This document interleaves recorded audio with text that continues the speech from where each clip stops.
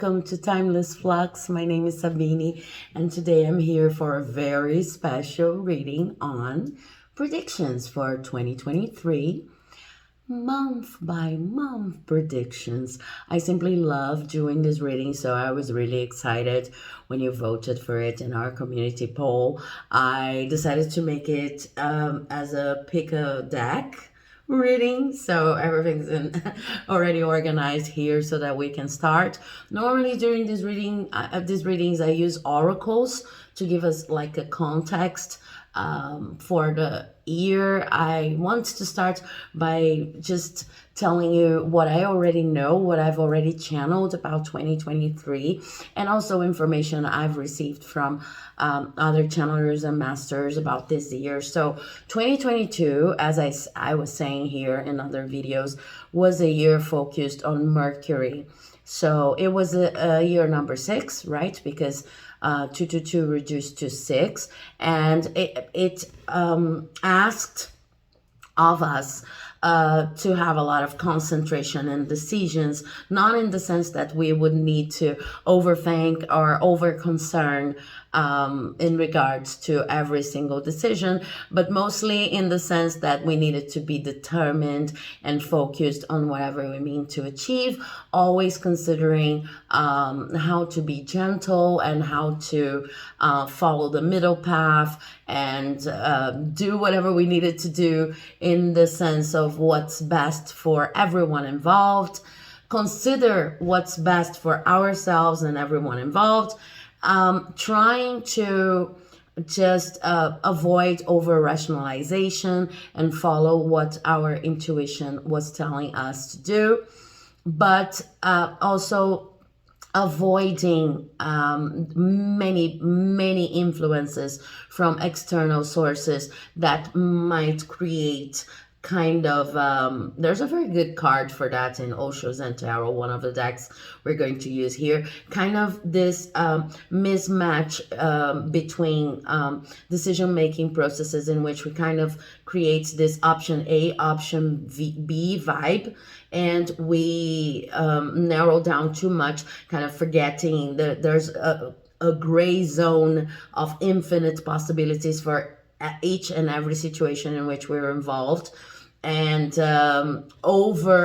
overthink in the sense of only seeing this A and B, which is kind of a trick, a mental trick.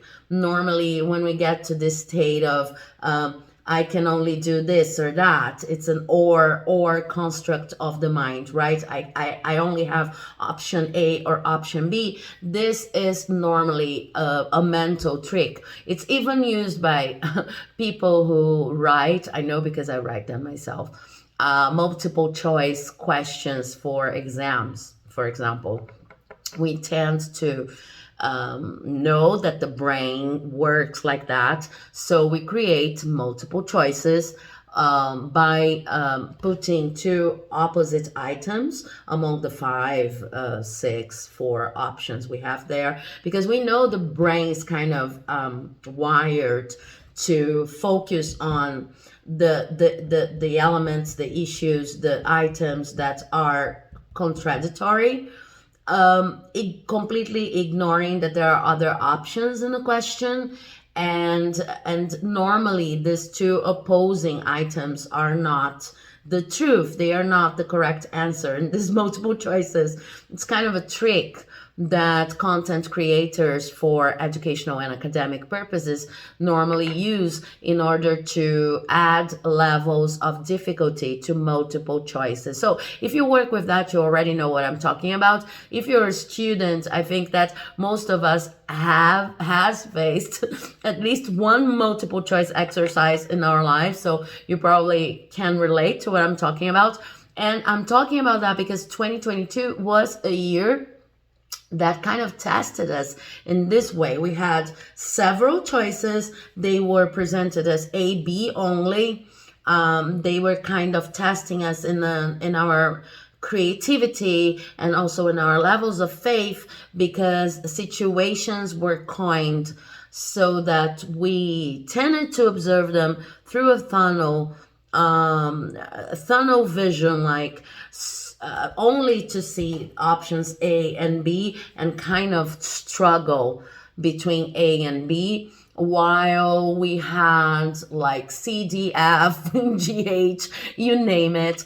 And as we reach the end of 2022, always understanding that 2022 in astrological terms is only going to end at the end of Aries season, because I talk about the year in astrological terms. So here we're going from through a cycle that starts in Aries and ends in Capricorn, right? I'm sorry, ends in Pisces, right? So the year will actually start in Aries, which would be March, April, yeah, to the end of March 2023. Okay, so up to the end of March 2023. I don't know if I'm mistaken, you can correct me in the comment section, but up to the end of Aries season 2023, we are going to be experiencing this influence of year number 6, which is a year that proposes multiple fake choices, so that we can learn how to persevere and understand what are the choices that truly matter, and how to be determined through the course of our objectives. I know this year was hard for many people all around the world precisely because of that. And I'm not trying to minimize important limit choices that most of us had to make in one level or another during the course of this year. But I'm only trying to show a tendency so that we can start talking about 2023. Because 2023 is a year number 7. What does it mean? In terms of a tarot, we are talking about the Chariot. We are talking about a card of movement, which means that whichever seed we have planted through our sheer determination of facing these choices and understanding, no, this choice is a fake choice. I should follow this course determined. I should not believe that this choice is going to matter so much. Asking ourselves the difficult questions throughout 2022. Things like, okay, I feel strongly connected to this decision, but the truth is that it's not going to matter that much in 10 years. It's not going to matter that much even in 2-3 weeks. Things are changing a lot. This year, 2022, required a lot of flexibility. So as we went through the process of questioning ourselves when it comes to what decisions truly matter, and how we can connect to what we truly want to achieve in this world and be determined, we were preparing the seeds for the year number 7, 2023. And in the year number 7, what happens normally is that events in our lives, they get even more speed than they did in the year 6, because the speed we felt and the demand for flexibility we felt throughout 2022 is normally felt, I'm not going to overgeneralize, but it's normally felt by most of us, was normally felt, is being felt as a speed that is kind of imposed by the external world. We know, we have talked about here many times that whatever is felt as external is based on our internal reality. So once we shift our internal reality, the external world shifts with it. But in terms of how we feel the influence of a year number 6, we tend to feel as if the year was throwing us a series of curveballs. And yes, there's speed, but it's not necessarily leading us to wherever we want it to go. And so that's why I'm talking about determination. That's why I'm talking about 2022 being a year in which we need to reinforce whatever we want to do and wherever we want to go, because we feel like we're planting something, because we feel like, okay, maybe this is not my year, but the next year will be. And if we play close enough attention, we can see the first results by the end of the year, considering this end of the year up to March 2023. 3, the end of the astrological year, Pisces, okay? Pisces in 2023. But when 2023 officially starts in Aries, then we are going to see that's kind of whatever we've done in terms of determination, whatever we focused our energy in is going to start manifesting in our lives strongly, okay? So I don't mean to scare anyone. This is normally a very positive influence. It's normally a very positive year, but whatever you have been preparing through your determination in 2022 is going to start showing results in 2023. Now, disclaimers on that. By showing results, I am not saying that it's going to show results in the way you're expecting. Expectations are always tricky because we do not necessarily know what's best for us, but there is a connection between anything that you've done in 2022 and in very practical terms, if you spent 2022 vouching for that project, presenting that idea, building that relationship, no matter how hard it was, no matter how many setbacks you've been facing, then 2023 tends to be the year in which you see that this energy is kind of getting grounded and it's getting, it's reaching closer to home. It's getting closer to home, and the external starts responding to whatever you've done, wherever you put your energy in. And if you feel like in 2022 it was very hard for you to be determined, then 2023 tends to be the year that's going to start by asking you to position yourself very strongly so that you can follow through the rest of the course of the year in your own shoes.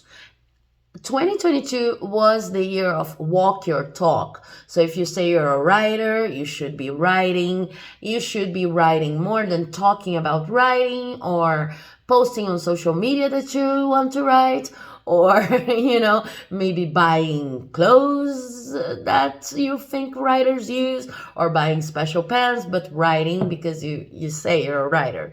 And 2023 is going to be in this analogy here, would be the year in which you have your first writing gigs. Now, depending on your personality, your karma, the way you configure your project and your word in your world and your challenges, this could be even more challenging in the sense that right in 2023, as it starts, you're in the midst of the hurricane, right?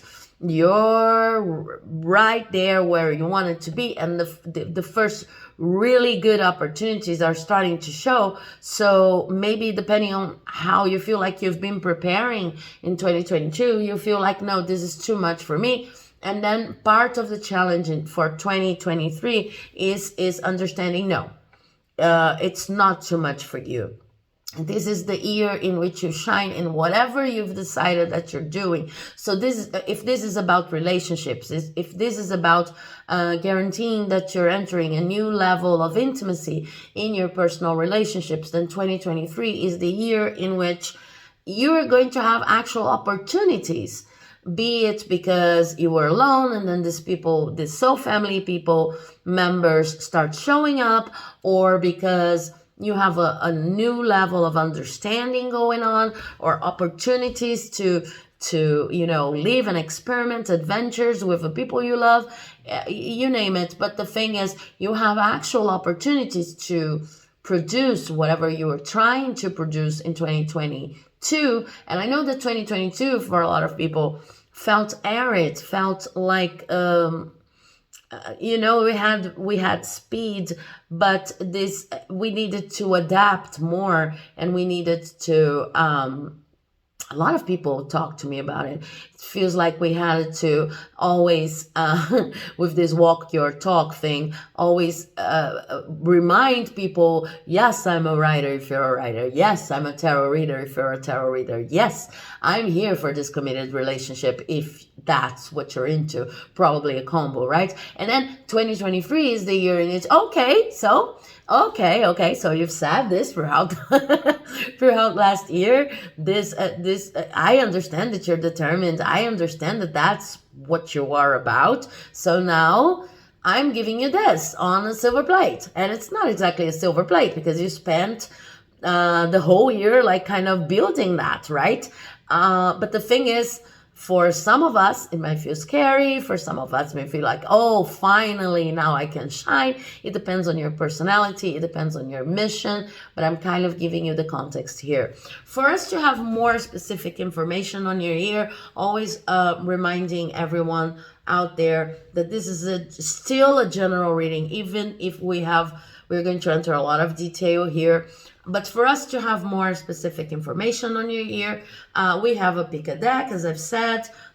This is going to be option number 1 with the, oh my God, I forgot the name. This is the Modern Witch Tarot deck. This one here, okay? So this will be option number 1. I'm going to put it here because I think it's so cute. Modern Witch Tarot deck. Oh, tell me in the comment section if you enjoy seeing the boxes like this. Now I have to go searching for all the boxes. I don't know if I have them all here, but okay. No, I don't. Okay, the second option is going to be Osho Zen Tarot. I don't have the box for Osho Zen Tarot. I keep it here in this very nice bag. I'm going to put the bag here. Okay, so option number 2 is going to be Osho Zen Tarot. I think I'm going to put the bag here.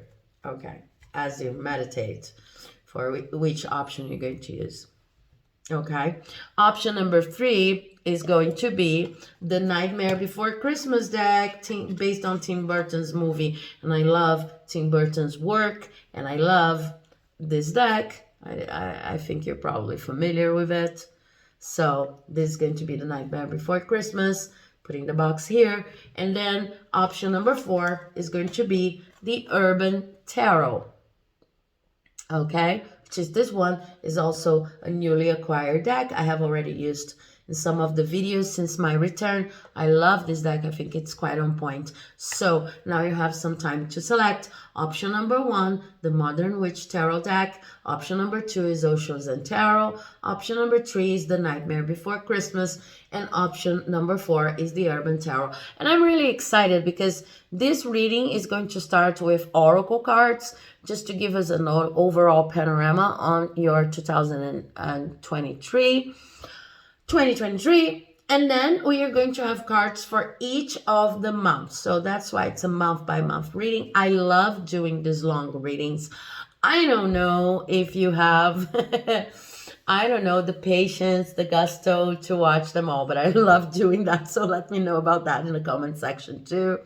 I really love to know your opinions and how you feel about the way I go about the readings here. I have not yet solved the problem of having to use my front camera, right? Because due to, lots of technical issues here, but I hope this is not an impediment for a nice experience here. And with the oracles, so we're going to have this panorama, and then we are going to have the month-by-month reading for further detail, okay? What else do I have to tell you? I think that's all. So if you want to just pause the video right there to choose your option number 1, option number 2, option number 3, option number 4. And if that's it, if you've chosen, then let's start this reading, my beautiful people.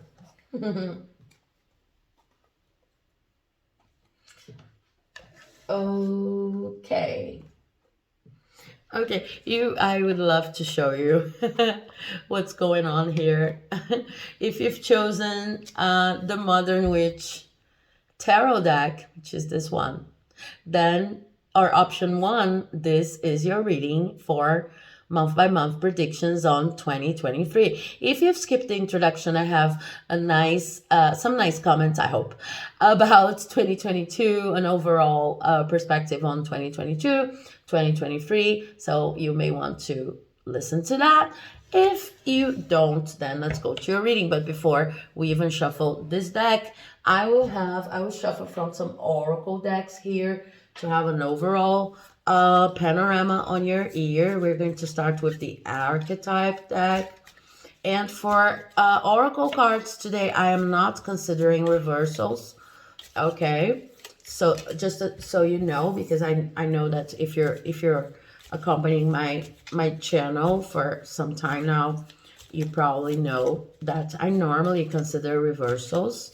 Okay, with this deck especially, they tend to talk about, I love using this oracle for timing, for example, but and reversals may help. No, too much, you guys.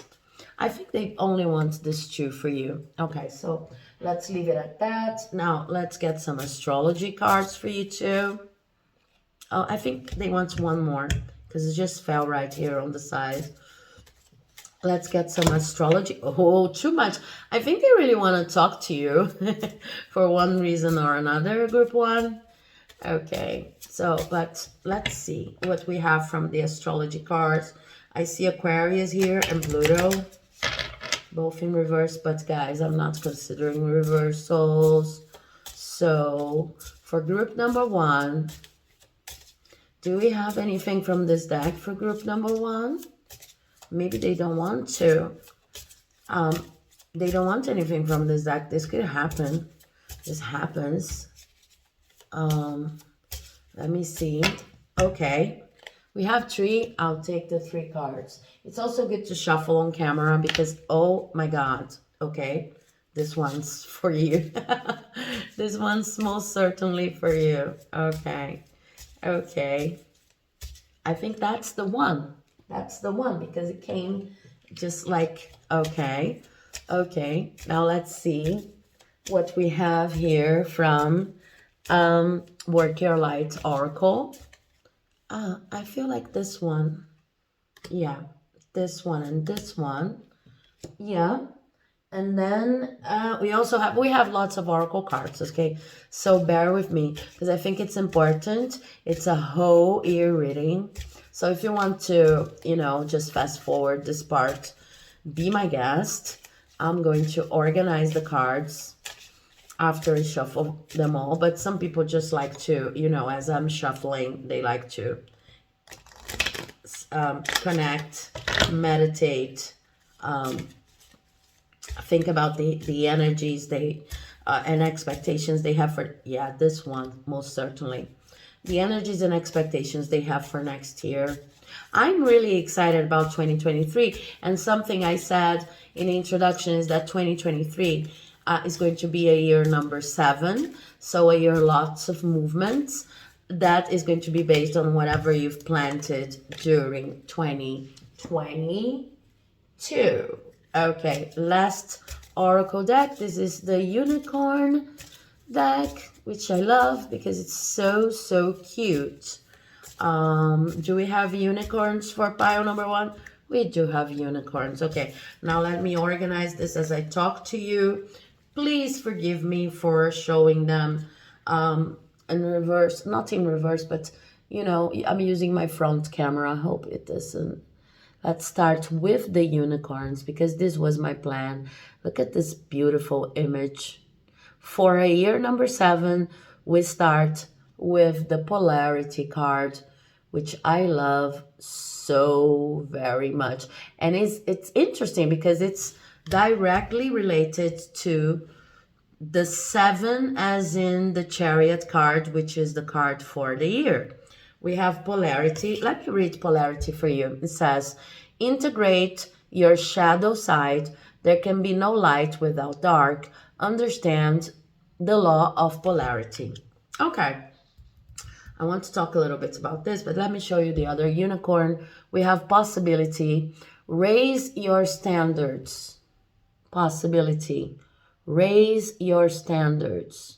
And it says, raise your standards, elevate your expectations. You have unlimited potential. Okay, so I'm going to stop right here to start this context. In 2023, I see you understanding one of the basic rules of the universe, like one of the basic laws of the universe, which is precisely the polarity rule. Let me leave these cards here, and then we're going to start talking about them. With polarity and possibility, this rule, polarity rule, says that whatever we tend to think about things in terms of opposites, right? So there's love, hate, there's happiness and sadness, but we can understand through the workings of the Kybalion, a book that I've been mentioning here lots of times. We can understand, sorry, let me move the camera a little bit so that you can see it better and I have more space for the cards. We can understand these options these opposites as an illusion of the material world, okay? What do I mean by that? When we talk about love and hate, for example, which is such a divulge, such a common notion in Western society, especially, in spiritual terms, it's as if there's no hate, right? There's no evil in spiritual terms. Whatever we call evil, whatever we call, at least in my philosophy, the magical philosophy I follow and study, whatever we call evil, whatever we experience, better saying, as evil, is in fact like a diminished, very diminished amount of its version, its positive version. So hate would be a very small amount of love, something like that. I think it's very clear for every human being sharing this experience of being a human with me, that that there are connections between love and hate as we experience this. I'm not talking about unconditional love, but I'm talking about whatever we call love, that sometimes it's very distant from any idea of unconditional love, but it's easy for us to see that there are connections between love and hate, and sometimes it's even difficult to understand any kind of separation between these two concepts in real life. And we know the positive and negative side effects, as a matter of speaking, of love and hate, but we also know kind of instinctively that they are a part of this continuum. And the law of polarity in the Kybalion, this ancient spiritual book, says that in fact these opposites are illusions. Yeah, there's a continuum in the way we experience this negative and positive sources of manifestation, so to speak, but they are reconcilable. We can reconciliate them, basically speaking. And it's kind of like your 2023 is all about that. Why? Because once you understand that mind and matter of thoughts and emotions, whatever seems positive and whatever seems negative, can be reconciled, and that you are the source of reconciliation, that you are the main source of reconciliation through your spiritual work, through your everyday concentration in kindness, in goodness, and in keeping your emotional balance. As you understand that, your possibilities, they go through the roof. It's kind of like what they're saying, okay? So 2023, as I was saying in the introduction, is the year in which we are going to be presented with lots of possibilities and opportunities for the seeds we've planted throughout 2022. In your case, the challenge is going to be not, oh my God, I don't know what to do with these possibilities. There are many possibilities. I don't know how to act. I have so many job offers, or maybe I have job offers in which I have to, how can I say? I have to expose myself, or maybe I have to learn new skills, because sometimes the problem of having lots of possibilities is that you need to raise up to the challenge, right? But in your case, what I see is you are going to be dealing with your own beliefs when it comes to what's positive, what's negative, what's right, and what's wrong, as these many possibilities emerge. Okay, you're going to be faced with a lot of very constructive opportunities that are going to show promise in terms of your career, your relationships, etc. And the only true blockage between you and these opportunities and the way they develop, and if they're going to be faced as positive or negatives, will be your own beliefs. Okay, so you could tell me, but Sabine, this is very general, it's always true. What they're saying here is, yeah, it's always true, but for you this is going to be the main challenge, because with this polarity card here, with possibility, like these are the two cards they've decided to start your spread with. It's like they're saying, if you recount your life, count your blessings, so to speak, you will see that many times there were things that could have been developed and you were not exactly there for them, because you're kind of judging the opportunities as maybe ideologically flawed. It's not even that you thought they were not for you, but maybe you were kind of judging them. Should I do this? The should I kind of judgment, you know? Should I do this? Should I take this opportunity in terms of what's good for mankind? And is this correct? Is this wrong? Is this even something a human being should dedicate to? And this year will be all about understanding that it doesn't matter what you're doing. There's always a way to turn it to the positive, to shift energies. It's a year in which it will be very important for you not to try to be more realistic than the king himself. It's a kind of saying we have here in Brazil. Not trying to overthink your role in the world to the extent that you're trying to be the most correct person in every group, or that you're trying to be the most spiritual person, that you're trying to be the most spiritually advanced person, the most correct, the best employee when it comes to ideology. I see that this for you is a very important constraint sometimes. You can even understand, I'm going to put it in very practical terms. Let's see that at your job, there's an opportunity of teaching, teaching people who are coming out of a very tough cycle in their lives.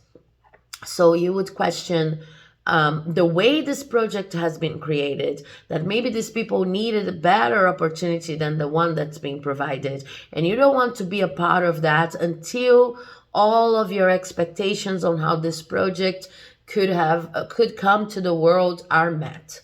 Okay? But then 2023 is about considering, okay, but you're not the person responsible for the project. And you know that if you don't participate on the project, maybe it's going to be even worse. Because if this is a course, for example, for people who are coming from challenged environments, and you feel like this people should, this is just a random example, should earn some kind of benefit, financial benefit even, for their participation, otherwise they won't be able to engage in classes or something like that, and it's not available. Okay, so you could think, it's better for me to be there knowing that these people are going to have issues coming to the classes than any other person who would maybe not consider, who would maybe be too elitist and not see the financial problems these people have, because I will be at least sensitive enough to try to talk to them, to try to offer some help if it's within my capabilities, right? Or maybe try to talk to someone to change that, than simply ignoring the project and say, okay, this is not for me because it's not done under a totally ideologically sound perspective. Okay, 2023 is not going to be the year in which you judge projects and people and initiatives too harshly. It's the year in which you try to collaborate, you see the flaws, you see hindrances, but precisely because you see them, you start asking yourself, okay, if I'm seeing them, maybe the reason is not that I shouldn't participate on the project or see how far this initiative could go, but maybe I'm seeing them because I'm a key component in this project, because I am going to be the voice that's going to criticize it, that's going to improve it, that's going to make it better, because nothing is perfect in this world. And of course, the project thing is just an example. This could apply to relationships too, okay? So if you're looking for someone, if you're single and you're looking for someone to have a committed relationship with, it's the idea of not having that checklist of the perfect person, and just understanding that you only know how you feel about this person after you've spent some time with them. You need to get to know them and get to know about your interaction. And you can't predict how this interaction is going to be, but you need to listen to your intuition. So there's a difference between red flags in any situation. It doesn't have to be romantic. There's a difference between red flags, actual red flags based on your own previous experience, and overly criticizing without having any experience to base yourself in. And I see that 2023 is going to be a year in which you need to be a little bit more open to whatever comes around, but also, and this is very important here with this polarity card and possibilities, also understanding that maybe you're the person who can judge projects, not because you should leave them behind, but precisely because you're going to be the person who are going to make them better. Because you have this level of awareness and because you have this level of critical consciousness, you're going to be the person who maybe is going to, in 2 months and 3 months, become the coordinator, because you can see a lot of things that the creators of the project didn't see. You're going to be an invaluable person, even if you do not become the coordinator. So I see lots of opportunities coming your way, but it's going to be up to you to decide to take them or not, and to which level you're going to allow yourself to collaborate and to talk about whatever you see and negotiate whatever you see to the best interest of everyone involved. So let's see what else we have. We have some cards that talk about the process, the patterns, and these are enchanted map cards, so I love them very much because they talk about places, right? So this is amazing. I was talking about this in the introduction. This card is so adequate for 2023.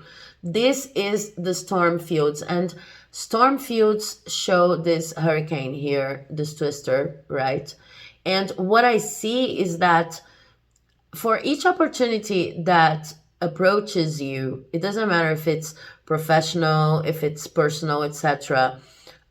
For each opportunity that approaches, what you're seeing is the twister. What you're seeing is the hurricane. Okay? But then please notice that this hurricane is green. Okay? Which is a color for prosperity, is a color for abundance. Okay, it's chaotic, but from chaos, we learn a lot. We have a lot of abundance and we learn a lot. So you're seeing the potential, but you're also seeing the confusion. And I see you here on this path. I hope you can see it properly.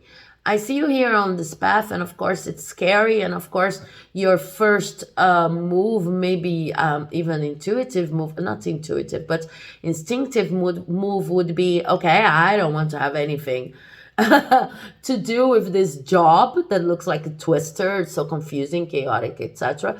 But then you go precisely because you start considering, okay, I'm going to take this opportunity. And this is a number 9. So a number 9, referencing to the Hermit card, is saying you have a unique viewpoint on each and every opportunity that comes your way in 2023. So with this unique viewpoint, it's kind of like you're going through this, yeah, you're following this path here and you're reaching this opportunity. It's a little bit scary, but you have a unique point of view, and then you are going to face it with courage. Courage is going to be very important. And I've heard a sentence not so long ago that says, courage is not the absence of fear. I think this was in a video by Brené Brown about the courage of being perfect, maybe. This is on Netflix. This is a talk. Maybe you like to watch that talk. Maybe this is for some of you. But she talks about, Brené Brown talks about how courage is not the absence of fear, but it is fear said or given to the universe in prayers. Okay, so the courageous person is not someone who is fearless. It's the person who's going to face the fear while praying, because they have faith that if things are happening, they are happening for a reason. And it's precisely what these cards are talking about. They're saying, okay, understand that, yeah, we need to work with our shadows and our lights at the same time, because in the end, they are illusions. We're perfectly able to balance, to counterbalance these energies. And there would be no hate if there was no love. And in the end, hate is just like not the absence of love, but very small amounts of love. And what we have going on here is, we cannot simply let go of everything that sounds scary or negative, because our role as human beings on this planet is to balance scary situations. So if every opportunity that shows up and it's felt by any of us like this is dismissed, then we are going to soon enough be surrounded by twisters, be surrounded by hurricanes, and we don't understand why. But it's because we need to choose at least one or more to face. And if we see the characteristics of this chaos here, this seemingly chaotic vibe, it's because, and if we understand that, it's because we have whatever it takes to face it, because we need to like cross this first layers of confusion and windy, whatever, I don't know how hurricanes really work, so that we get to the eye of the storm and we can place ourselves there with calm and tranquility and collaborate with whatever chaos we have going on here. Because opportunities are not going to come in the shape of perfect expectations we had for any year. They're not going to come in the exact form written in our wish list for the next year. This is what they're talking about. So you're going to have amazing opportunities and you're going to be able to recognize them, but you will need that extra level of courage in the sense of faith and responsibility. Understanding that if you're seeing the opportunities as maybe a little bit overwhelming, but you're also seeing everything that could go wrong and everything that could be complicated, it's mainly because you have what it takes to deal with them.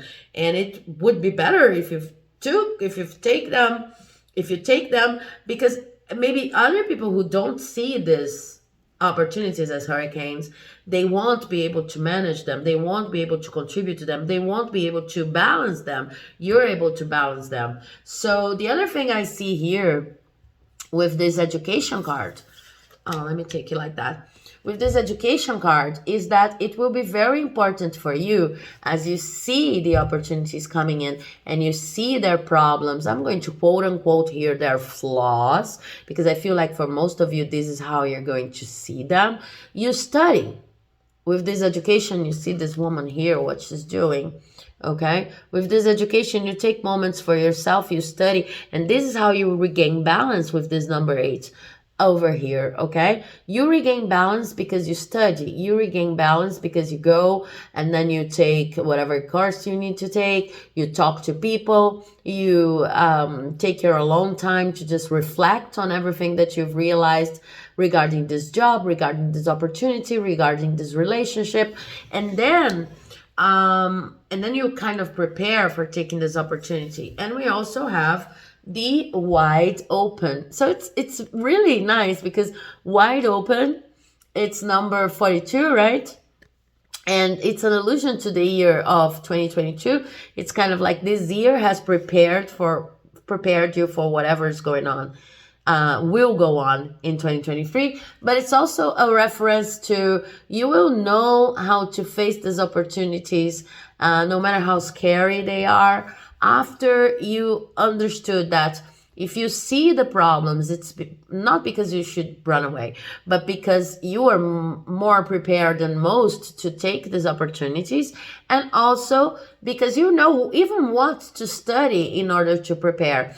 And once you've seen the problems and you've decided to take the opportunity and you've educated yourself on how to prepare even more, then you'll be able to take them wide open with faith in the universe that they are there for a reason, that you are given these opportunities for a reason. Okay, so it's a story like this. This is more or less how opportunities are going to come in your year. Why? Spiritually speaking, because you need to learn how to escape, or how to, better say, deal with this configuration, or get out of this configuration of right, wrong, good, bad. You are the transmuter.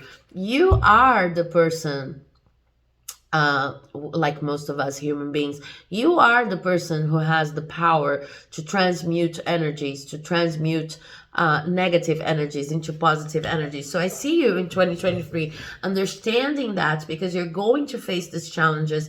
I don't see, just because I feel like some of you might be getting scared, I don't see you facing these opportunities, whatever they may be. Maybe we have more information once tarot comes in, but I don't see you looking at these opportunities and thinking, oh my God, this is kind of like a tragedy, or this is kind of this is scary, in the sense of, this is very negative. The energy here is more of, it's not of this is too good to be true, but this is too bad to be for me. Sorry, something like that. This is not so good, and then you start judging. Okay, and what they're saying is, judge a little less and understand that whatever comes to your mind in terms of what might be considered a red flag is coming to your mind precisely because you have contributions to make in each opportunity. These opportunities in 2023, they're coming for you for a reason, because you can study and because you can accept them with gratitude and wide open, and they are going to turn out amazingly. They're going to turn out in a way that I cannot explain to you right now. Let's see these cards, because these cards are very related to the spiritual realms. So we have in Rama, where are you being called to journey to? Maybe for some of you, look, this card is gorgeous. With Imrama and where you're being called to journey to, maybe for some of you, you already know what I'm talking about. Maybe for some of you, you are already in the middle of, a job selection, or maybe an academic selection, something like that. And you know that this is going to be defined up to the end of this year or in the beginning of 2023. And if you enter, this is going to change your life completely. You're going to be there, and this is going to change your life completely. If that's the case, and I'm not saying that's the case for all of you, I think that for a part of you, you don't know what I'm talking about, and these opportunities are going to be surprises, and just, understand, try to see if this story here of taking opportunities with a humble heart and understanding that no opportunity is perfect, and if you're seeing the flaws, it's because you have some contribution to give there. Take this narrative as something to ground you and to help you grow. Okay, but I see that for some of you, this is kind of like a hint against cynicism, because maybe, let's say, also an example, you are entering a master's competition or a doctorate competition, a PhD competition, academic competition, or for any kind of very high profile job position, okay? And this is an ongoing process, or it's going to start at the end of the year, and the results or the classes, the research is going to start next year. So you're going to have a result right now, or just had the result, but it's going to start next year, something like that. And with this, where are you being called to journey to? It's kind of, you already know what I'm talking about. But then there's a piece of advice here against cynicism, because maybe you already feel this energy as, you know how the academic world goes. It's not so important. I've conquered it, or maybe I'm about to conquer it, but I'm not going to give it my all. I'm not going to, it's like that we tend to understand this energy as cautious. Like I have my criticism towards academia. I'm talking about myself, Sabine here, but then sometimes it's important for us to go all in, and this is what they're talking about here. Where are you being called to journey to? If you're already in the midst of a selection process, then they're talking about entering 2023 with both feet and head and all of your heart into it. If you're being a little bit cynical about this opportunity, it's about taking the opportunity and putting your head there. It's not about forgetting whichever criticism you may have, but it's about understanding the whole story here. Yes, you have criticism for a reason, because you're entering this place and you're going to make a difference. But in order to make a difference, you don't have to be cynical about it. You don't have to be like the sole proprietor of what's right and what's wrong. And then the other card we have is Pillar of Light. Your vibration is rising. You are the oracle. I simply love this card, because you are the oracle connects to this card here, Stormfield. So this is what we're talking about. If you're already in the middle of a selection process, it's about knowing that opportunities are not going to come in perfect shapes, because this simply does not exist in the material world, but understanding that there's no reason for cynicism, for over criticizing everything, or even for escaping. There's many different ways of escaping. I feel called to tell you this because of the energy I'm feeling here. Escaping sometimes is just saying, I'm not going to then do my PhD. I'm not going to take this job opportunity. I'm not going to be present.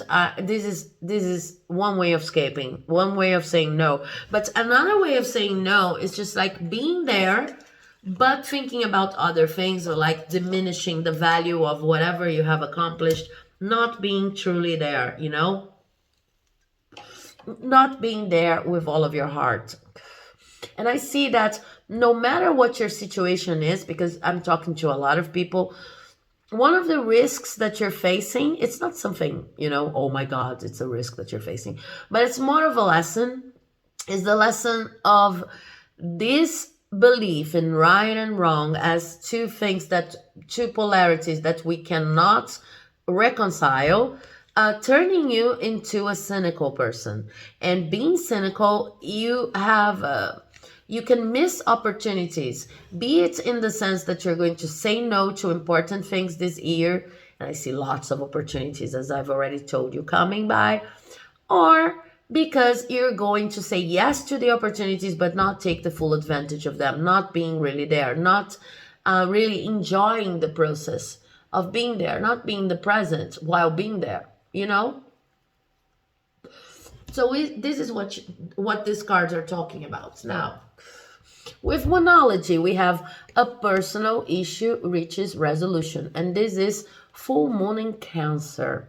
Now we have a little bit more of information on where this whole scenario stems from for this group. I see an emotional issue related to this vibe of cynicism here regarding opportunities that you may be dealing with in 2023. And it's kind of like there are some things, there are some emotional issues that you've been harboring through these last years. I'm not going to say 2023 because 2022, because I think that this is a longer standing issue, okay? That you have an opportunity of getting closure for in 2023 if you decide to take the opportunities with an open heart, with this wide open here, okay? If you decide to understand, yes, I have criticism to make towards the opportunities that are coming my way, but I've decided that I'm going to take them anyway, because maybe, yeah, I have my right and I have my wrong, but they are my right and my wrong, and there are other possibilities for right and wrong, and I'm going to negotiate my right and my wrong. Sorry, I'm a little bit aphonic and I have a little bit of a cold, so I hope that doesn't disturb you. But yeah, I'm going to take these opportunities and I'm going to decide that I'm going to verbalize even my criticism. Of course, I'll try to be gentle, etc. But I'm going to be a negotiator because my point of view matters. I feel like for most of you, there's some kind of emotional issue that has prevented you from saying your truth, especially your emotional truth, your intuitive truth with this Cancer here in other situations. So you've decided to close up. You've decided to just say, okay, whenever I see something that resembles even a small red flag, you see the red flag here, I'm not even going to give the situation any chance. And if I'm obligated to partake in a situation that I've already labeled as negative or smaller or,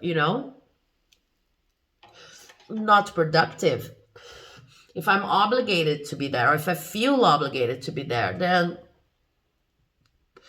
I'm going to isolate myself the best I can from any harmful outcome by becoming a little bit cynical. And 2023 is about understanding that whatever you've been dealing with, and again, I'm not trying to diminish whatever emotional problem you've been dealing with, but the thing is, 2023 is about understanding that you don't need to get cynical and isolated. You can take the opportunities, you can speak your truth. A lot of people, maybe not a lot of people, I don't know really, but some people are not going to agree, but you still have the opportunity to say your truth, to speak your truth. And you still have the opportunity to participate in whatever opportunity comes to you, because there are going to be lots of benefits in you being there, not only for you, but for all of the people engaged. So let's see in terms of astrological cards what we have here. Uranus, Pisces, and Uranus is number 20. And it gives me a lot of information too. And Venus, yes, of course. It makes perfect sense, because with Uranus here, what they're saying is you're facing the situations in which you feel like you cannot bring your truth to the table, and you've kind of isolated and even said no to many opportunities up to this moment, because your view is a little bit out there, isn't it? Your view is a little bit, it's not your normal everyday social standard, status quo view of things, right? It's a little bit out there. It's a little bit out of the box. So of course you face resistance.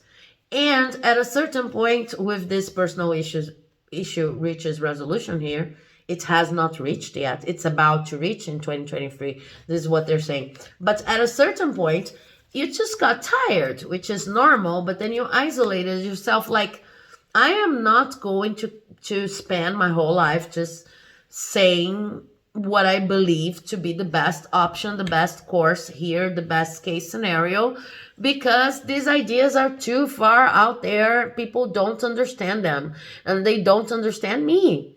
And sometimes I'm suffering reproaches from people that I love, from people that I care about, and it's tough and it's hard, and I just don't want to go there anymore.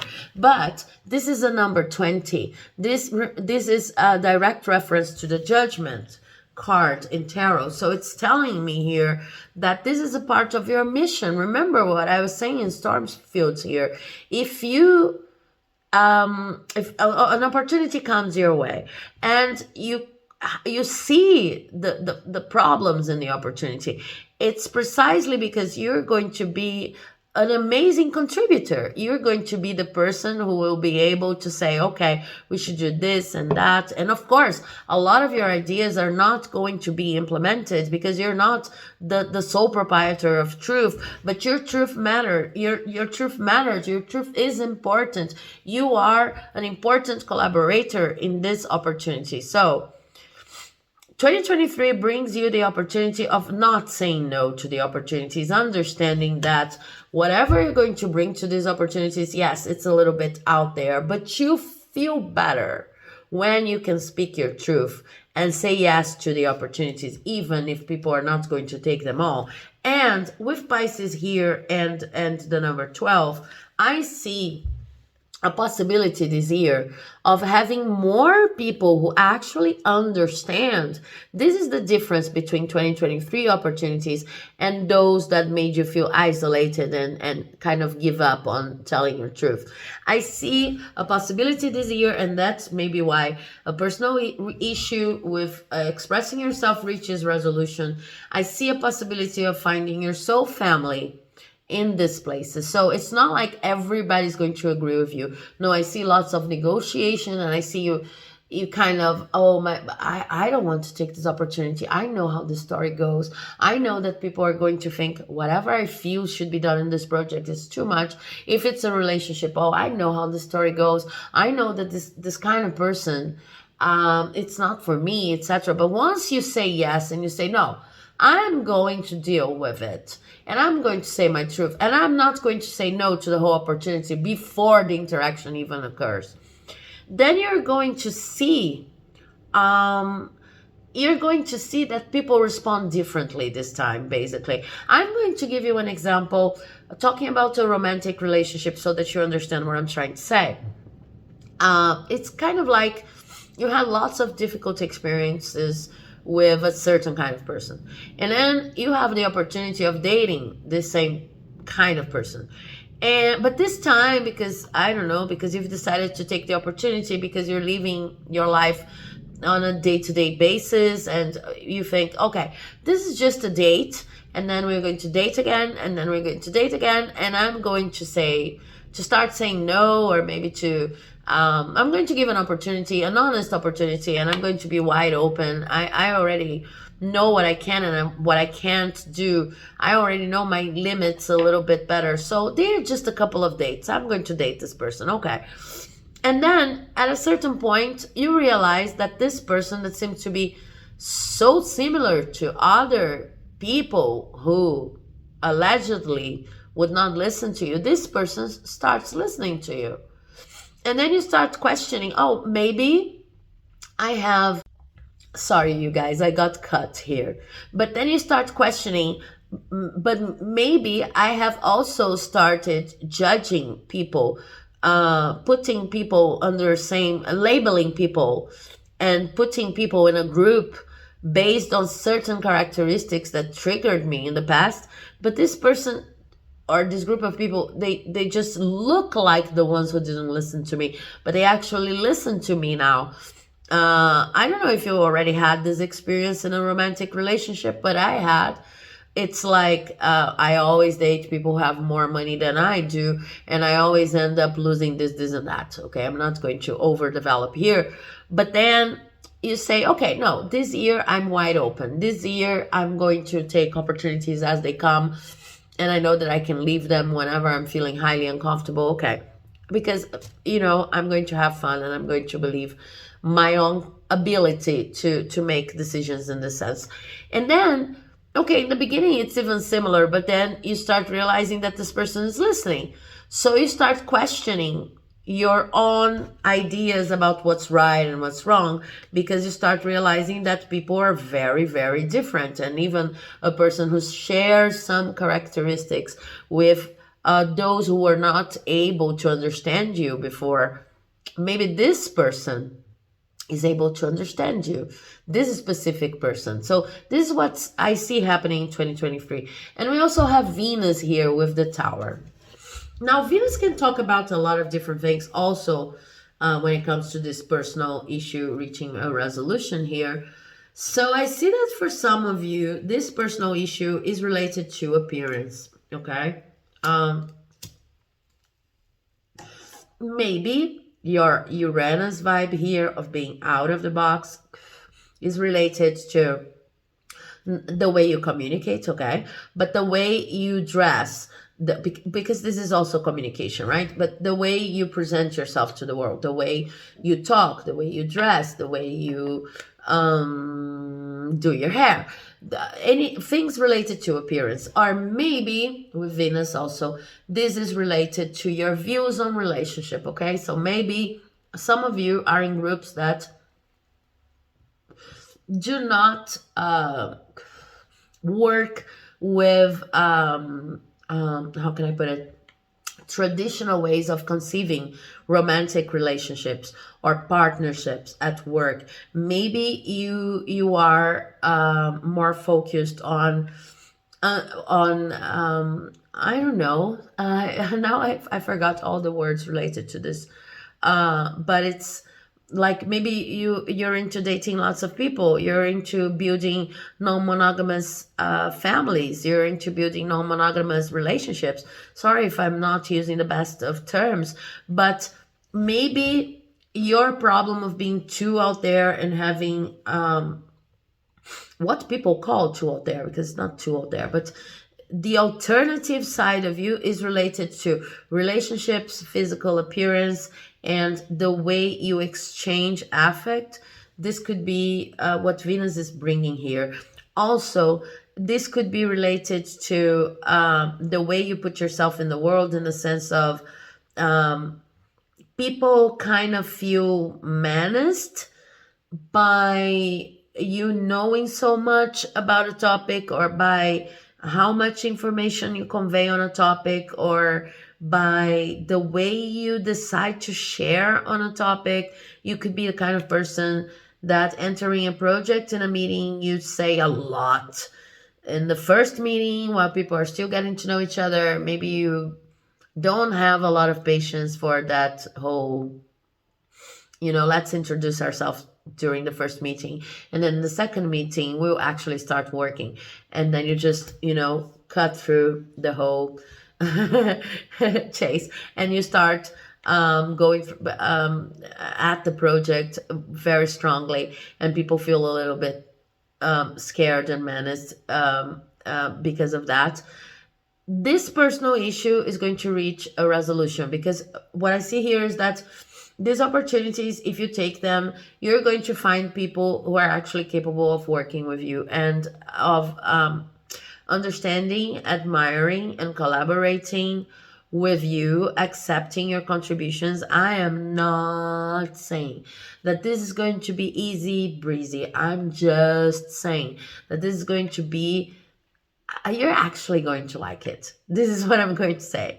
If you give it time, you're actually going to like it. So to finish up and start talking about each month, I have these 3 cards here that give us a little bit of a timing. So I have, mathematics, not my strong suit. I have 55, 5510 prayer. Okay, this gives me October, but also January. This gives me change, the prayer. Okay, with the prayer, I see that for most of you, you've been hoping that this issue solves for quite some time now, and maybe again, October and January may be very important months for you, okay? Maybe October and January, maybe October or January. Whatever resonates with you, but most importantly, I feel like this issue of not being understood, of being too out of the box, etc., is something that even if you've decided, I'm not going to take opportunities I do not feel 100% comfortable with, has isolated you a little bit, And maybe for some of you it was a strategy that was necessary for you to get to know yourself a little better, especially in 2022. But kind of like they're saying, now you're ready to go for it. You're ready to live this isolation period. You're ready to find your people out there. You're going to find people who understand you. You've been praying for that to happen for a long time, and 2023 is your year in this sense. And then we also have this is 67 13, yeah, and the stone, and this is like a magical construction right here, yeah, the stone. So, and this is a card for transformation with the 13th here.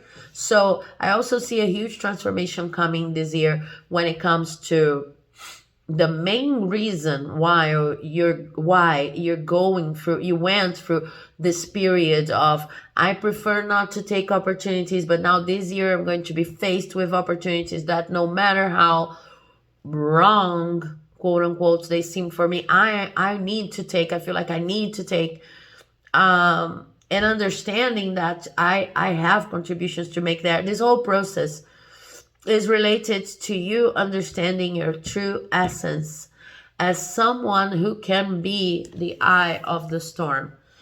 If you're coming to this reading and any of what I'm saying is resonating, it's because you are someone who is meant to come to conflicting situations, to less than ideal situations, and make them better and transmute energies. And you're not meant to do that through only reconciling the everyday relationship aspects of it. Like, it's not about the feel good strategies most people use. It's about actually having very creative ideas and having people with good enough ears to listen to them and collaborate with you. So I see this happening in 2023. You're finding your gang, right? Because look, this is the crone, you guys. The crone with another 13th. This is a year of huge change for you. The crone is the sage. The crone is you have knowledge that you need to share with the world. But sharing this knowledge with the world can be quite conflictive when you have Uranus influence here. And when you believe that, which I feel is the problem here, you're the sole proprietor of truth, okay? You're not. But whatever you're going to bring to these opportunities and situations is very, very important. People need to hear it. It's like you're talking about something that is advanced in 10, 15, 20, 30 years. And it's hard for people to understand, but you're going to find other visionaries this year who are going to understand.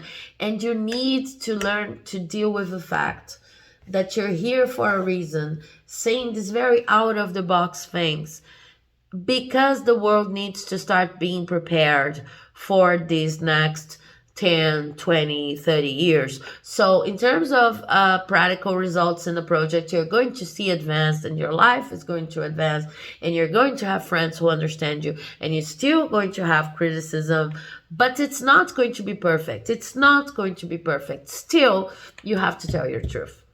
Basically, let's see what your tarot is going to tell you in terms of a month-by-month spread, because I'm really excited about what you're going to be doing in 2023, because I see you kind of like this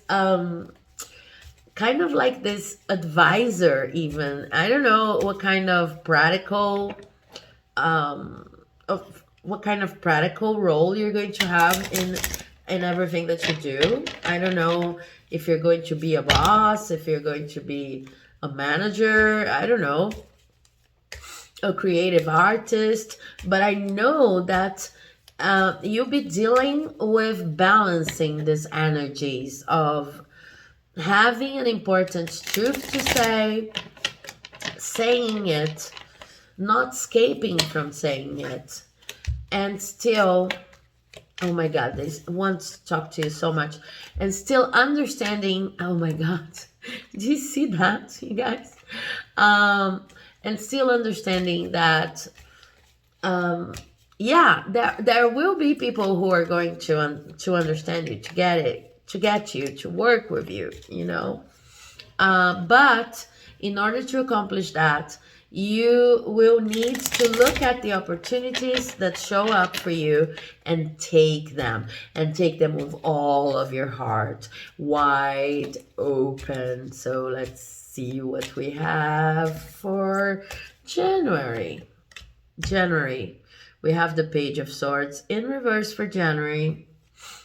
February, Ace of Wands in reverse. So, as I was saying in the introduction, the official astrological year, starts in March with Aries, right? So don't get too scared with these reversals. I feel like these two want to go here because probably we're just getting started for March.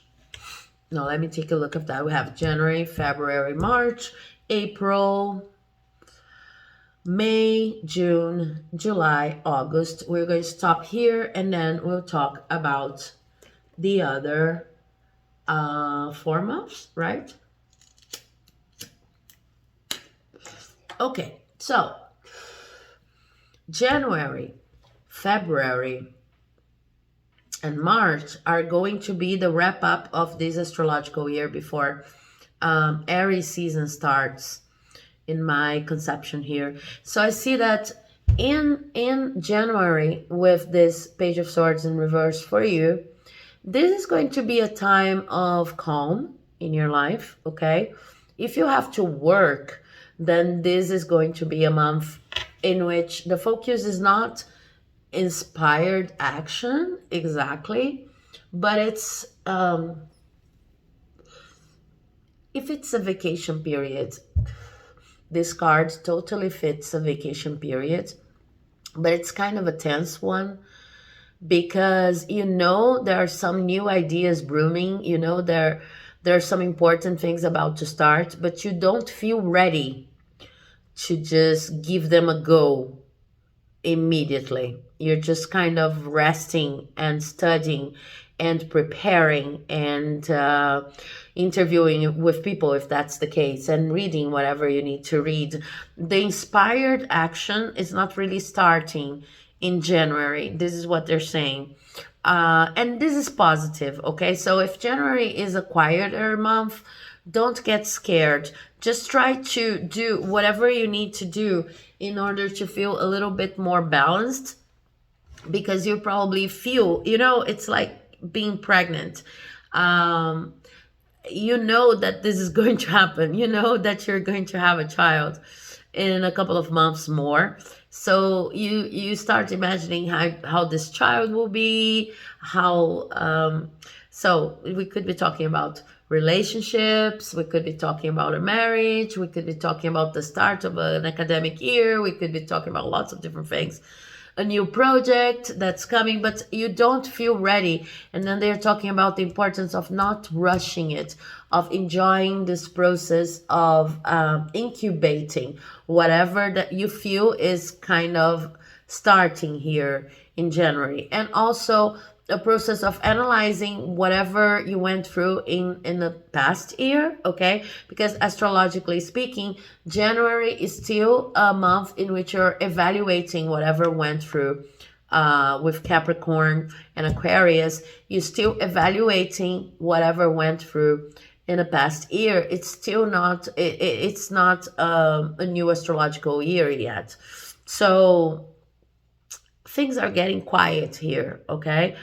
If you feel, if you're a freelance worker, for example, and you feel maybe you don't have enough money saved for this time, then there's a clear recommendation here that you should spend November and December to the best of your possibilities, just like saving for January, because this is slow energy right here.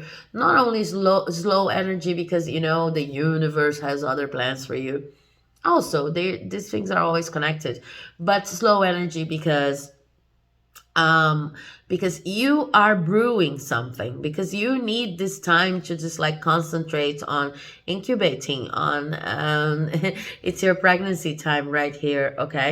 And then in February the energy is a little bit more conducive to action with this Ace of Wands in reverse, but it's still in reverse. So what I see happening here is like you may be gathering the first instruments, the first maybe you're test driving some things depending on your situation.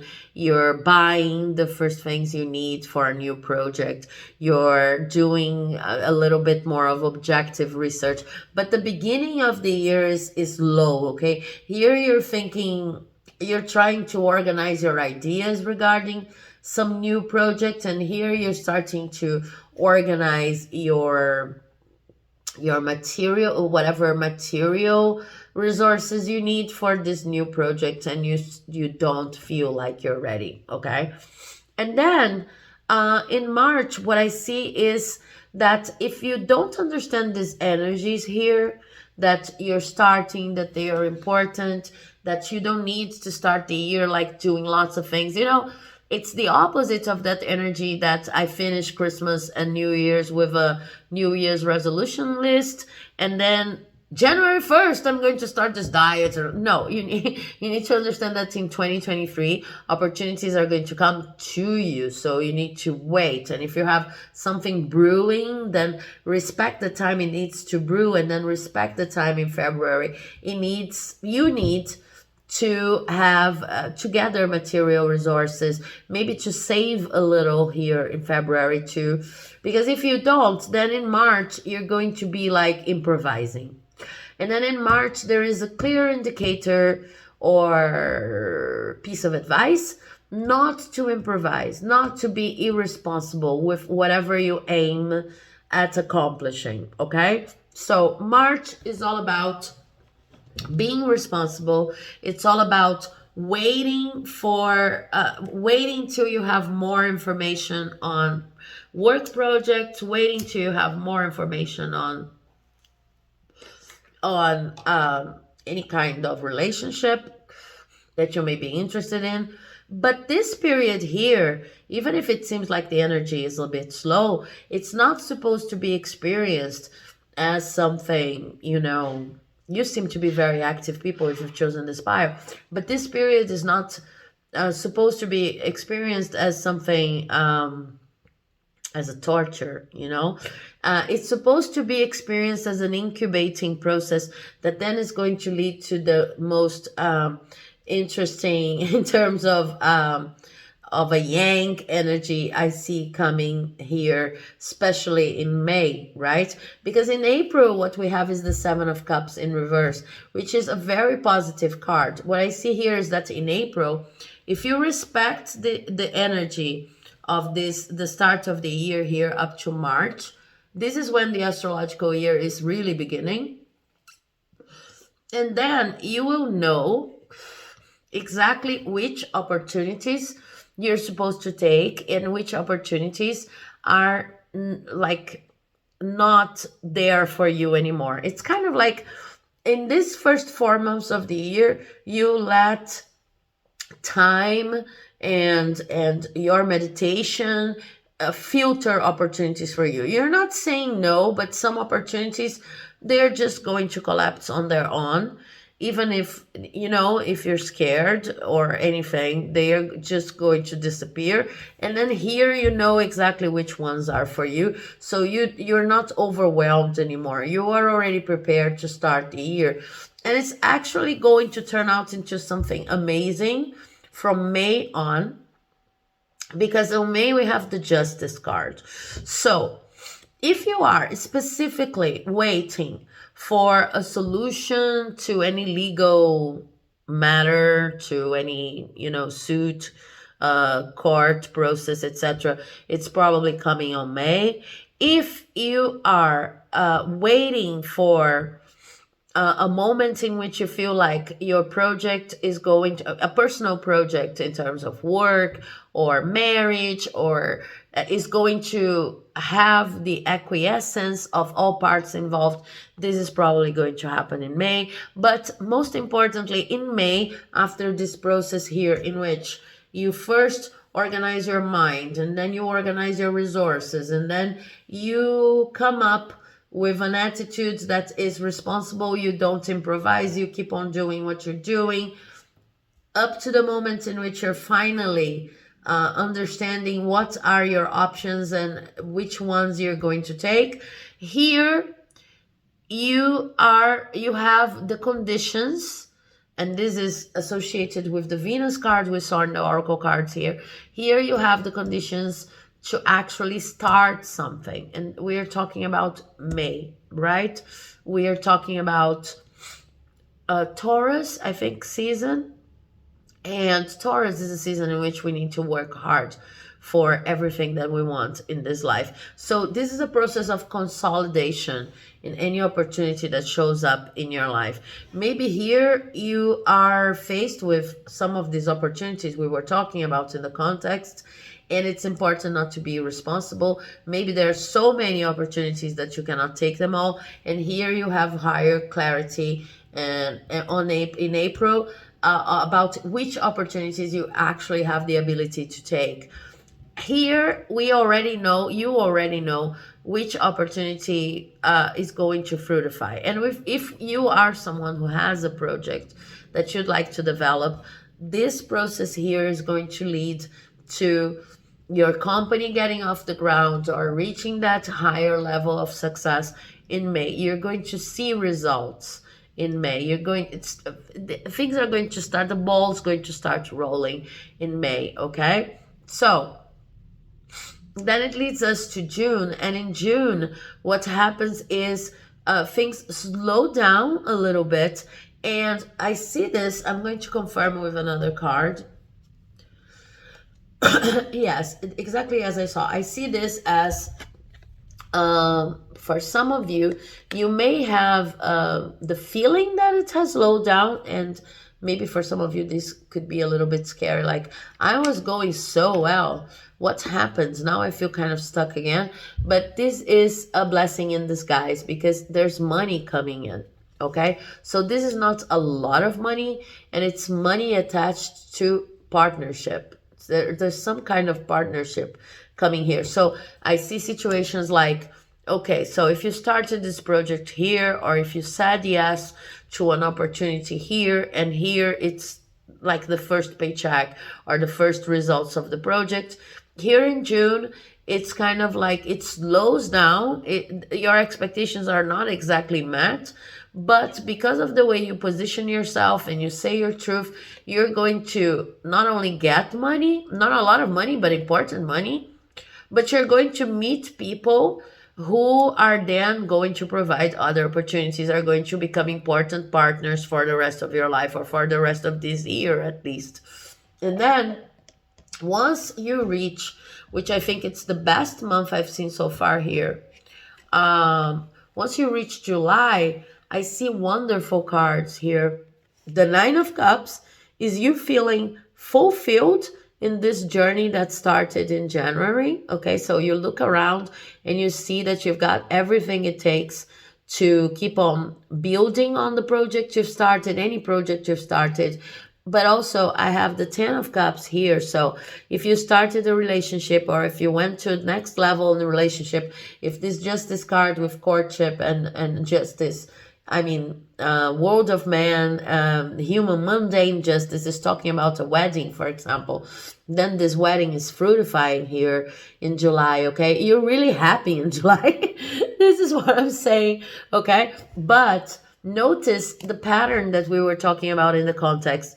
In order to reach July, you will need courage to first understand that the beginning of the year is not going to be as filled with movement as you would like to, okay? You're going to have opportunities, but you will need a month to organize your ideas. You don't feel so ready, and then organize your resources, and then not um, um, improvise here in March, and then okay, I know what my possibilities are, and then things start building from May on until you reach this beautiful, beautiful point here in July. And then for August, as a result of that, you show up as the King of Swords. Now, the King of Swords is the result of this process here. You start the year as the Page of Swords in reverse. I don't know if I can take it. I'm not really sure if I can take this opportunity. And August shows you as the King of Swords. Now, because you went through this process like this, you reach August as someone who really understands that not only you can deal with whichever opportunity is thrown your way, but you can do it while having fun and while understanding your value in cooperating in personal relationships and job opportunities, etc., exactly as we were talking about in the beginning of this reading. So let's see how it goes for for September, October, November, and December, the last 4 months of the year. Let's see what we have here. This is a very beautiful year, but I see like it will be very important for you not to judge the opportunities that come your way and to be highly connected to your intuition and to the timing this year, you know? It's not about saying no to the opportunities, but it's about understanding timing. Okay, so I feel like this is September.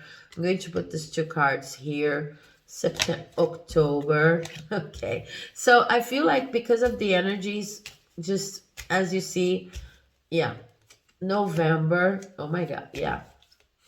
Let's not get scared. December, yeah. December, you're ending the year like the King of Pentacles. So it's like with this story going on here, you reach a point in August in which, okay, you understand what's going on. You're the King of Swords in the first part of the spread, right?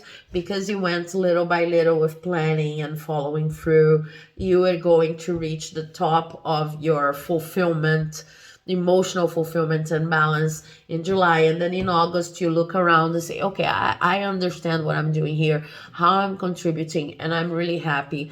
I can not only feel the satisfaction I felt in July, but I can also explain it. And I feel like for your group, this is very important, not only to be able to feel, but also to be able to explain it.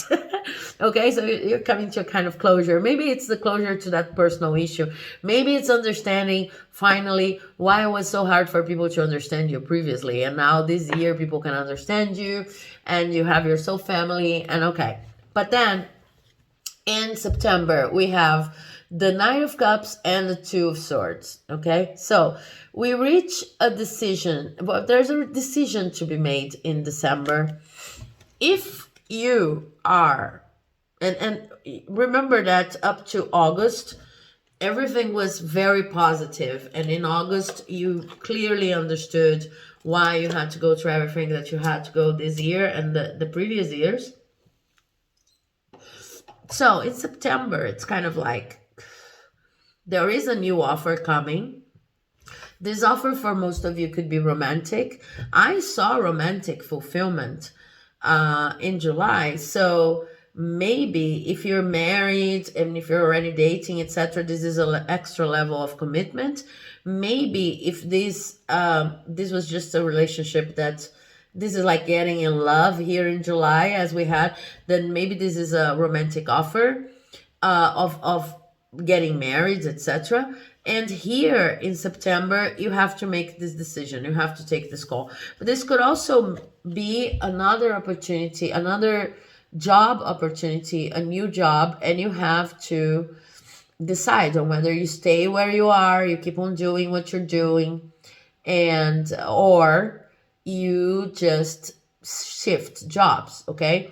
And because of the way these cards are, I'm also going to take another card. Yeah, because of the Three of Wands, because of the way these cards are and the oracles we're talking about your whole year, I feel like the best decision here would need to consider collaboration, because you've been learning the whole year about collaborating with other people, about how you can tell your truth and still collaborate with other people, still be understood. You don't have to be the loner. You don't have to be the person who isolates and is never understood, right? So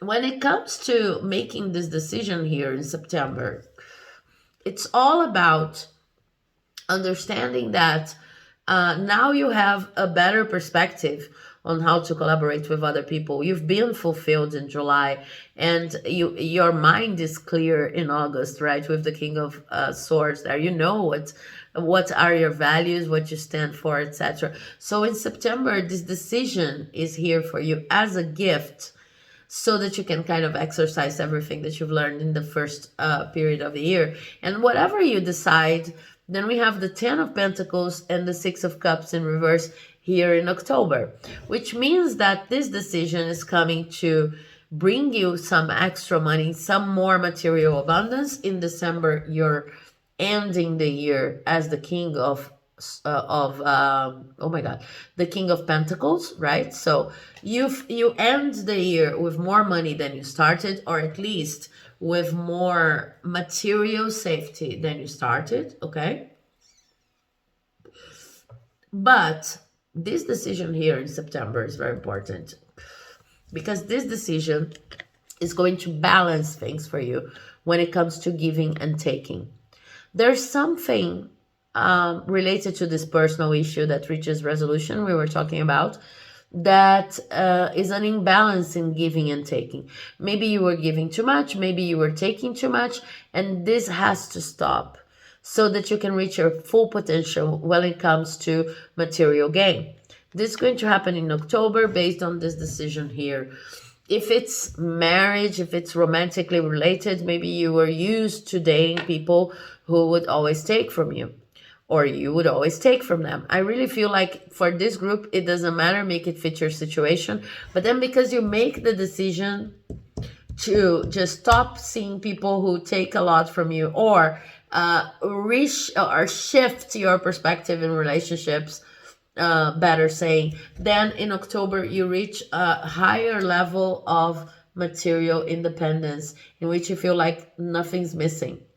The point is, whatever the personal issue is, you're expressing more, you're expressing your truth. Is a little bit scary. So in November, there's a little bit of a down low in which you feel tired of everything you had to learn. And maybe there's even a little bit of mourning here, because you had to let go of a lot of attitudes that were preventing you from being balanced in terms of give and take. But this give and take imbalance ends here in October, okay? And in November, you kind of feel it. You kind of feel this the low of having to deal with this decision here, and with this process of rebalancing how much you give and how much you take. This is all very positive, but of course, since it's a very deep process, since you're changing at a cellular level, like people say in the oracle here, one of the oracles I used is in your introduction, then of course in November, maybe you feel a little bit more tired. Take care of your health, hydrate, sleep a lot, and understand that this is happening because you went through a lot this year. Anyway, it's not going to affect you too much, because in December, you're the King of Pentacles. Whatever you went through, you are going to end up this year as someone who is materially mature. You understand how much you can give and how much you can take. You understand you have enough for yourself and for other people, no matter your circumstance. Each and every one of you are going to have a different circumstance. And what I see in this year is a beautiful process of learning how to deal with abundance, but learning how to deal with abundance in a way that is respectful to who you are. Learning how to deal with abundance, but without having to hide who you are, without having to hide your truth, with enough of a space so that you can be the out of the box person that you know you truly are, and face the opportunities with gusto and courage that come your way. Okay, so I hope that you've enjoyed this reading. I hope it brought some important pieces of information for you on how to deal with 2023. If you liked it, please do not forget to share, like, comment, subscribe, because it helps my channel like you would not believe. I love doing this reading, these readings. I wish an amazing 2023 to you all. And I'll see you in the next video, and I'll see you in 2023. Bye-bye. Hello everyone, welcome to Timeless Flux. If you've chosen the Osho Zen Tarot, then this is your reading. Or if you've chosen pile number 2 for predictions for 2023, month-by-month predictions. Okay, so if you've skipped the introduction, there are very important informations on 2022 and 2023 over there, like just general panorama that might interest you. But if that's not the case, then let me explain a little bit how this is going to go. Before I shuffle the tarot for your every month prediction, I am going to shuffle some oracle cards for an overall perspective on your year. And we are going to start with some astrology cards. I'm going to shuffle all of the cards here before we can even open the table. Okay, let's see. For pile number 2, what do we have for 2023?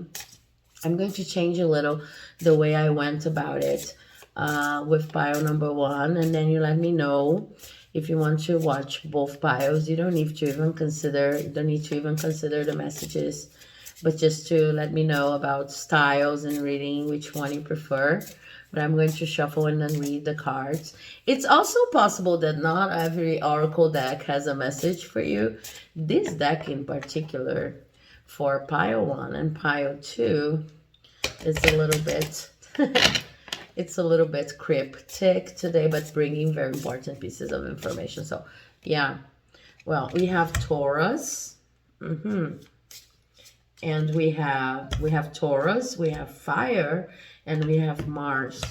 How interesting. And we have the numbers 2, 23, and 17. So maybe these numbers are important for you. Maybe they confirm something for you. Let's start with these cards here, because this is what I'm being called to do.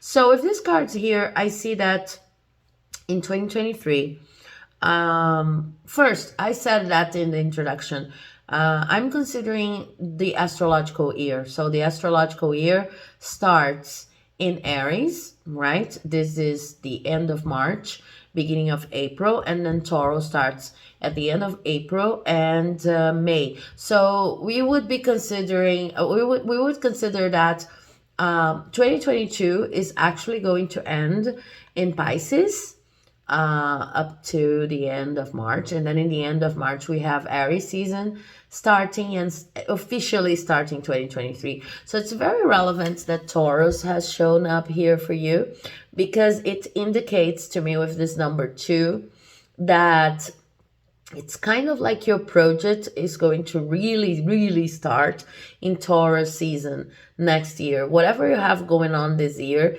is going to really take flight in Taurus. And it goes with the astrological mapping of the year too, because Taurus is a time in which we work hard for whatever we've planned. So it's kind of like with Taurus and this fire here. I also have fire and Mars.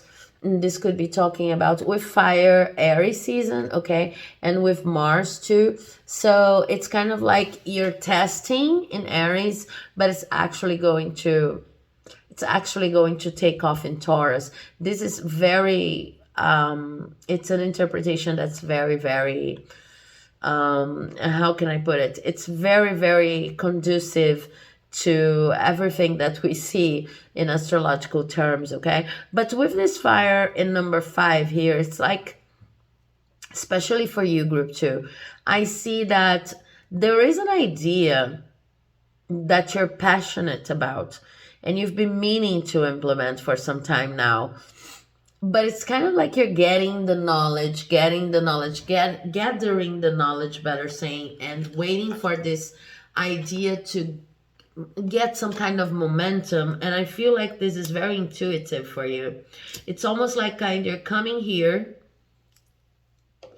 If you were asking a question about this year, about 2023, it would be like, is it the year in which I will be able to finally do this thing? To finally move on in with this project, to finally see it blossom, or to finally start it? And then the answer would simply be yes. When? In Taurus season. When it's Taurus season, at the end of April 2023 up to the beginning, well, from let's say from April 21st to May 20th. Okay, this is when this project is going to start like taking off, when you're going to feel the momentum rising. Because I also have the number 2 here, so it's kind of like you're coming here and say, is this the year when I'll finally be able to put my passions in practice?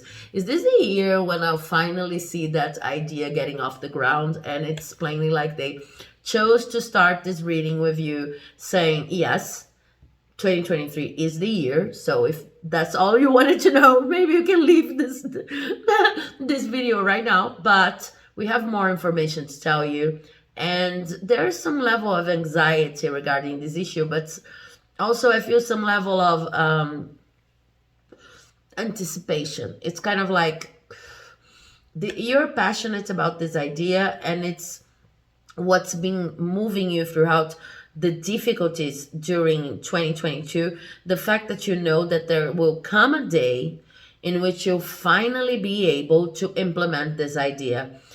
And it's very hard to explain that, because nowadays we talk a lot about how you're responsible for your own ideas, and if you really want them to flourish, you can always make room and space and give the necessary steps, and even if it's a small step, etc. So it might sound a little bit out of the blue to say, yes, it's going to happen, and it's going to happen at the end of April, something like that. But it's kind of like, I feel like for you, Bio, too, if you feel connected to this, Bio, it's more of like this idea is so important to you, and you're so passionate about this, that you simply do not want to put it out there in any way, shape, or form. You want to feel ready. And it's something that it seems, maybe due to its own characteristics, maybe it's a project that depends on certain holidays in the calendar, or maybe it depends on certain resources that involve other people. I don't know, but it doesn't have to be that. I just feel like you don't want to put this idea out there just simply because you want to. You know that you need to collaborate with the universe on this one. You know it's big, you know it's huge. You don't want this simply to flop, like people say nowadays. And you're a very intuitive person with this number 2 here. So it's like they're saying, at the same time, you know that forgive me for the way I'm going to put it, but you know that when it's time, you will know, but you get a little bit anxious about knowing when this time will come. And then they're saying, yes, you're right. Yes, you have to listen to your intuition. Yes, there is a most adequate time to put this idea into motion, and it's going to come in Taurus season next year. It's going to come in at the end of April, this period between the end of April, the beginning of May 2023. So this is the first very strong message of the reading. You can even experiment with this idea before. We have the number 5 here. I don't feel like you're just not doing anything about this idea. I feel like you're prepping. And more than prepping, studying, getting degrees, or doing courses, you could do those things. You could be doing those things. But I feel like you're conceptualizing. I feel like you're test driving, depending on the kind of idea we're talking about here. You're actually taking some steps, internal steps, so to speak, for this idea to come to the world, but it's not yet time. This is the time they're proposing. And also the number 17 for the 17th of March may be an important date for you as a preparation, stepping stone for this idea to come to the world. But with Mars here, they're saying, yes, the moment, when the moment comes, you will know. We are giving you a clear indication of time, a time frame to work with, to prepare yourself. And when the moment comes, you will need to be a warrior, a defender of this idea, And probably you already know that. It's just like a confirmation if this group is resonating with you. So let's see what else we have from the oracles here for your 2023. Let's get some monology, because for your group, this is very, very different from group number one. They seem like they want to talk about time frames for any given reason. This seems to be important for your group. They seem to be into talking time frames. Something that I've seen here as I was shuffling the cards is Leo. But Leo in reverse. So it's kind of like, don't wait. When this opportunity shows up, well, it's not even an opportunity. It's like when you feel the timing is right, something that will happen during Taurus season. It's like during Taurus season, you will feel like, yes, I'm ready. That's it. I'm going to, become this warrior here and start with whatever I've always wanted to start, whatever makes me feel excited. Don't wait too much. Don't wait to the second fire is what they're saying. The second fire is Leo. Don't wait to Leo. Don't wait to July and August. Do it in Taurus. Do it in April and May. Sorry, yeah, is that it? Taurus, April and May. It's March, April. Yeah, do it in this period of Taurus. Do it, because it's going to be really important.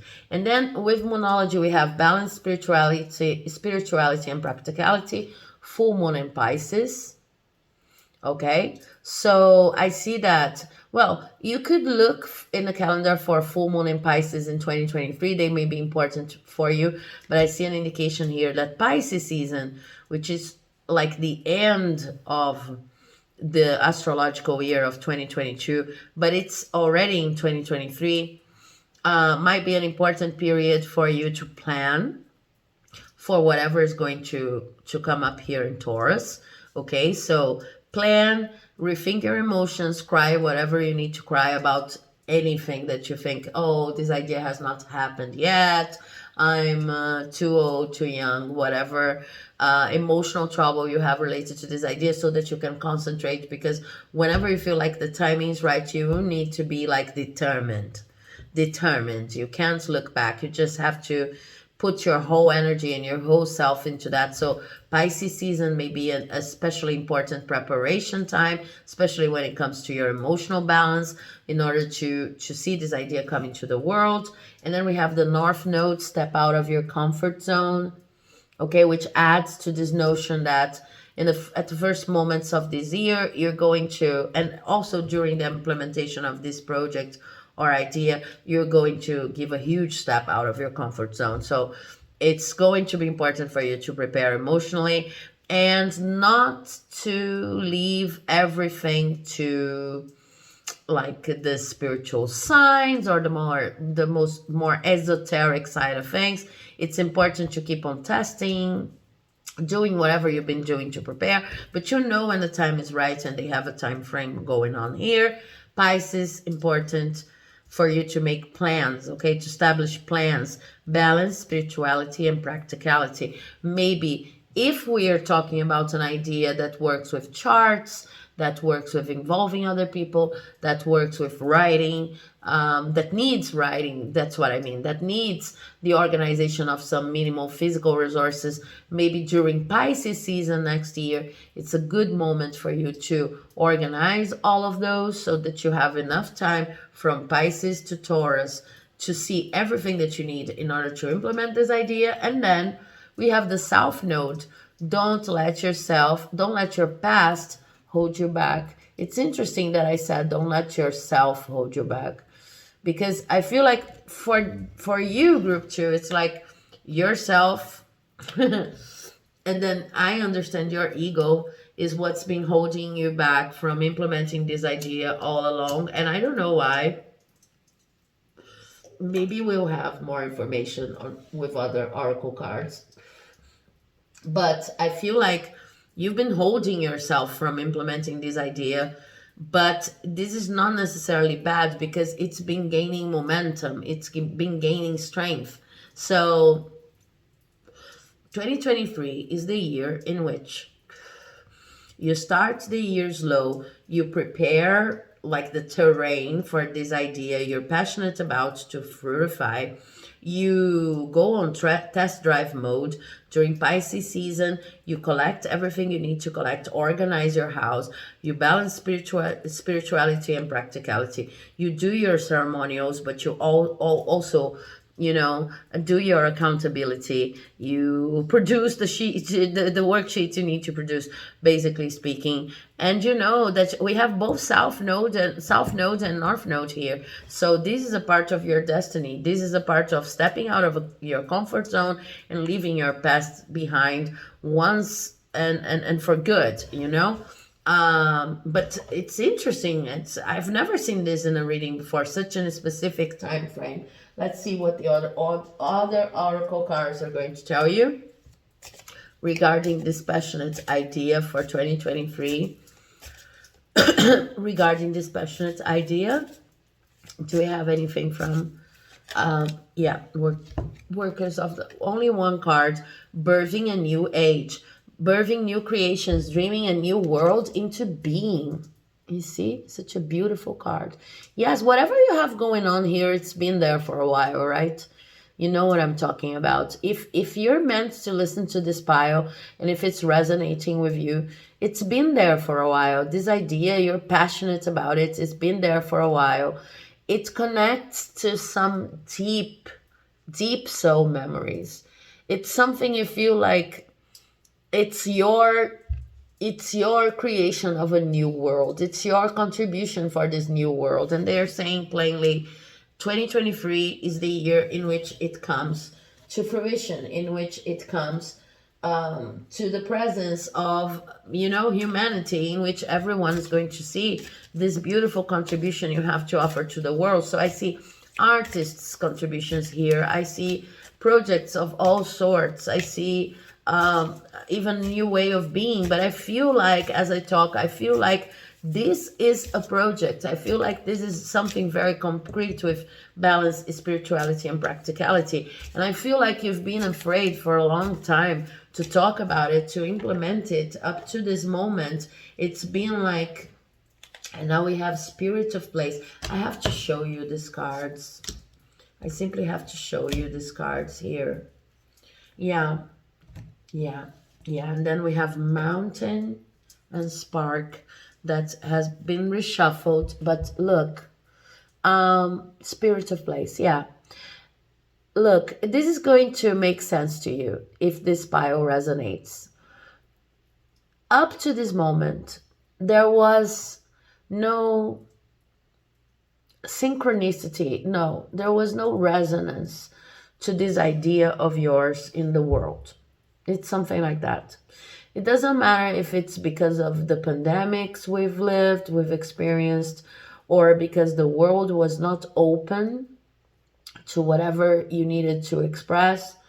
It was something you had to live and dream with in secrecy, depending on where you are in the world and how your community configurates. I don't know, but there was no space to do this, and you knew that, but you knew you couldn't just, it was not only a dream, it was something really important. With this card, the spirit of place, I am being called to say that the place where you live was not ready. Specifically, the place where you live. Of course, this could talk about more general contextual characteristics, but I'm being called to say that the place where you live was not ready for this idea of yours, and you knew that. But something is about to shift. So you've been spending this last couple of years, I have number 17 here, number 17. I don't know why I'm saying everything in ordinals.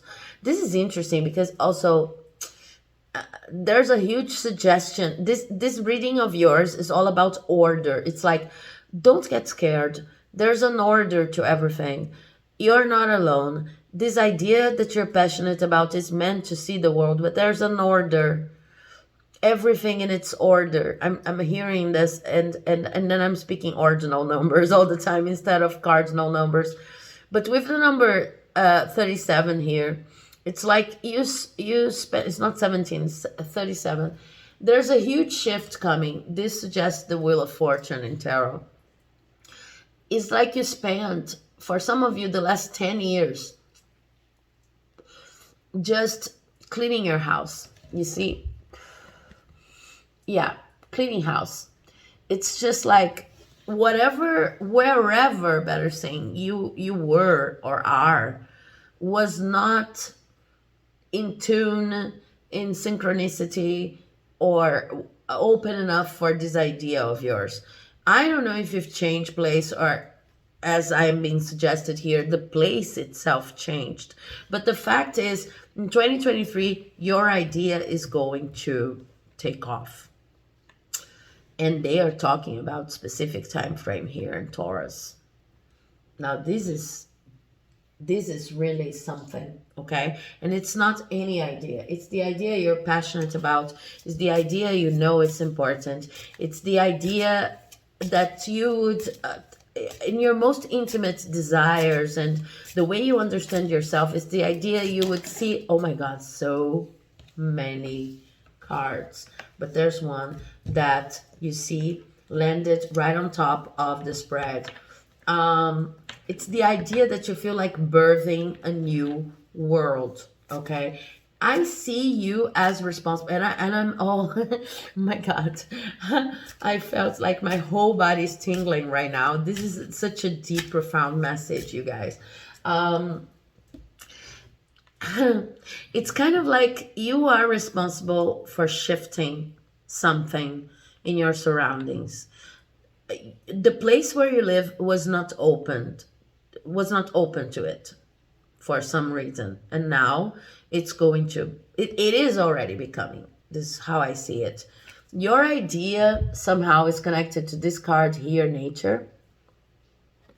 Maybe this is a confirmation for you, but in this card I have ground yourself, find sanctuary, find a sanctuary in nature, connect with the elementals. So some of you may want to bring more magic to your life. Maybe your idea is connected to magic. Maybe you are environmental defenders. Maybe you want to change something related to how things are done when it comes to the environment in the place where you live, and there was no opportunity. But right now, because of the characteristics of 2023, or this transition between 2022 2023, I think it would be really interesting if you came back to the introduction where I talk about the characteristics 2022 2023.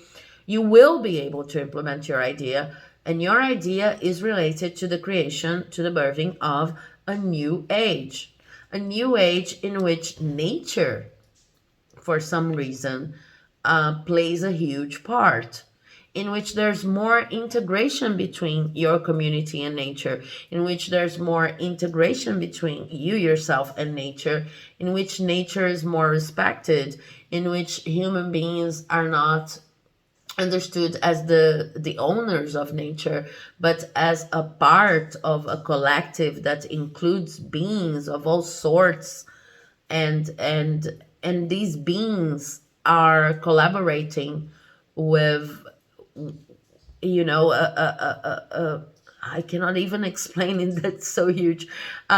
In which human beings, well, all of these beings collaborate in the creation of a much more functional ecosystem. Is the best way I can put it.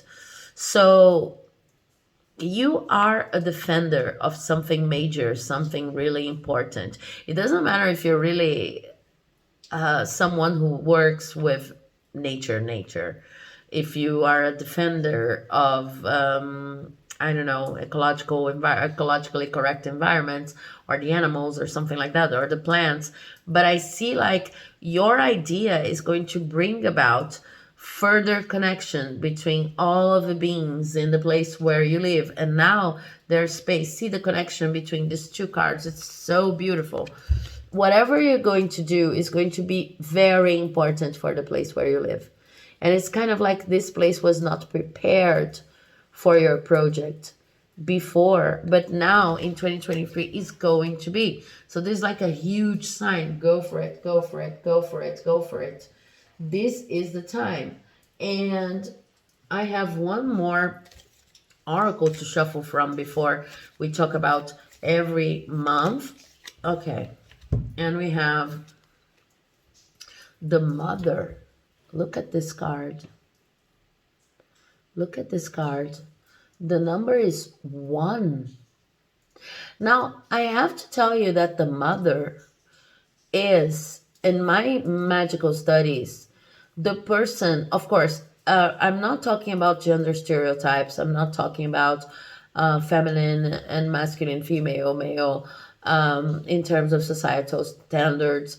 I'm talking about the mother as an archetype in spiritual terms. And the mother, in this sense, is responsible for telling us that nature is good and that it always offers us a second chance. So maybe you're coming from a place, or you are in a place in which nature has suffered a major setback. And now people are open enough to listen to your propositions and to collaborate with a project in which it's necessary to come back. See this image. I really hope you can see it clearly, because it's astonishingly beautiful. Now, after such a major setback, people are actually open to listen to your project and defend, respect, vouch for the importance of all beings equally in the place where you live. Okay, something like that. But you don't even have to work directly with what we understand as nature. What I see here is that 2023 is going to be the year for you to implement the project that you are most passionate about.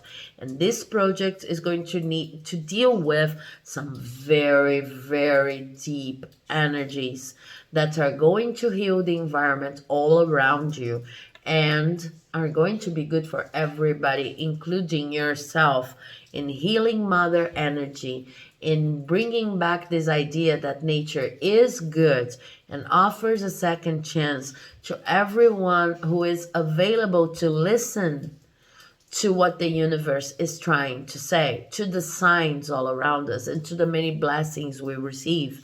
Okay, so your project is very, very important, not only to within the scope of your human life, but even if you don't understand the references, I truly think that you understand if you've chosen this group.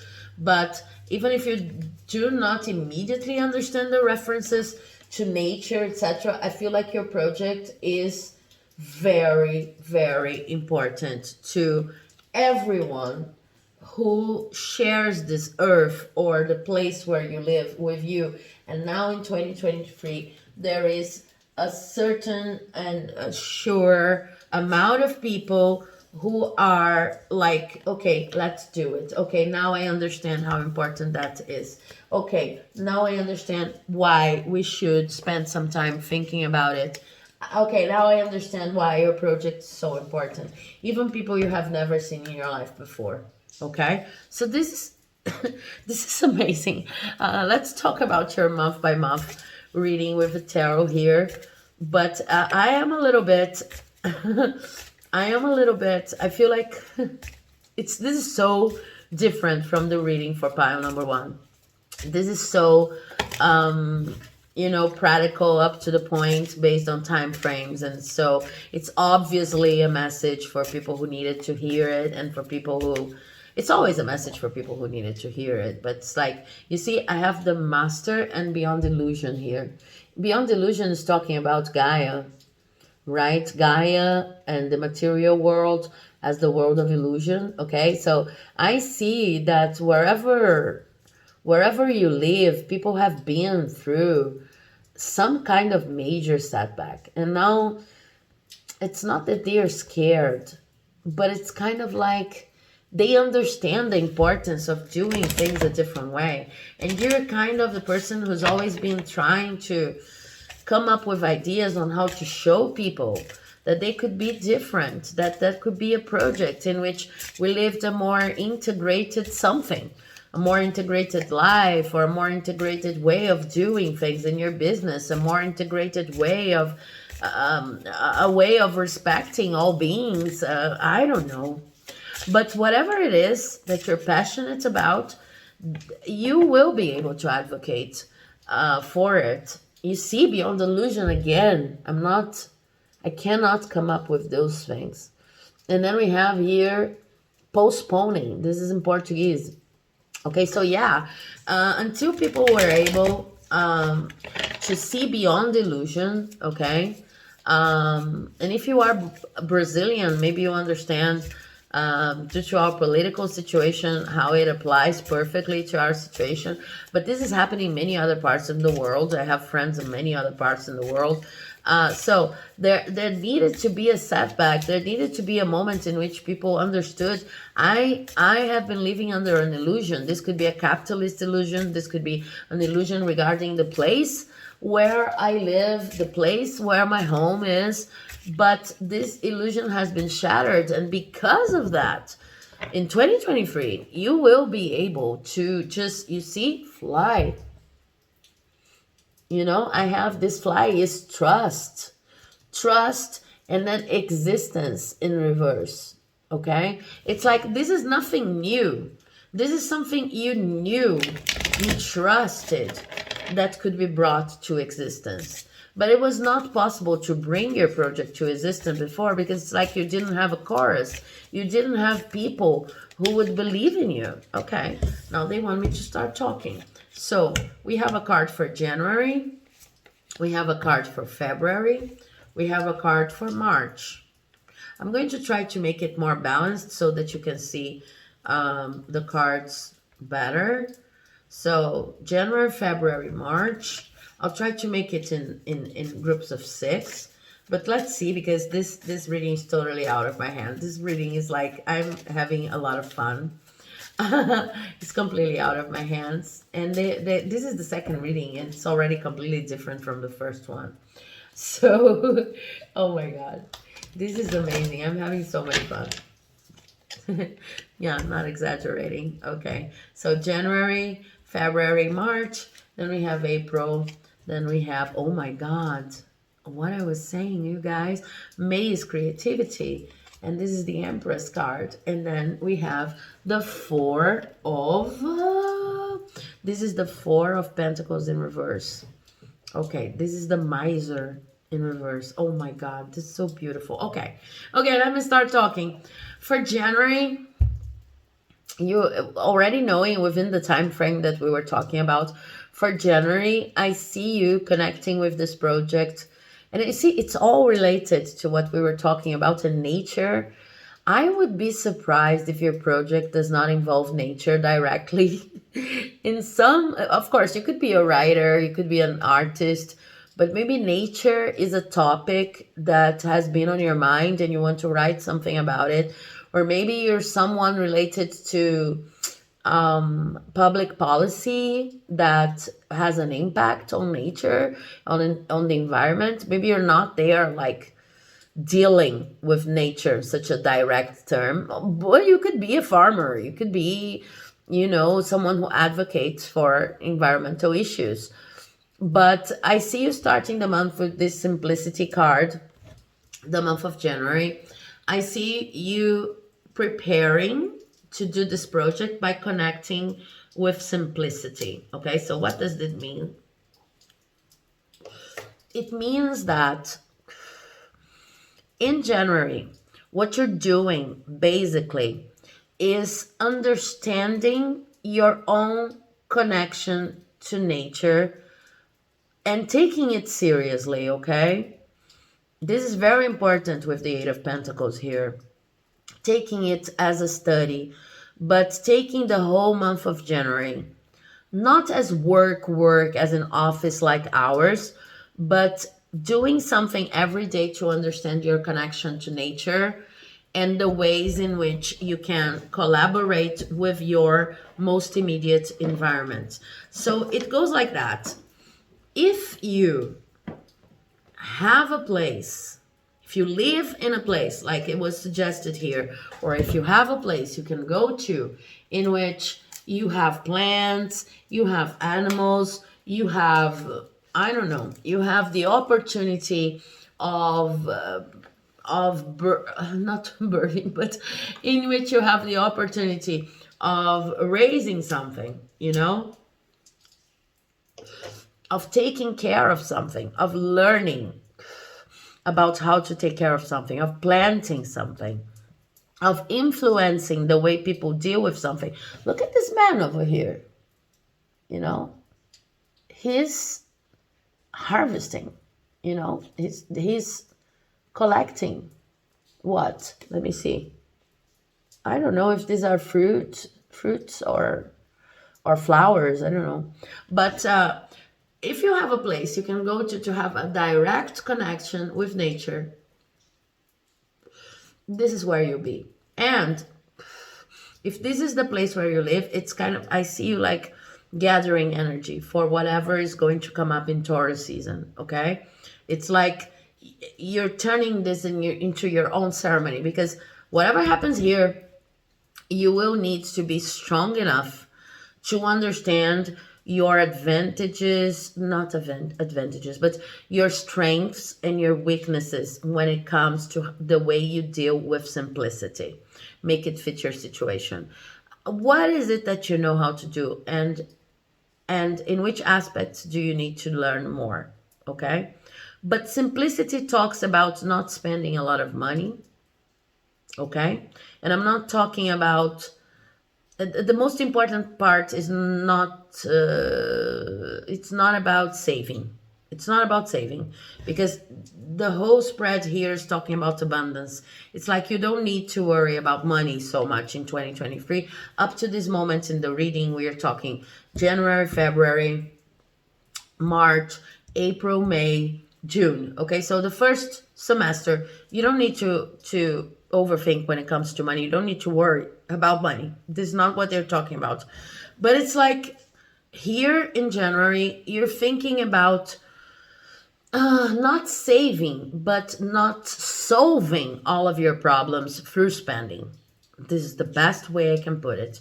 It's kind of like, what does nature give me that I can take advantage of and share? What can I plant?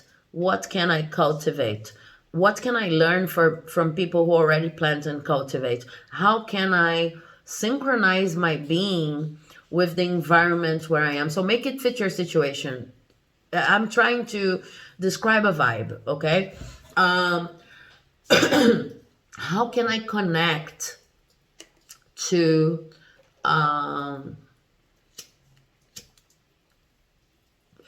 how can I connect with the fact that all of the blessings that I need, everything I need to take care of myself and everyone I love, to complete my mission during my lifetime, is already there, available, because nature is bringing this to me. Because this is going to be very important as the project begins here in May. Okay? This is going to be the solid foundation for your values, for your ideals, for the sparkle in the eye as you talk about this project, as you guide people and lead people throughout this project, starting in May, as I see here. Okay, so this is your moment. This is your preparation moment in which you start thinking about simplicity, about your connection to nature, but it's a hands-on moment. Okay,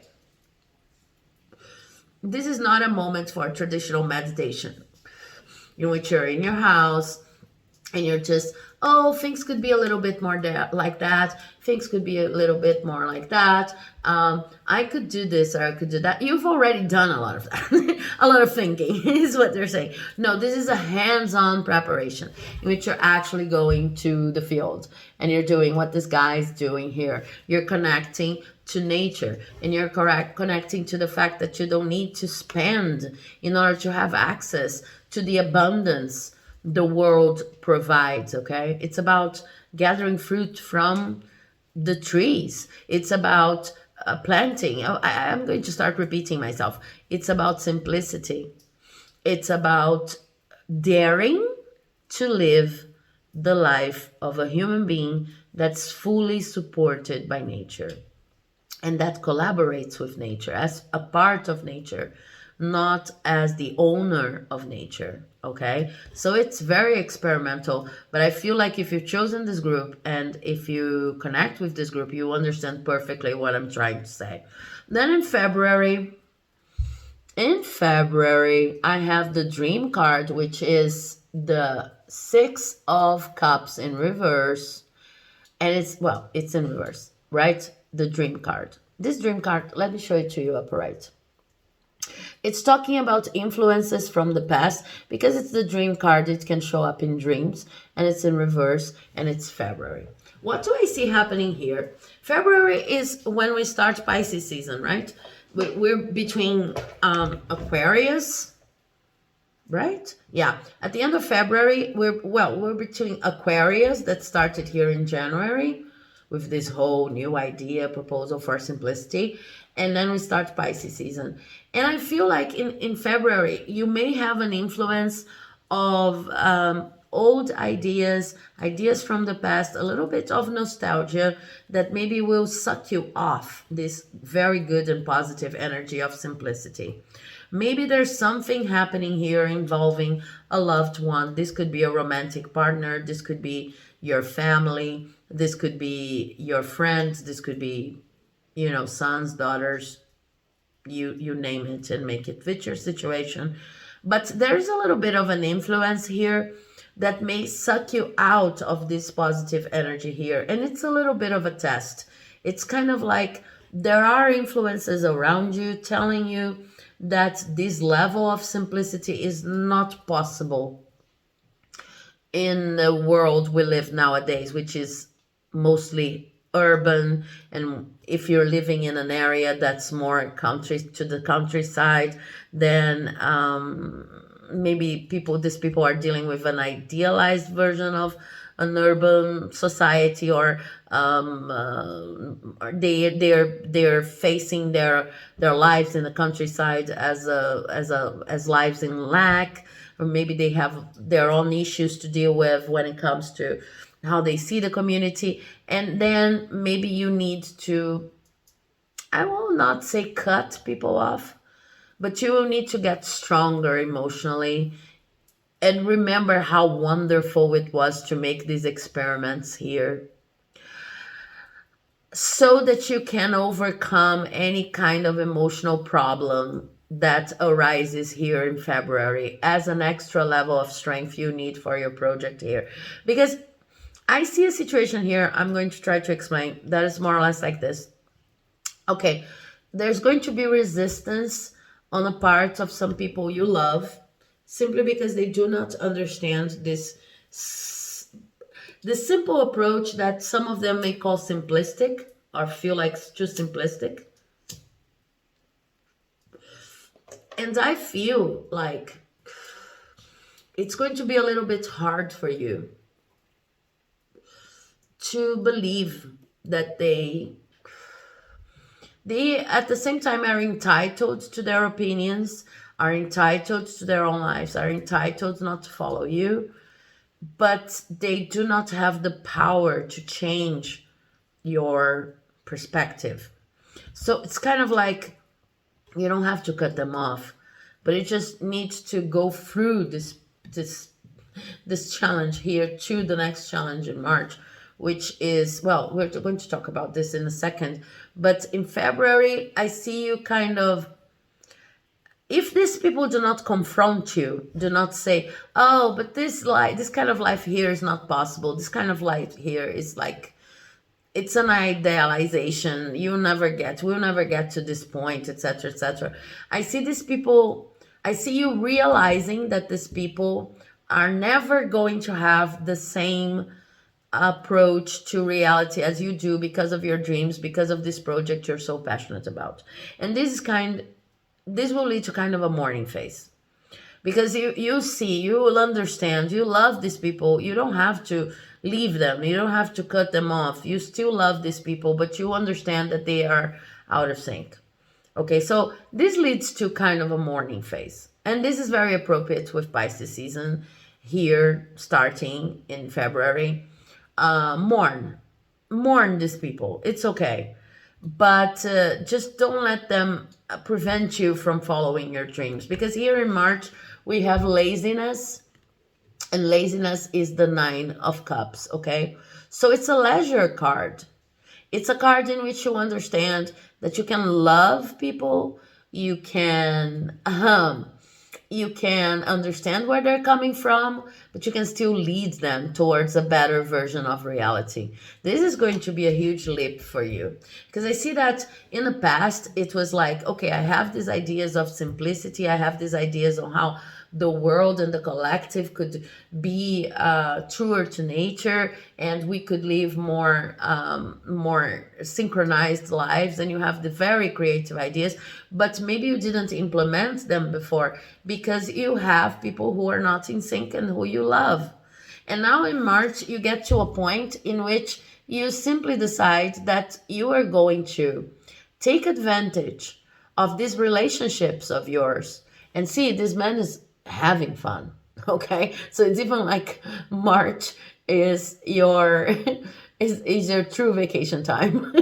Okay, if you have the opportunity to decide when you're going to take your vacation, I would suggest, well, tarot is suggesting that you take your vacation in March, because this man is really, this is leisure, this has leisure written all over it. It's kind of like you realize that you don't have to change other people's minds.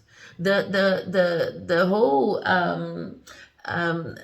whole state of the world is more favorable to your project that starts here in May, and you don't have to convince anyone. You don't have to convince anyone anymore.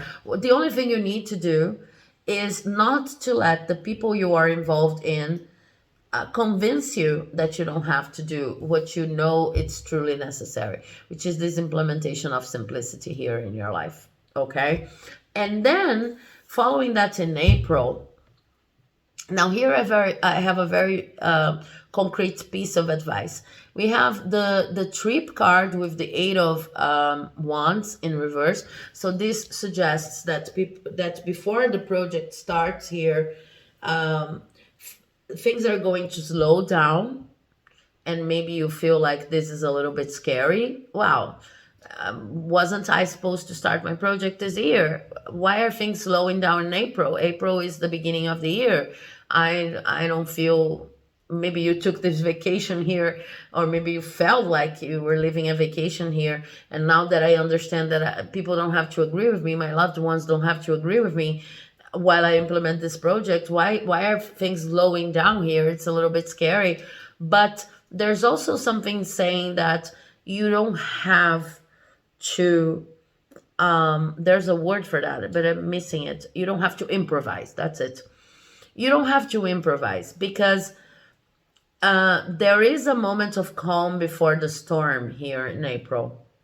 There is a moment in which, now that you understand where you're coming from, and you understand that you can love whomever you want to love and they don't have to agree with you, now you're resting, right? And then the project starts full on speed here in May. Okay, now in May, what I see is creativity. This is the Empress card. The project is starting with all of your creative ideas included, and with a community who really understands, what is important for this project, and really helps you and really supports you.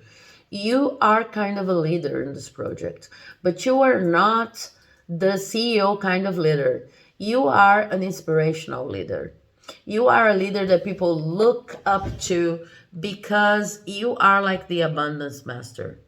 You are someone who when you arrive at places, you understand what's the most important aspect of the project, which is making simplicity and creativity match, so that we can find solutions that are not overwhelming for the environment, for nature, for everyone involved. We don't have to spend a lot of money, but everybody feels abundant and everybody feels like a true and important contributor to the project. You are this kind of leader, an inspirational leader, and it's kind of like this is when it's starting, right? May, it's like the full blown project, and you finally understand what's your role in it, and you're finally getting a sense, getting a grip of how it works and how beautiful it can be, and you see results all around you, and you're really happy because you understood how your leadership works in this project. And then to finish the semester, we have the miser in reverse. This is the miser card, okay, which is the four of pentacles in reverse. So here you may have an influx of money coming in, but this is not the most important part. It's like you understand that the fears of the ones you loved are all, I wouldn't say all, but are mostly related to material concerns. The people you love, they are really afraid of losing their stability, losing their money, losing their houses, losing their jobs, something like that. And it's okay, because you had this kind of fear also before, and maybe you didn't work so much with this project before because you were so afraid of that. But you're not the kind of person who associates money with personal value or things like that. So now it's time to live your truth. It's time to implement this project, and you are going to implement it here in May. And when June comes, you will see that because you're living your truth, you don't have to worry about material stability anymore. Now, how this is going to go, I truly don't know. I don't see money influx here. I see it here. If there's such a thing as money influx, it's not something big. It's just something that makes you feel good, in the sense of, I have for myself and I have for those I love. But what I see happening here is much deeper than that. It's like you realize, you truly learn that the way to get money or the way to feel materially stable, and the way to even collaborate with how these people feel, these people that maybe do not agree with you, is to let go and let God in material terms, to live your truth in simplicity, to not overly spend. It's like, if you have a situation in your life with your family, with your friends, with your loved ones, in which you're trying to give them things, to pay for things so that they feel secure, they feel safe, this is going to end in June. This is what I'm seeing here. This is a very, very specific messages. Okay, now let's see what we have for the second semester, pile number 2. This is such a beautiful trajectory. Such a beautiful trajectory. Okay. So up to the moment, we have you launching the project, and then for July, we have a celebration. Well, this could be a marriage. This could be a party that you already know is going to happen. Okay. Okay. Okay. Okay. We end the year with rebirth here, but we'll get to that. Um, sorry, I have a little bit of a cold. Um, we have an important party here in July, so maybe you're getting married. Maybe you're celebrating with people who now understand why this project was so important for you, right? Maybe you're changing sceneries here, but this celebration is very beautiful because it's a celebration that is in nature. And I see 3 women here celebrating, right? So I don't know if it means something for you, but it's a very in celebration, in as an opposite of young, right? It's a celebration that talks about your main values and that makes everyone very comfortable in their own skin, and that talks about the fact that we are abundant and that nature is abundant and is always there for us. Well, there's something very important coming up here in July in terms of a celebration. And then in August, what I see is that you're focused on harmonizing whatever may be a little bit distressful when it comes to how the project's been going, because I feel like because you went through all of that and the project has started and you celebrated, a lot of things are going to shift in your life. This is also a card that talks about a lot of material, not material, sorry, a lot of emotional fulfillment. So everything that you've done so far throughout the year is bringing a lot of emotional fulfillment. You're getting to know yourself much better from the start of the process in January. So now you're kind of, if you mean to become a more spiritual person, to start your spiritual practices again, to meditate, etc., then the moment would be here in August, okay? So that you can gather more strength for what I see happening here in September, which is now you see, as with the master, remember the master showed us I was shuffling, you become a reference in this project. You're not only the leader that makes everybody feel abundant and inspires people, but you become kind of a master. This may talk about, of course, the fact that you're teaching whatever your project is about, that you're coming up with a plan to teach, to replicate, to multiply this project so that it could happen in other areas of your state, your city, your province, whatever. But it talks mainly about the fact that you understand that your leadership has gathered fruit, and because you're balanced and because you celebrated whatever union with your community you needed to celebrate, or a marriage, whatever, now you can become the master of your project in the sense that you understand it from the inside out and from upside down and from all angles, okay? So these 3 months here are simply beautiful. I see rupture coming in October. There's some kind of rupture. This is the Tower card, right? So it's not like a Tower card really. This is yeah, this is strength.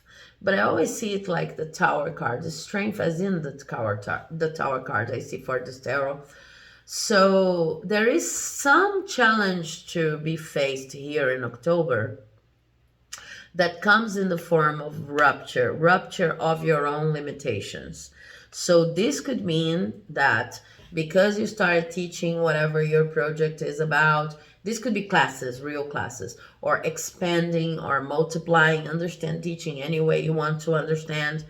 Then now here in October, you're facing the challenges of having a broader audience, or having a project that reaches a broader scope, okay? And because of that, in November, you're tired. You have to once again recalibrate, okay? This is the burden card. So there is a level still inside of you of an understanding of the mother figure that showed up in your context, that believes whenever a project is expanding or whenever something is as fruitful as your project will be, for what I'm seeing here, you need to control everything, and then you need to direct it, and you cannot count with the people all around you, and you can become a little bit strict with the people all around you, and you need to be careful with that in November. You need to remember that it is okay for you to be tired. You don't need to forget everything that's been built up to November. It's just a matter of resting and recalibrating due to this rupture here, maybe because the project is becoming too big. Not too big, it's becoming bigger, and you need some time to adjust its concept, because what I see in December is rebirth. The person who is leaving the year in December is a person, and this is very, with this image here, is very adequate to Sagittarius, right? Um, the person who's leaving, who's finishing the year, wrapping up the year in December, is a person who is very, very capable of putting an extra, an extra level of fire in the project, so that it can go through any transformation it needs to go up to the end of the year, so that 2024 can introduce the most adequate version for its continuation. Okay? It can also, I have to tell you that it can also mean that the project you start reaches like its peak here, yeah, in September, and then you have to end it. And it, of course, brings some kind of sorrow because you're too attached to it. But then it restarts in a new format, or it restarts in a different place. It could also be this kind of configuration. But anyway, the project itself doesn't die. It just simply finishes its cycle. If this is the reading, since there are many people watching this reading, I have to talk about this possibility. If you feel like in October something ruptures to the point that the project cannot exist in the same shape it has been existing up to September, do not fret. The project itself, its values, its connection to nature, its ideals are not dying with it. It's just shape-shifting. It's just transforming. Remember that the card for December is rebirth. Rest in November. This is going to be important. Everything is well. It's just a period of 3 months. It's just a necessary readjustment. Okay? So this is an amazing reading, and it's kind of outwardly. I know that we say this to all readings in tarot, but yours, frankly, it's like the definition of outwardly, with all the time frames, and so very specific, so different from pile number 1. If you enjoyed it, please do not forget to leave a like, comment, subscribe, because it helps my channel like you would not believe. If you feel like this reading or readings could help other people have hope and inspiration for the year to come, please do not forget to share this video. And I truly wish you an amazing 2023 filled with love and light, because this is the objective of these readings here. Thank you very much for staying with me up to this point, and I'll see you in the next reading, hopefully, and in 2023. Bye-bye. Hello everyone, welcome.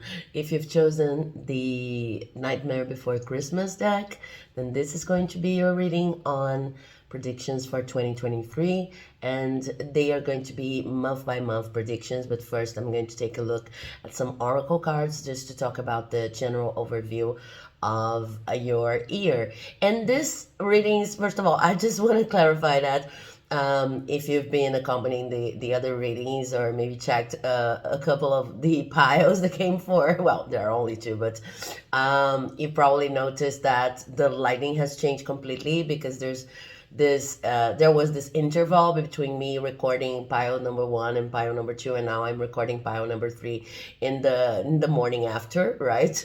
And these readings, I'm enjoying myself a lot, and they're coming with their very own personality, because normally when I work with piles like that, it's kind of like the readings are different, but they tend to set an overall tone. They tend to have a kind of a similar style to them, and you can kind of recognize piles belonging to a certain reading or a certain topic. In this case, it's not happening. At least it didn't happen for piles 1 and 2, because the readings were so very different. In terms of style, one was more about time frames and the other was more about general influences, and it's completely different. I can't really explain without giving too many spoilers. So let's see. I'm really excited to see how pile number 3 is going to go. But before we enter your tarot cards, I have to shuffle for your oracle cards. And another difference between the piles is that for each given pile, I'm kind of being called to start with a different oracle, which will then give me, I already have a card for you. Wow, and this card was here for pile number 2 also. And I have a different kind of methods of reading for the oracles suggested, and a different order. Oh my god, no, too much. A different order of piles to of oracles to shuffle suggested, which is kind of something that I just hear and I just need to consider, something like that. So interesting. Yours, oh my god, I have, yeah, okay.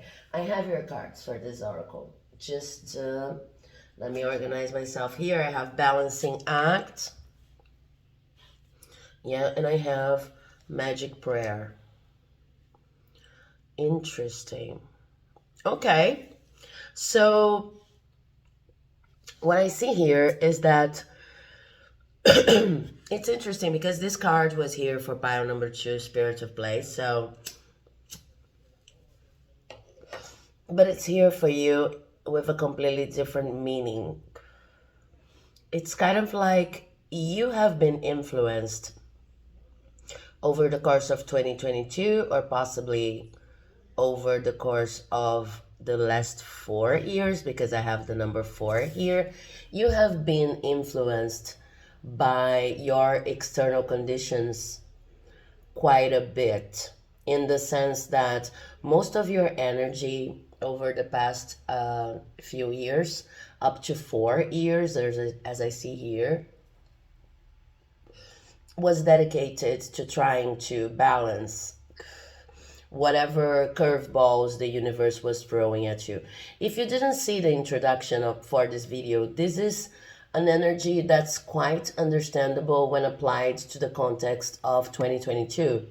So this could really be referring even to the last 4 months more specifically. But I see an ongoing, a larger process for you, really, that could encompass the last 4 years, and maybe got even more intensified over the course of the last 4 months. Make it fit your situation. You know that these are general readings, so it's very it goes with your intuition and situation when it comes to time frames. And I don't feel like the time frame is very important here. What's most important is for you to recognize that, because I feel this may sound like failure to some of you, but it's important for you to recognize that whatever was going on in the world was kind of draining your energy quite a bit, and for quite a while, okay? And if it resonates with you, because this is the first message we have here, so if this resonates with you, this is probably an indicator that this is really your pile, okay? In this sense, there's a connection between this pile and pile 2, but I was saying this is different from pile 2 because what I see here is the need in 2023, not necessarily to start something new, a project or something as concrete as I saw for pile number 2, but it's like 2023 is going to be your opportunity to focus on yourself, an opportunity that you simply did not have for during the course of 2022, and maybe for some of you for quite some time. Okay, so I do not mean, and I do not see here 2023 as being especially easy year, but I just feel that whatever hindrance, very specific problem or constraint that could be draining your energy to the point that your life became only or subside or focused on the balancing act alone, because you see we have a balancing act here, and this card suggests me that you did it gracefully to top it all. So there's also a huge level of thanks and congratulation on the part of the universe implied here. It's like you've been this graceful spirit messenger over the course of 2022 and maybe the past 4 years, just balancing things around you. And this was an important function. If you feel like this was failure, if you feel like you were kind of stuck, they just want to point out that you've been doing this with grace, and you've been of service, and you've been helping your community, and you've been helping a lot of people keep their mental health and maybe their physical health for some of you, as well as keeping yourself afloat in any way you could. Okay, so I see that this was really positive, but it's taken a toll on you. And now 2023 is going to present an opportunity that is not a yang as in opposition to yin, right? It's not a yang opportunity as we normally think about when we organize our wish lists for our New Year resolution list, like I'm going to do this, I'm going to do that, I'm going to start this course, and I'm going to start this project, and I'm finally going to organize my side job, etc., etc. It's not a yang opportunity, it's a yin opportunity of going deep into your different layers of soul levels and really tuning into you and entering this magic prayer vibe and focusing on you, and even understanding that when you focus on you and when you go deeper into understanding your soul and nourishing your soul and taking good care of yourself, you're not necessarily avoiding other people, but you're just establishing clearer boundaries, and your service may as well go on, but it will probably, your attitude of service will probably be recalibrated somehow so that you can find any level of comfort and deep spiritual replenishment that you're in need of right now, and that this process here, this past process, still ongoing as I see, did not allow for you to have. So the main message we have here, starting with these oracle cards, and we'll have more oracle cards to see if we can get more specific, but the main message here so far is 2023 is going to be about you. This is not an egotistical you. This is not a yang you. It's not about you out there with your projects. Of course, we are all to many levels out there exposing ourselves, etc. But it's not about the productivity. It's not about um, it's not about doing, it's about being, it's about understanding a new level of being. Since you've been in such a quest to help and to balance, and it was a beautiful quest, and they're congratulating you, and they are even thanking you for your service during a period that was quite that you felt, that you experienced as quite constrained or limited when it comes to your own human expression. Okay, so let's see. I'm gonna leave these cards here, but just open a little bit of space for the other oracles and what they're going to say. And then now I'm being called to get some astrological cards for you. I was going to say, but then I didn't want to interrupt the flow of the interpretation here, that if you skip the introduction, I'm working with the idea that, also an astrological base idea, that the year of 2022 is actually going to finish. We already have Jupiter. Yeah, Jupiter is talking about expansion. We'll get to that. The year of 2022 is going to wrap up actually in Pisces season in 2023, because if we're talking about astrological years, then they start in Aries season at the end of March 2023. For 2023, right? We have the sun, and we have air. Okay, so coming back, the astrological year is related to the cycle of the signs, right? So if I'm talking about an astrological year, I'm talking about the cycle that moves from Aries to Pisces. So really, oh, we have a little auntie here. You see, that's like life coming back to your, I don't know if you can see it. I'm gonna show you the little master auntie. Can you see the little ant here on the card? They come to my table from time to time. Oh, can you see it? Okay, I'm gonna leave it there. Just doing their chore. Okay, so we have, I don't know if ants bring any kind of message to you, but it's kind of like the astrological year moves from Aries to Pisces. So in terms of energetic change that you may feel, it's kind of like this cycle of this balancing act is actually going to wrap up in Pisces season, which ends more or less to the 20th of March 2023, and then wraps up the year to start a fresh year, the astrological year of 2023 in Aries. Aries brings up the new year in March 2023, okay? So up to them, you would still be experiencing those energies that we were talking about, equivalent to 2022. And we'll start talking here about energies, fresh energies that come for you for 2023, starting at the end of March.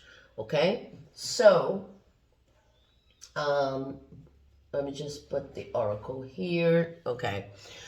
With Jupiter, as I was saying, Jupiter is a card of expansion, and in this particular oracle, it comes with the number 18. Jupiter talks about the ways 2023 is going to bring opportunities of expansion, and with the 18th here, that connects to the Moon card. What I see is an expansion on your intuition, an expansion on shadow work too, which then again moves us to the idea that's not necessarily an external expansion on ideas. So also in the intro, I was mentioning that 2023 as a year that reduces to 7, right? 2 plus 2 plus 3 reduces to 7 is a year of movement, lots of opportunities, lots of ideas. But in your case, I see that those opportunities are related to expanding within. Okay, and if you observe this image here, then you see that all of the different rays formed by this character's hair. Hope you can see it properly because I have lots of sun coming from the window pane in front of me. They are a mix of white and kind of orangey color. Okay, so they're talking about rooted, but also it's like the whatever is complicated for you because it's still rooted in old wounds. You need to ground yourself, but also if you don't face this reality of the old wounds and of what's preventing you from getting grounded, you will never reach a level of peace that's necessary in order to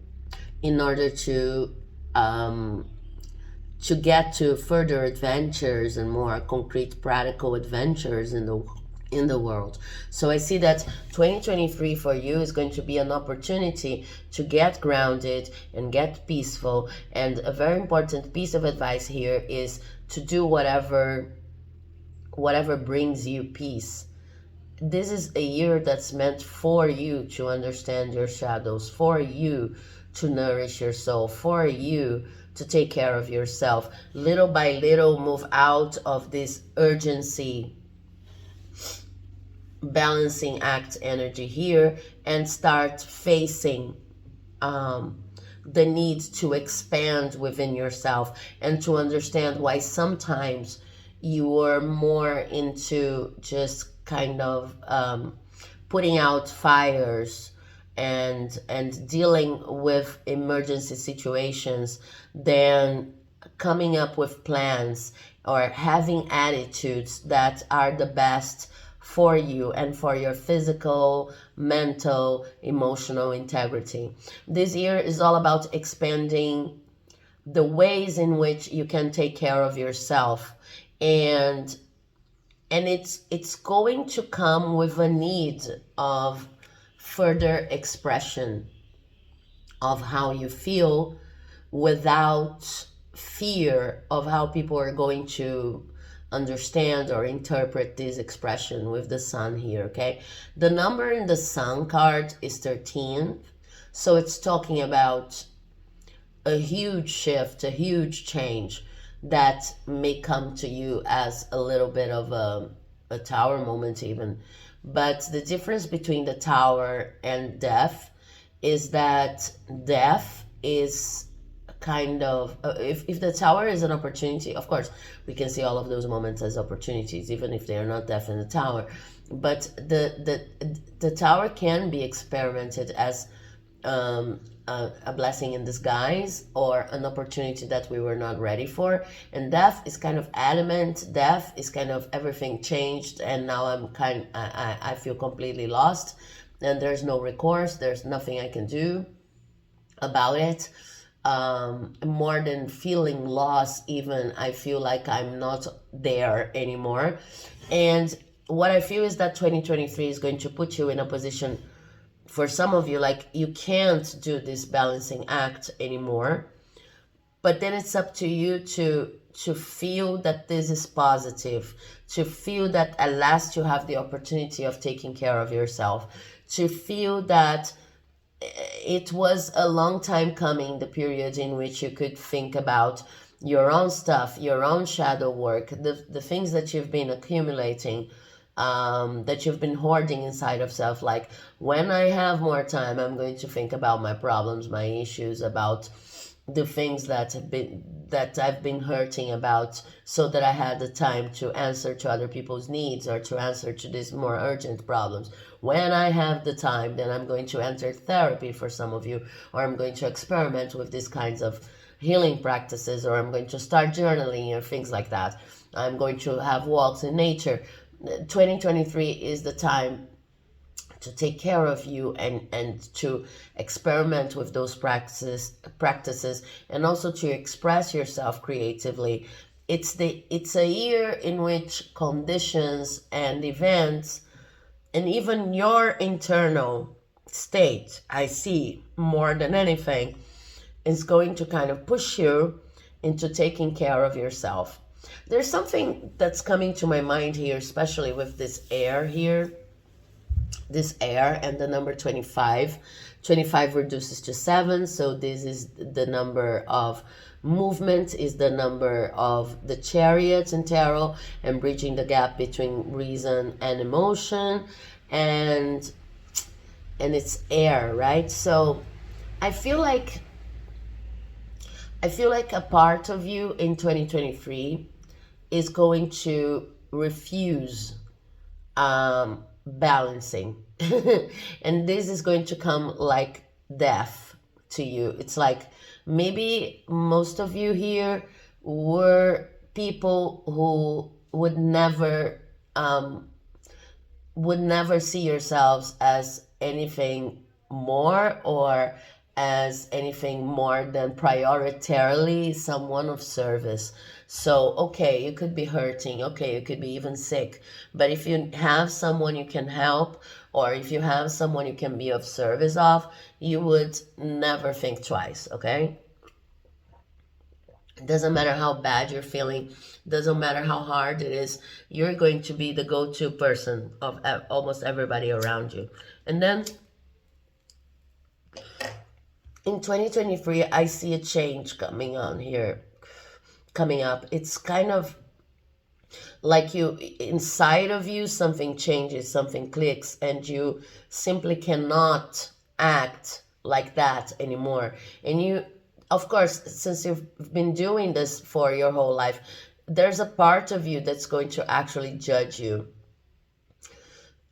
You may feel like you're becoming more egotistical. You may feel like you're becoming less of yourself, like you're losing something positive. And you really need to remember during this year that the only thing going on is that you are taking care of yourself after a long period of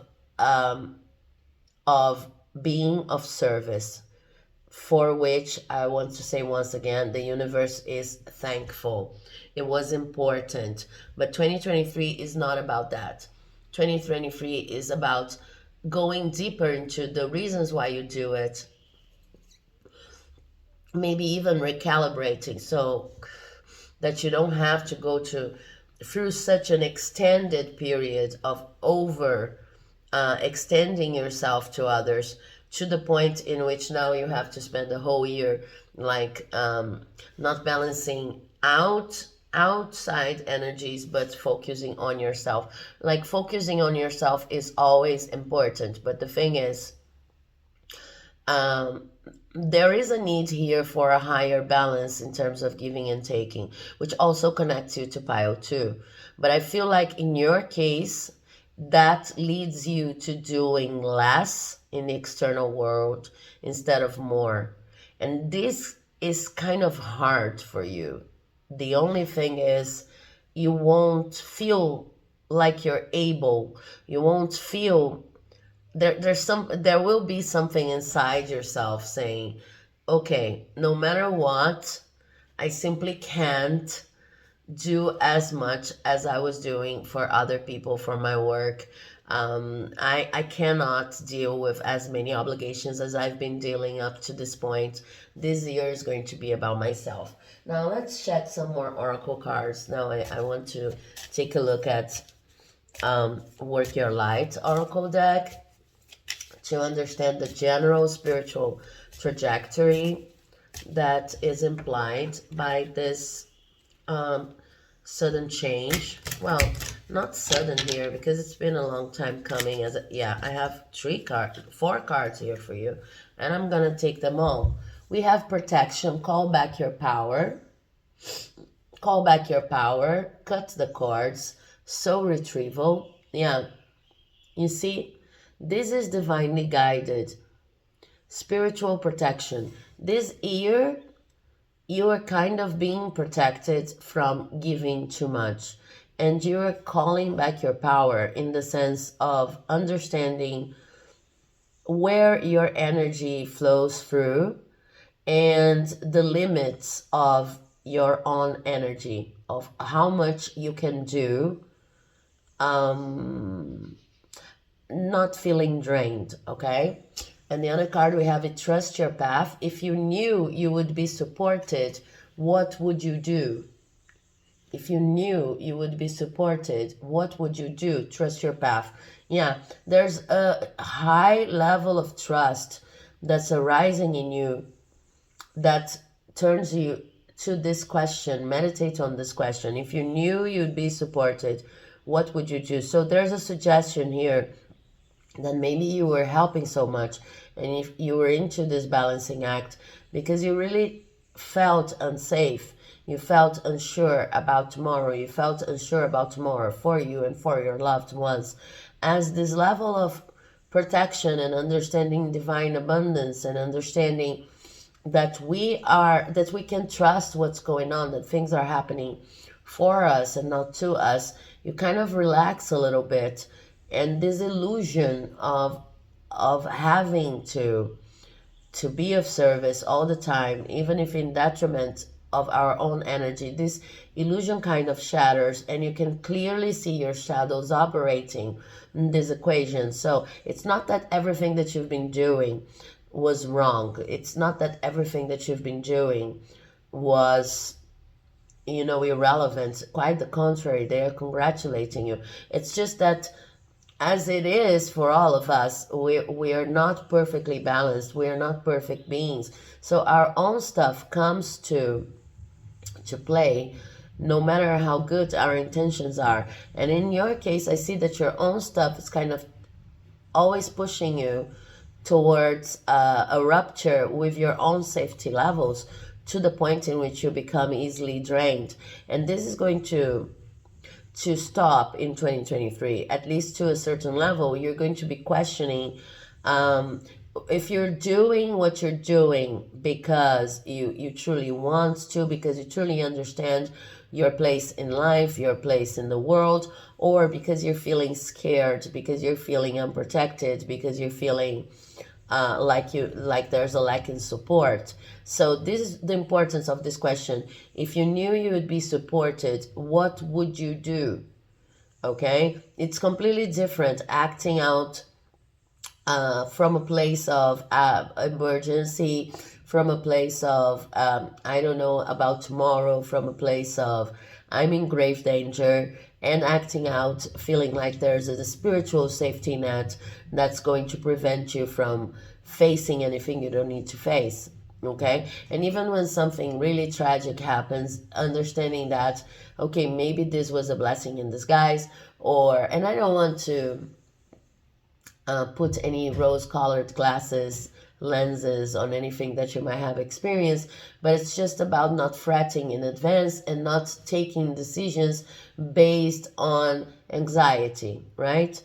So when you answer this question, it's kind of like you're saying, I can reframe the way I think, and I can start thinking more objectively about what's going on right now, even because I see that in 2023, whatever external pressure you've been facing is going to subside.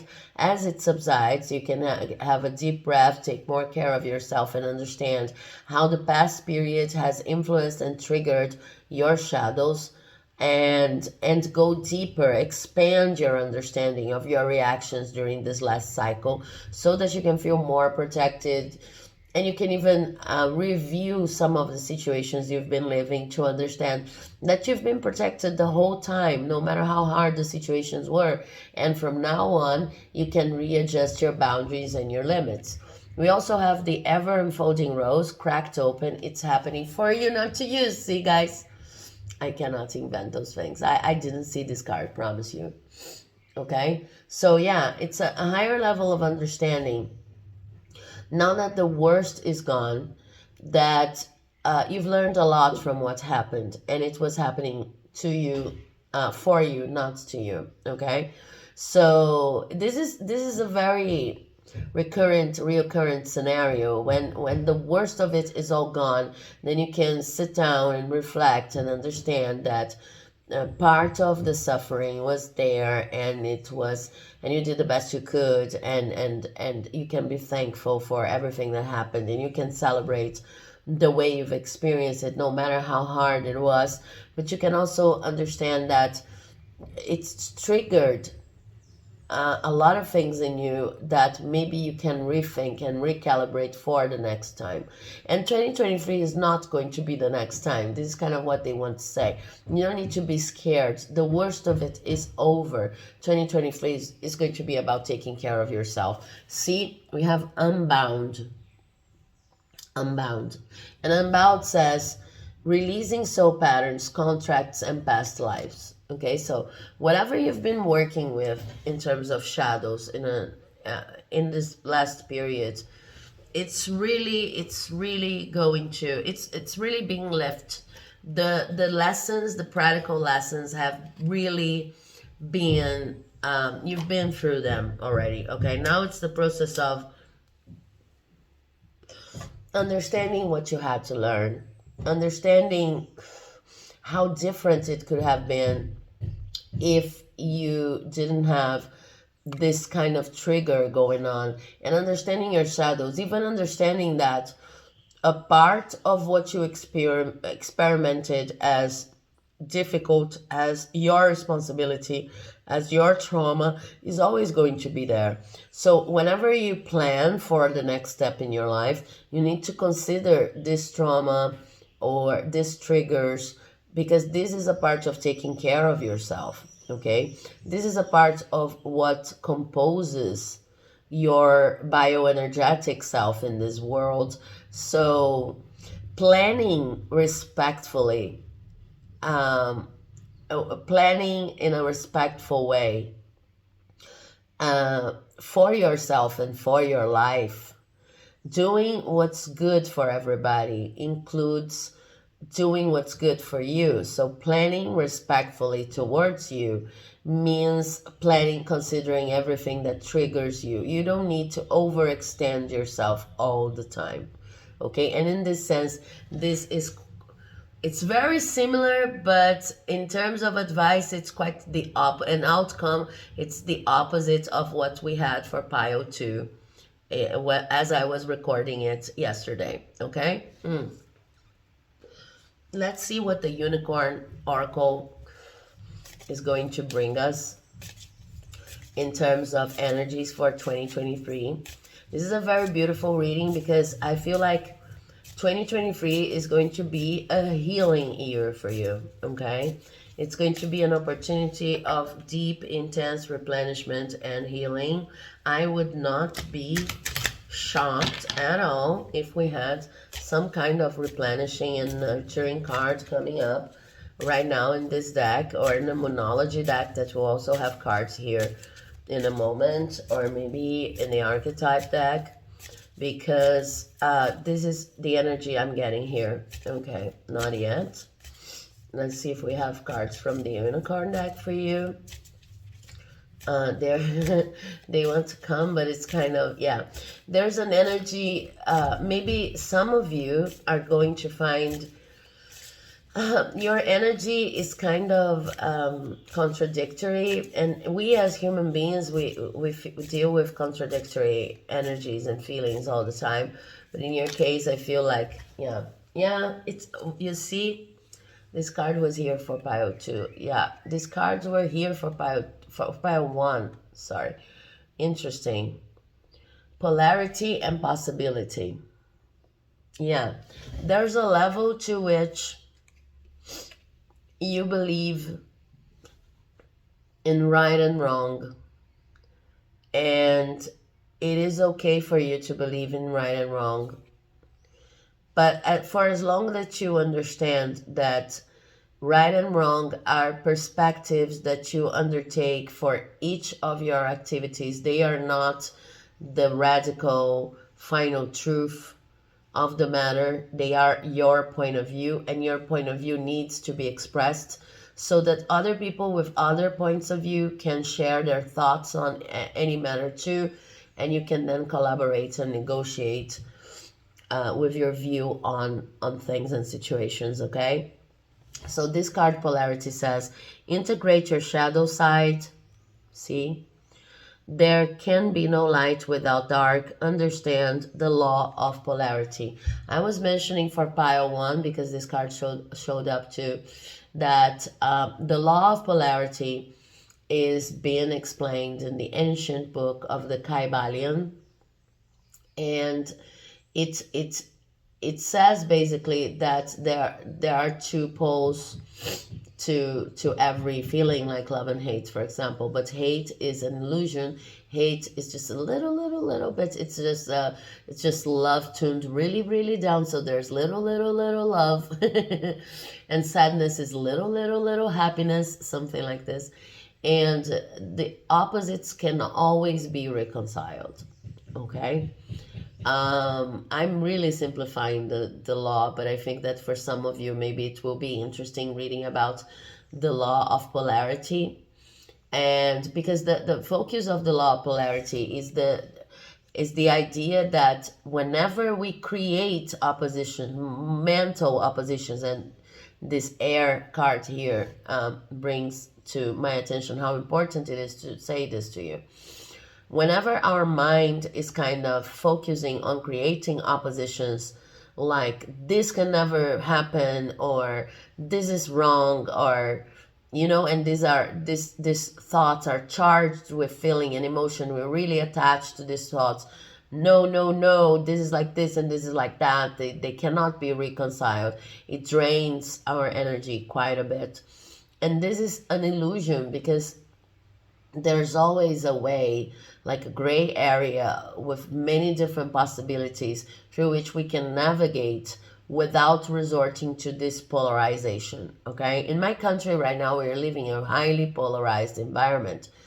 And no matter the characteristics of each of the poles, I am not trying to sugarcoat the reality of fascism or the reality of the extreme violence my people is suffering.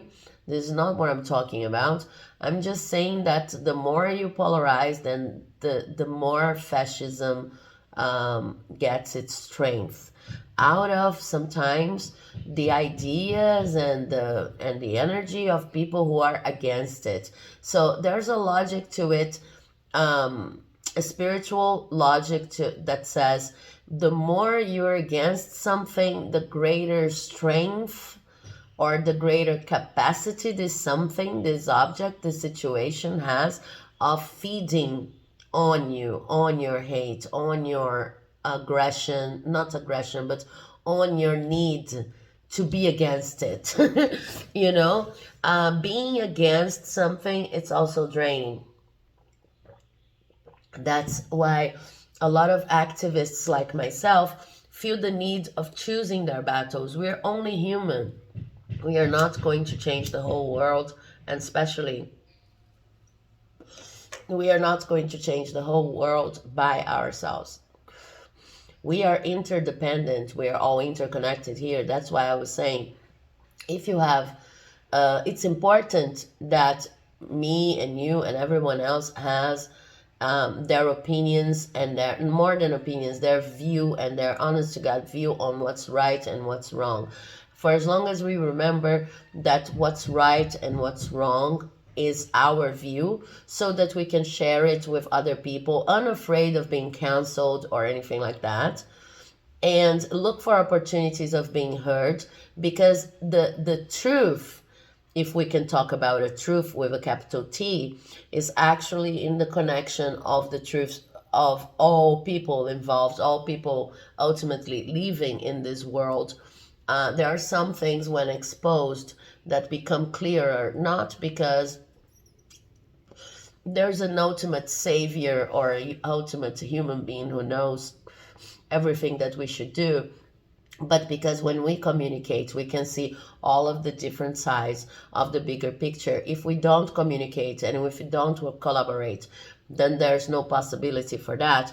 And I see that over the course of the last period, I don't see you as someone who does not know about the law of polarity in practical terms. Maybe you didn't know it with this name, but I see that this has been a challenge for you.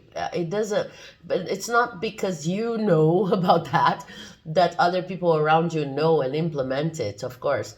And it's not because you know about you're always going to act on it perfectly, because the world we live in makes it really hard for us to respect this law. It's an ongoing exercise, right?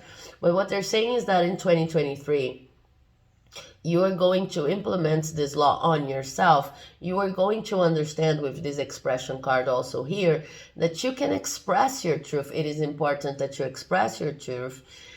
Because when you express your truth in a kind way, in a collaborative way, more possibilities open to you, okay? The more you express, the more possibilities then you have of knowing yourself and knowing other people, of being loyal to other people, because true loyalty comes from showing other people who you are in truth, okay?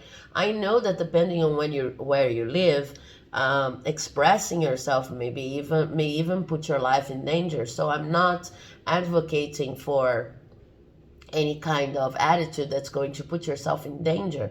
I'm just talking about basic spiritual simple principles that you are going to apply in your current scenario in any way, shape, or form that works for your culture. But what I'm saying is, and I'm not even trying to culture shame anyone, because in my culture it's always so very hard to talk about to express certain points of view without considering the form you're going to do it, etc.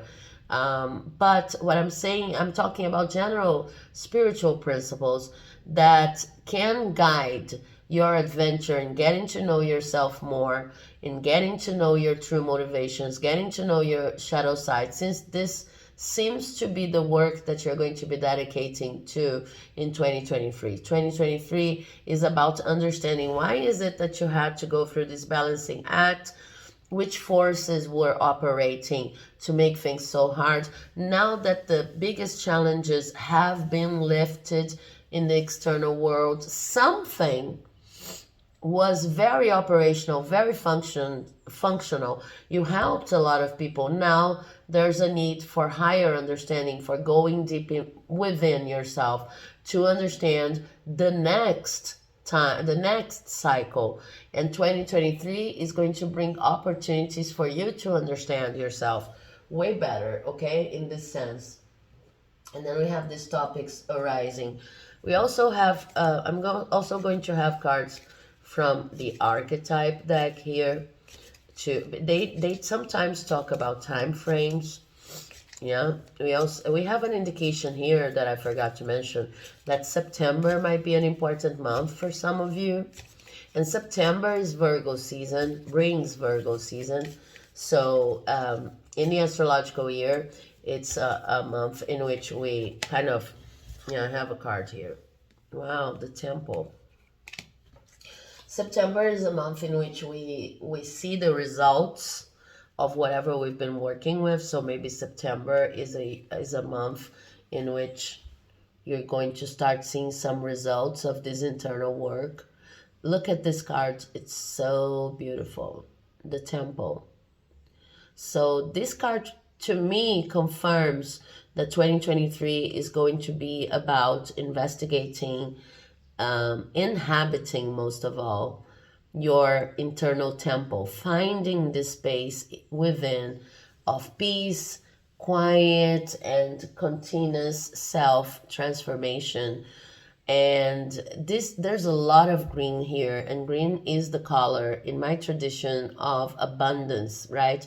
So it's a place from which you can really, it's a place you can inhabit, an energy level you can inhabit that does not require any kind of external input. It's your retreat, is your safe space that you're kind of configuring this year so that you can go there and feel at peace no matter what's happening all around you.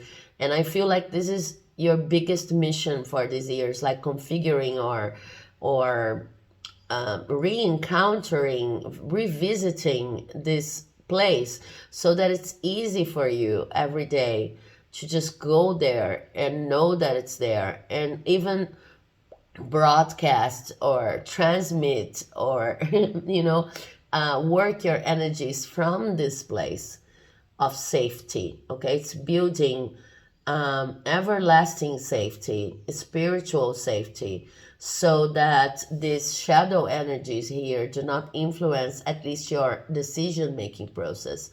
And this card is a card 3912, so it relates to the Hangman in tarot, and it talks about the need to recoil, the need to have a place where you can go and stand, not stand, but observe whatever is going on around you with a clear meditative face and with time, so that you can find your peace again and you can shift perspectives on what's really going on. Okay, so this kind of a confirmation of what the year 2023 will be for you. Also, March, confirming that this energy is, reducing 12 to, of course, December could be important for you, but I'm reading this as March, also confirming that the energy of retreat, for lack of a better word, the energy of going within, of not being so much to the external, of understanding yourself, of turning this year into a long self-knowledge retreat of some sort. From March on, from the beginning of the astrological year with Aries, is kind of important for you in 2023, okay? So we have some cards from the Monology deck. We have, what do you need to release? Okay, this is Wanting Moon. What do you need to release? We have a new start is coming, New Moon. And we have, there's another card here that just turned up, a time for healing, Balsamic Moon. This is so amazing. I love when cards do that, like confirming the messages, right? So you see, we have no time frame here, but it's just an indication of process that 2023 is going to be about releasing anything that's not serving you anymore in terms of shadow, the way you operate your shadows, and understanding whatever you learned through this balancing act cycle in a much calmer way. And then there will be a new start coming, but now 2023 is going to be a time for healing. And look at all the shades of purple here.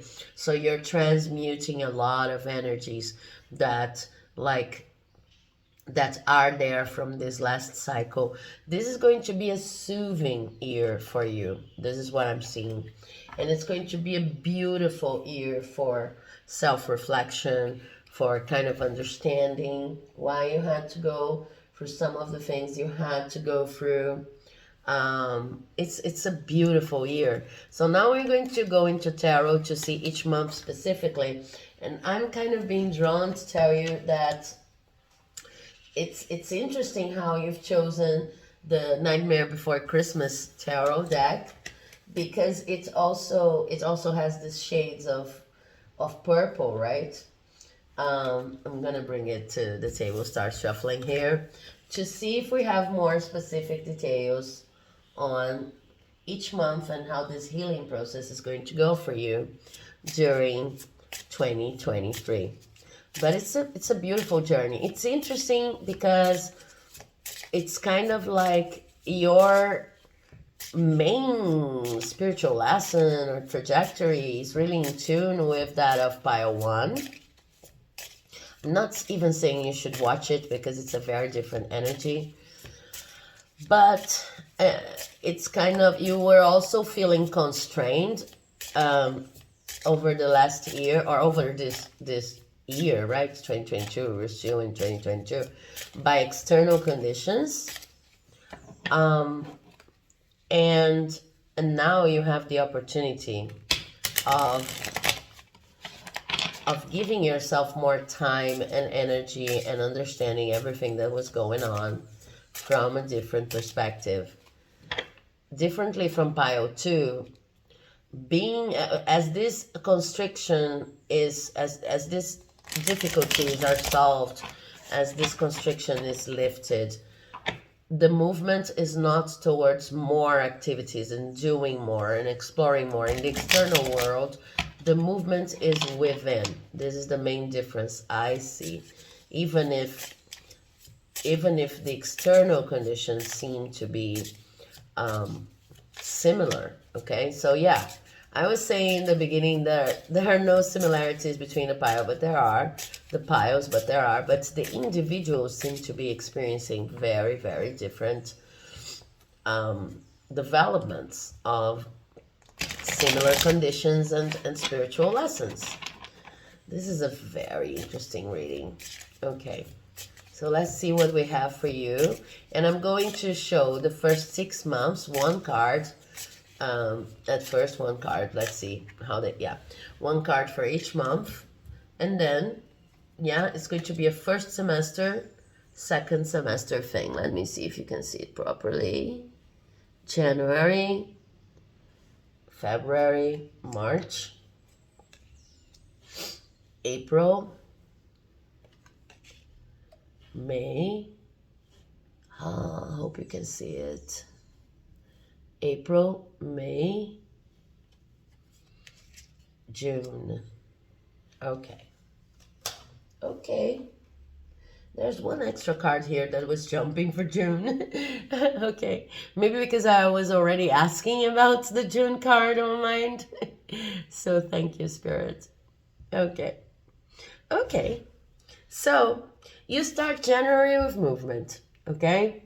So I see that in January with this Chariot here, I don't know, but I would say that most of you is not, you're not going to be on vacation in January. You're going to be working, but of course this doesn't need to be true for all of you, but I see movement. I see external movement. And with this card here and everything that we talked about, I see, it's interesting because this card is like Santa, but it's, you know, jack-o'-lantern Santa, yeah, giving the presents, right, the Christmas gifts, and circling the moon, right? So I see with this specific configuration of the Chariot that maybe you resist a little bit this idea of not doing so much. You're still, it makes sense because, as I said, the astrological year is going to start officially at the end of March, right? So you are still in a little bit of an energy of 2022, trying to balance things out. There are still some things to do from whatever you've been doing in 2022. It's not like the year is going to start and everything's finished. It's not like the year is going to start and you suddenly feel like, okay, this is my time for myself, and I'm going to start a meditative process, and I'm going to start focusing on myself and building better boundaries between me and other people. Because as I've said, this energy starts with Aries and the beginning of the astrological year. But there's a recommendation here to start realizing, even if you're still in 2022 energy, first, realize that all of those configurations we have in this Western calendar, that January should start afresh. We should just decide that things are going to be different and January should start completely different. These are very artificial. So what I see here for you is that you're still coming from a process of doing a little bit too much, and you may be even a little bit tired or very tired, as I see here. Don't overjudge yourself. You're still wrapping up on 2022 in January, okay? For some of you, this may feel like a lot. For some of you, this may feel even as failure, because A lot of us, they on the 31st or just a little bit before that, we work on those wish lists, right? New Year resolution lists, and we want to start on January 1st. I'm going to change. I'm going to be more meditative. I'm going to take care of myself, etc. There's an energy here that says it's important for you to understand that you cannot self-impose this kind of a strategy that seems to be helpful, but it's kind of an extra anxiety producing strategy that you need to change immediately. You need to bring peace to your life immediately. Imagine if the objective is getting to know yourself better and becoming more meditative and bringing peace to your life immediately.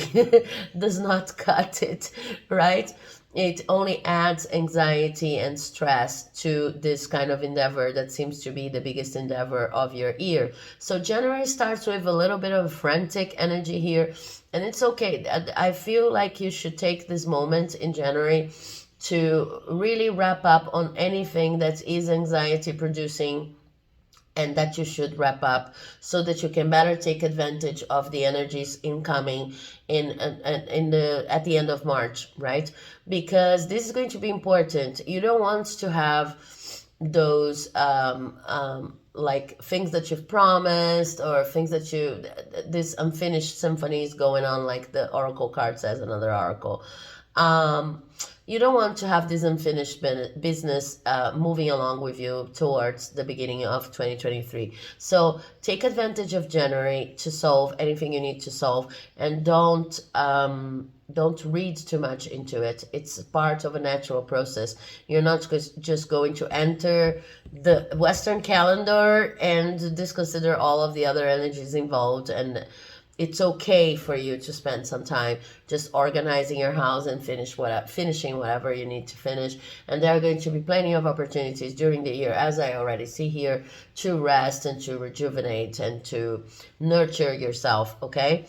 Also, something that you can start doing when it comes to self-knowledge is realizing while you're doing these things, if you have the energy to do so, how much energy goes into trying to bridge the gap between emotions and thoughts, okay? Because there seems to be a fight going on here that's really stressful between what you would really like to be doing and what you feel like you're obligated to do. So this is something that you can journal about. This is something that you can meditate about if you have the time. But the biggest focus in general is in January. It's let's wrap up 2022. Even if we're already for Western standards in 2023, let's wrap up nicely so that we don't have this impending business once the year the energy of 2023 actually arrives, so to speak, okay? Then in February, I see that things start changing, and this is probably going to be felt by you as something quite out of the blue, okay? With the Wheel of Fortune here, they start changing, and they start changing for the better. I feel like these cards are associated. The more you can do here to wrap up everything that you feel like unfinished, like it's impending business, etc., the more you're going to feel this change here as a positive change. But considering everything that we've been talking about, it's like a change that comes with the possibility for you to take more care of yourself, with the possibility of for you to have more free time. It's like the winds of change experimented as I feel free. I feel like I can take better care of myself. I feel like I can start implementing some things in my day-to-day reality that will nurture myself and my soul and my body, and I can start making some decisions that are going to be better for my health, okay? And this is going to bring spicy season. So Pisces season is also an important season for you to start planning for the arrival of Aries season, okay? This is February is going to bring Aquarius season and Pisces season, okay? Aquarius season starts in January, and then you're going to be in between Aquarius season and Pisces season. So it's an important time to, during Aquarius, listen to other people, and Pisces season, it's an important time to start planning for how could you have an everyday reality, a routine that really serves your balance, your emotional balance, your physical balance, etc. Thinking about everything that you've experienced and that you're still experiencing here in January, okay? So in March, when the astrological year really starts, we have the Five of Presents. And this Five of Presents is the Five of Pentacles, okay? With the Five of Pentacles here, I see that there's, this is kind of a nostalgic vibe, maybe, because with this change here and starting to think a little bit more about yourself, you will feel like maybe you lost something, in the sense of you will feel that you're doing less, and you know that this is important than the frantic motion that you're still feeling here and that you felt over the course of the past few years. But it may be hard for some of you to see this as a positive thing. So we go back to the whole introduction of your year. It's a moment to start getting acquainted with this new energy of tuning into yourself, learning more about yourself, and going a little bit slower and more yin than yang, because otherwise you can become a little bit resentful, okay? You can start not facing all of the blessings you have in your life, and understanding that it is a blessing to be able to go slower and think more about yourself. Um, um, and it is important for you to understand that going slower is what's allowing you to actually prepare for the next cycles in your life. Because when we come to April and then the year is like full blown and it starts, let's say, and we also have Taurus season, we have the Ace of Potions in reverse. Now this is the Ace of Cups, and the Ace of Cups, especially in reverse, always talks to me about a full blown, I'm going to take care of myself, need and period. Okay, so in April, I see you doing whatever it takes to take care of yourself, because now you actually have the time, and after this period of transition here and maybe some experiments, you know what you have to do, and you're doing it unashamedly, okay, unapologetically. So if you need to go on retreats, if you need to change your routine, if you need to introduce yoga in your life, if you need to work with crystals, if you need to journal more, if you need to, even if people are if you feel like people are putting some pressure on you to do more and more and more, you're going into this steady, not halt period, but you're slowing down and you're actually taking care of yourself. But at this point here, you already know what you need to do. You already know the practices that work for you, and you're implementing them. This is what I want to say, okay? And this is potions. So I need to mention that you're also rethinking your intake, the way you eat. I'm not talking diets here, because I don't even believe in diets, but maybe you're working with teas, maybe you're working different kinds of tea, maybe you're working with potions if you're into this kind of magic, not because you want to produce spells to change external reality, but because you're considering which kind of herbs are good for you, the impact they have on your body, and the ones that produce better results when it comes to bringing you a peaceful and attitude and energy to start your day or to wrap up your day, okay? Because when we come to May here, we have the moon. Yeah, and the moon, this is a beautiful moon card. This is one of my favorite scenes in the film. The moon is a card that talks about embracing your shadow, especially in this reading here. It's kind of like you're not fighting anymore with whatever you realized you have as a shadow. Okay, you're not fighting anymore, you're not scared anymore. This is who you are, this is your composition, this is the way you've been projected. I was reading something yesterday. It's an amazing book, by the way, that could be a part of your 2023, called The Body Is Not an Apology. And it was talking about how we talk about fat phobia, we talk about different kinds of discrimination, body related discrimination, racism, and LGBTQIA phobia, etc.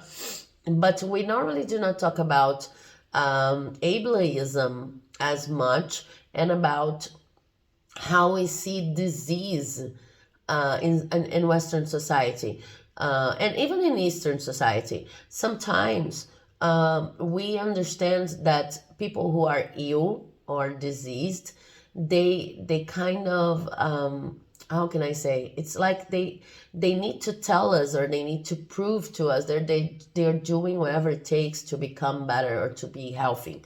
And in this book there was a sentence like, people do not need to be healthy in order to have value. I mean, every human being has a value, even if they are not healthy. And I don't know why I'm mentioning that, but I felt called to mention that because it's kind of, it applies to our shadow work too. Maybe you are someone who gets annoyed with X, Y, and Z. And this level of toxic positivity, and the way we understand disease, physical disease and mental disease in many aspects, and even calling some physical conditions and mental conditions a disease, is a very restrictive way, because we could also understand all of those things as part of what constitutes us. So we may as well call them shadows, because they are not as bright as some of the other characteristics of our beings, but understand that they are a part of what constitutes us, and learn how to deal with them. Okay, you get annoyed with X, Y, and Z. That was what I'm saying. But I can understand this annoyance as a beautiful manifestation of my being in the world, and then plan around it in a sense that, okay, this annoyance can lead to some positive and some negative decisions, and it's up to me to deal with it, but I can also honor it. This is what I see happening in May with this moon card here. You understand your shadow, but it's not about trying to crush and there's a word for that, trying to tame your shadow. It's not about trying to diminish your shadow. It's not about trying to institutionalize your shadow or even label your shadow. It's about understanding and seeing and honoring and knowing and describing the unique characteristics of your shadow and celebrating it too. Why not, right? So this is because you went through this process of, okay, I'm wrapping up on the year, and then I feel like I have more time, and then, okay, I'm a little bit, maybe a little bit resentful because I'm not doing as much, but I feel this need of taking better care of myself. So I start taking better care of myself. I know what I need to do in order to really understand and fend for myself and nurture my body and my soul and balance my emotions, instead of balancing everything around me and being of service to everybody. Up to the point that when May comes, I'm in love with myself. Even the bits and pieces that I thought were supposed to be crushed or annihilated, in fact, they are a beautiful part of myself, and I just need to know how to deal with them. And I feel like you're in love with your shadow at this point, and this is not a negative thing, okay? Precisely because you're in love with them, now you know how you can deal with them better. And when it comes to June, to the very middle of this of the year, right? What I see is that we have the 10 of Presents, okay? And the 10 of Presents talks about this amazing, wonderful energy of feeling like you're really fulfilled, okay? This fulfillment energy, emotional energy, and like a free pass to indulge. This is how I'm seeing this Queen of Potions here, okay, in reverse. The reversal is important here because it's saying, yes, you get a free pass to indulge in whatever you feel like you need to indulge in the month of June. So I see you going on trips, if that's your thing. I see you spending a little bit more, if that's your thing. But nothing you do in terms of indulgence is going to become addictive, or it's going to become I feel like because of the energy I felt up to 2022, I feel like you were the kind of person that would indulge. It's not really indulge. Indulge is not the verb. You would have lots of, oh my God, yeah. You would have lots of coping mechanisms, but these coping mechanisms were there just to try to help you go through the motions of what you felt was an obligation or necessary in your life. So if you smoke, you're not smoking because you honor the spirit of tobacco, or you're not smoking because you feel it's delicious. You're not, and I'm not saying smoking is good for your health. I should know, but you're not smoking. It doesn't matter if you're addicted or not. You're not smoking because it's a pleasure. You're smoking because you feel like this is the only way of coping with the service, with the balancing act, with the many things you need to do. And now here, you're getting a free pass. You're giving yourself, better saying, a free pass to do whatever you want to do and to experiment with pleasures because they are pleasurable. So you're resignifying a lot of things. I'm not saying you should smoke even, but I'm just saying that you're resignifying your relationship with a lot of things that up to 2022 were being used as even gatekeepers, right? It reminds me a lot. I'm gonna talk about diets again, even if I don't like them, because we were talking about potions and intake and the need to rethink intake.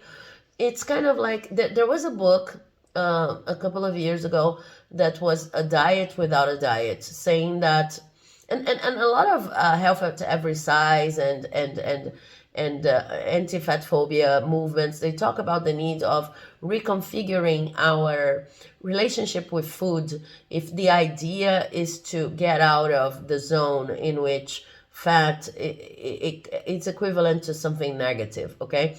So this whole indulging thing reminds me of how, for example, some people, and I had to do this myself, have to refigure their whole relationship with food because cooking is not negative in itself, but it becomes just a coping mechanism to the point in which you cannot even feel the flavor. You cannot even feel pleasure while eating the cookie, because it doesn't matter if it's one cookie, two cookies, three cookies.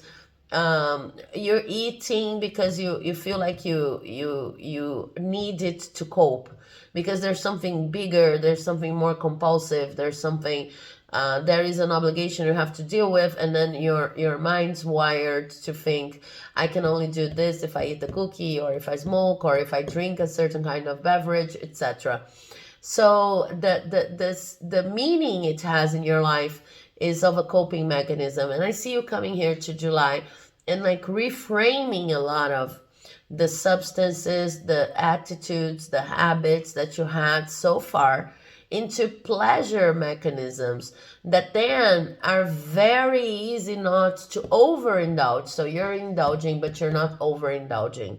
This is what I mean, okay? So this is what we have for the first semester. Let's see what the second semester would bring. Let's shuffle for the second semester of 2023. So far, we have a journey of self-knowledge. And as I said in the intro, for you guys, it doesn't feel at all like your journey in 2023 is about external activities, at least not to the point of what we would consider. I mean, you are working, of course, if you work, you're studying if you're studying, but this is a very self-immersed year, and this is a very important positive process, no matter what people say.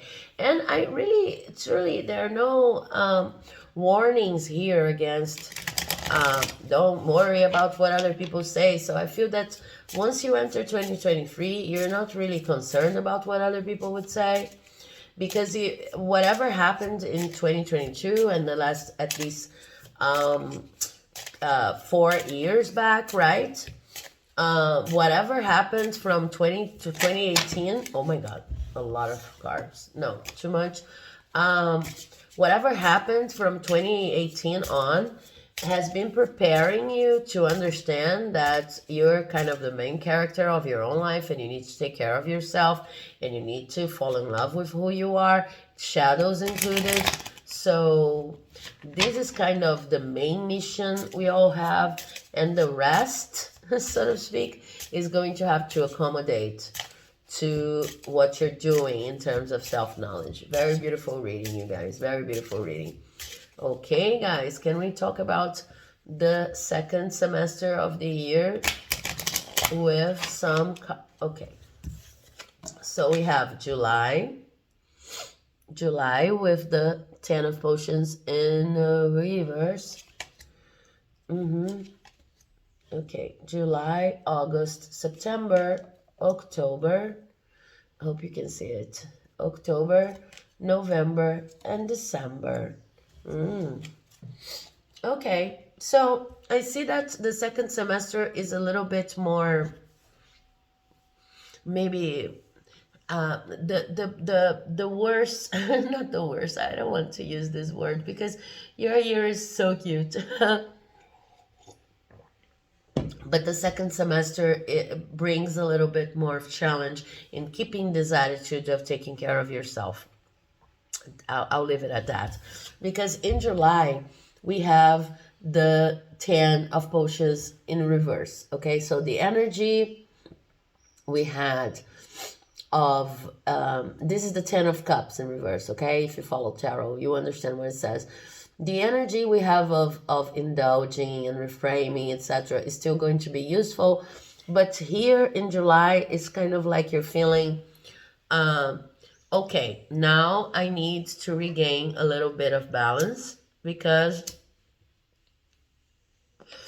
I need to kind of construct a routine that works for me and works in the advancement of my self-knowledge, of my self-understanding and my peace, without the need for indulging. I need to kind of, better saying, I need to balance when I'm going to indulge, when I'm not going to indulge, and I need to have a frame of work. How am I going to wake up every morning? How am I going to go to bed? It's the end of the experimental phase. Now you have enough information to know how your day should work for you, okay?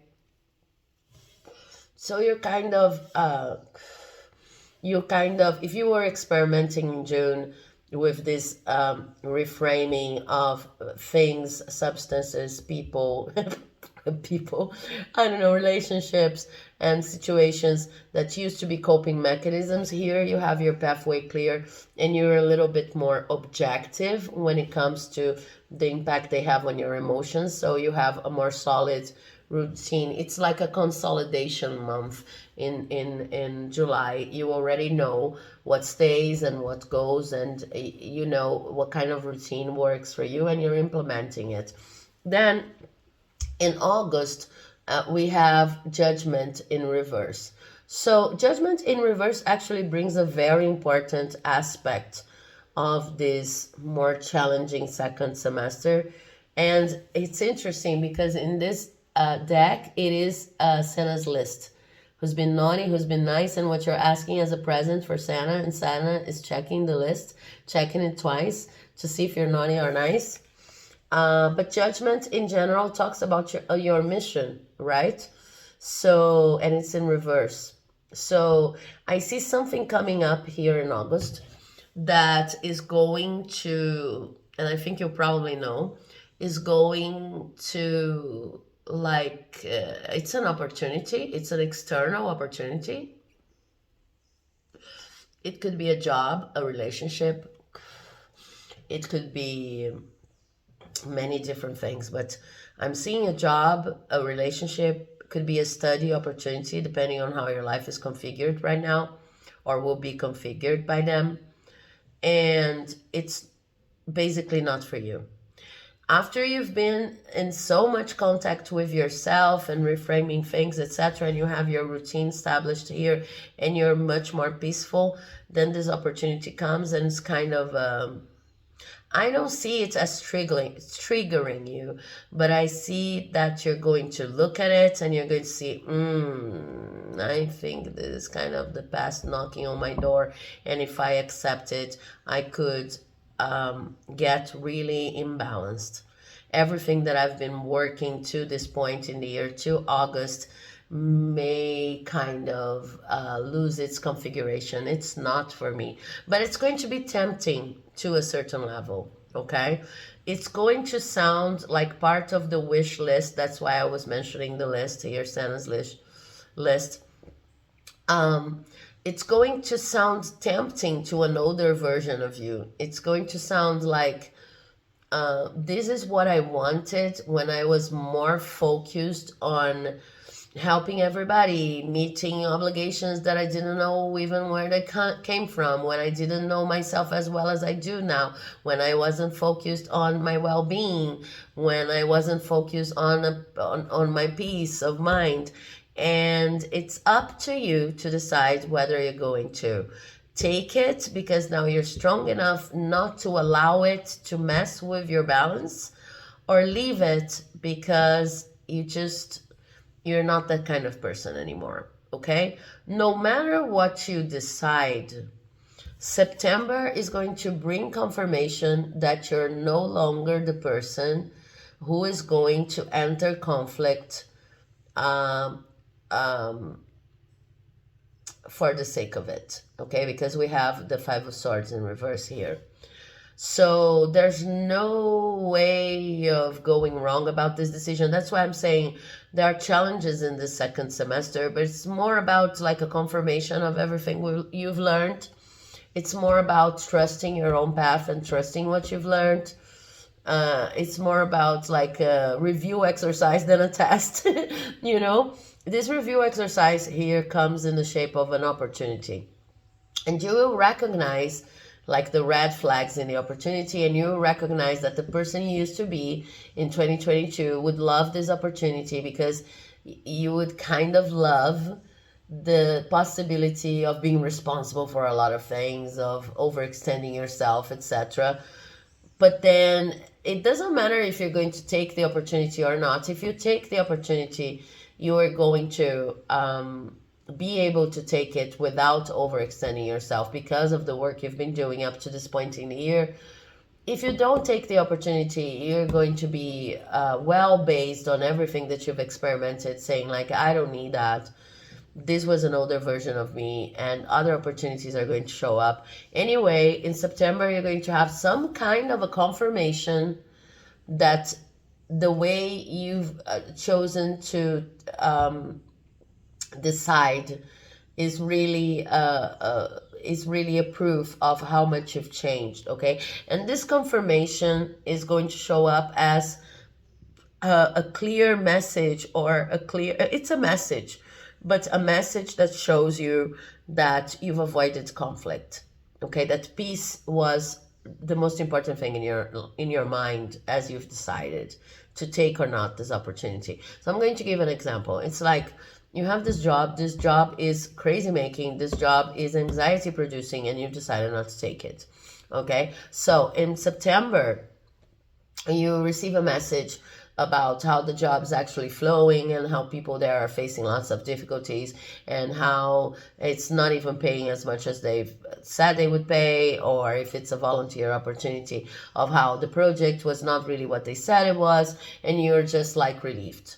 If you take the opportunity, it's like you see all the problems, but you're not engaging, and you're doing your part, and the part that you do makes you feel really good, and you're keeping your routine and everything that you do to keep yourself balanced. And then in September the job finishes, or you decide to leave it, but you receive a message that someone says, "Oh, it's so beautiful the way you take advantage of everything that's good in the job, but you don't get involved in a conflict." So you receive some kind of praise for your participation in the job, and the way you don't indulge in conflict. It's the better word. And it's interesting because in September we have the entrance of Libra season, and Libra season is a feedback season. So you're going to receive some kind of feedback that kind of shows you that your decision here was based on your peace of mind, and this is a huge development for you. It's a confirmation that you're on the right journey.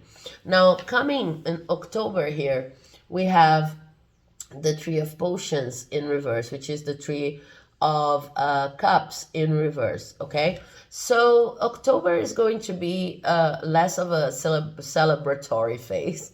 let's see let's say it's kind of like you're seeing that some people in your life, maybe due to this decision here, it doesn't matter if you've decided to take the opportunity or not, you're seeing that some people in your life are not necessarily your cup of tea in this new phase. Maybe some of them will go. What happens when we change our energy up to this point is that some people simply disappear. They may be more vocal on their reasons to do so, or they may simply disappear. It really depends on our energy. In your case, I see that some people may disappear, and your main mission here is just to understand that when people are not in tune with us anymore, it's maybe best for them to really go. Okay, this is going to be positive. I see people going away from your life, and this as a positive energy. In November we have the Lovers.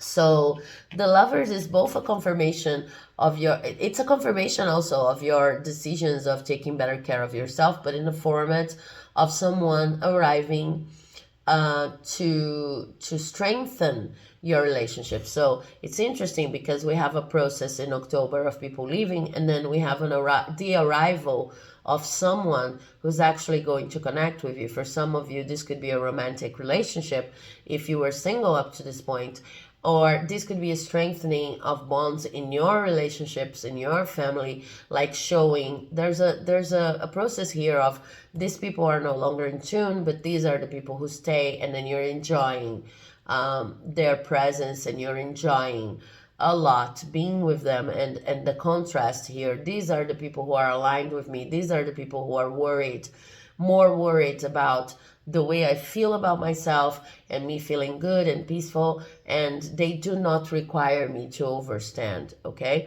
and in December I see you starting again a reflective phase, which is very in tune with Capricorn, starting at the end of the year, in which you once again, now you've realized that you don't have to be doing all the time. So there's this Ace of Wands in reverse. Instead of planning 2024 for what you can do, what else you can do, and it's really beautiful, this journey.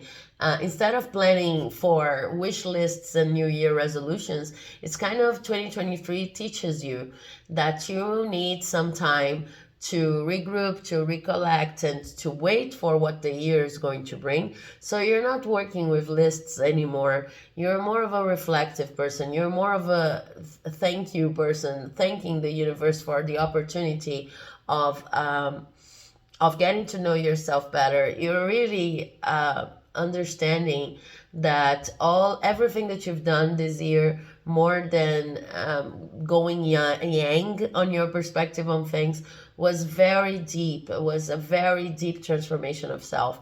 So you're not into planning lots of projects. You're more into thanking for the opportunity, thanking for the people who entered your life, thanking for the people who left your life, and whatever they taught you during the time they were with you, thanking for avoiding conflicts. You're much more meditative and you're much more in tune with whatever brings you peace, which shifts your perspective on what a year should be and on plans for 2024.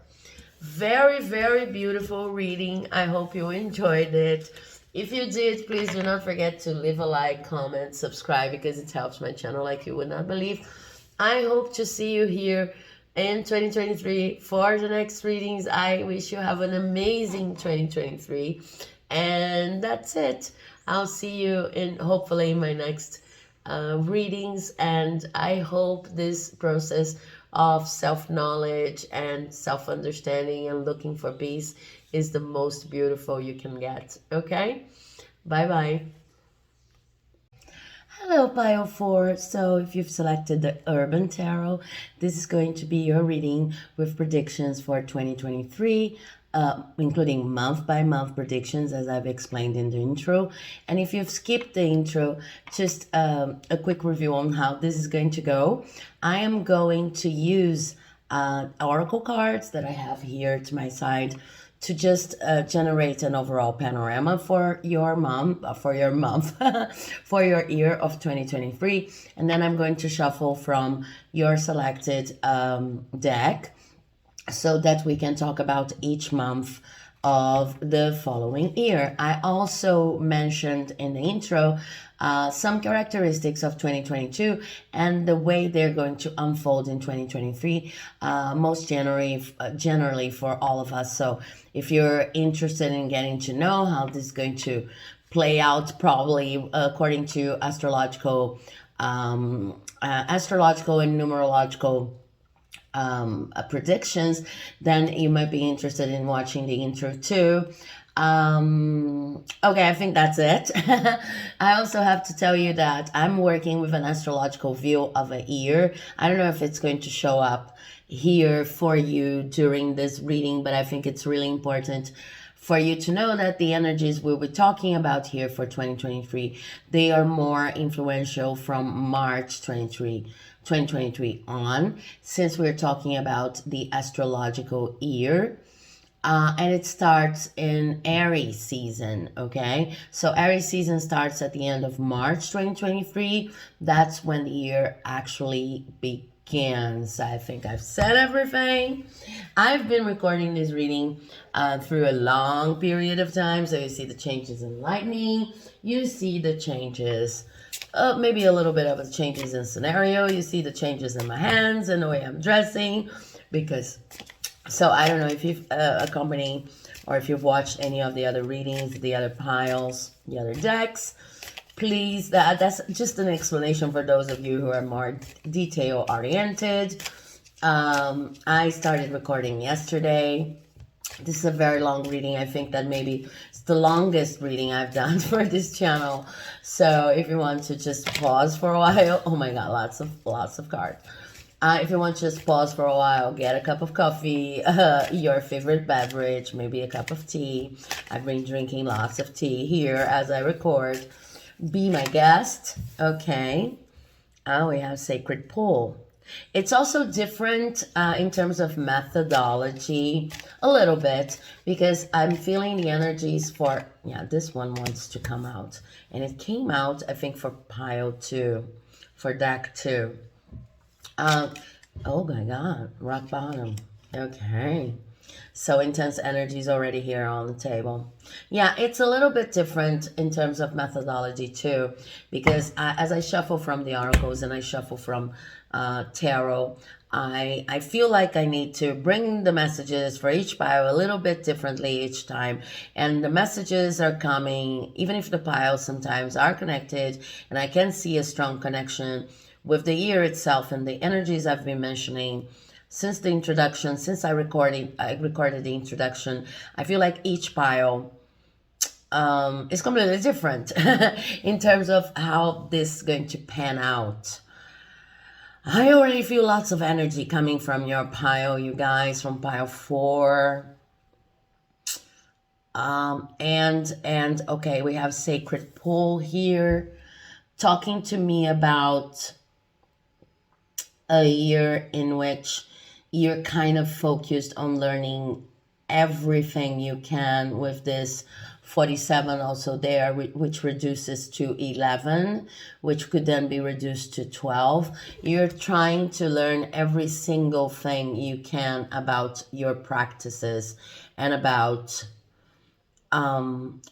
you're trying to hone your skills. This is what I'm seeing here, okay? Because then we have the education card with 8, and then this is kind of it's interesting because I'm seeing that as kind of a poetic justice.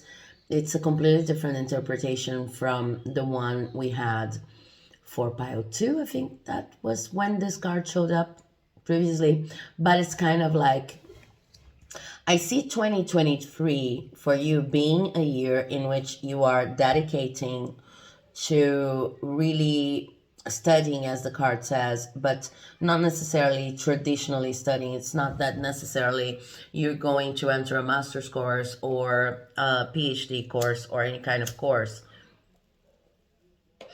You don't have to be academic about that, of course, that's for sure. But of course, you could also decide to.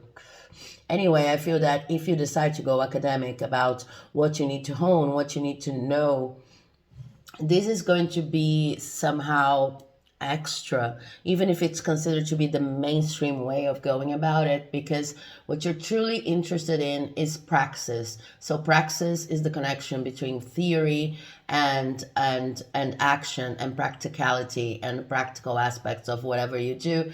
And I see you here with this sacred pool. It's kind of like you're interested in diving deep into whatever makes your core office, your core occupation, your core profession what it is, okay? It's an intense forging of your professional self, not in the sense of of the professional life, like in the mundane sense, but in the sense of becoming almost a missionary within your career or within the way you understand collaborating with other people and being of service to other people. It's like going deep and getting very, very serious about whatever you do in the world, about your place in this world. And 2023 tends to be all about that. Education then is corresponding to this need, to this thrive, to this engine that starts turning inside of you in throughout this year.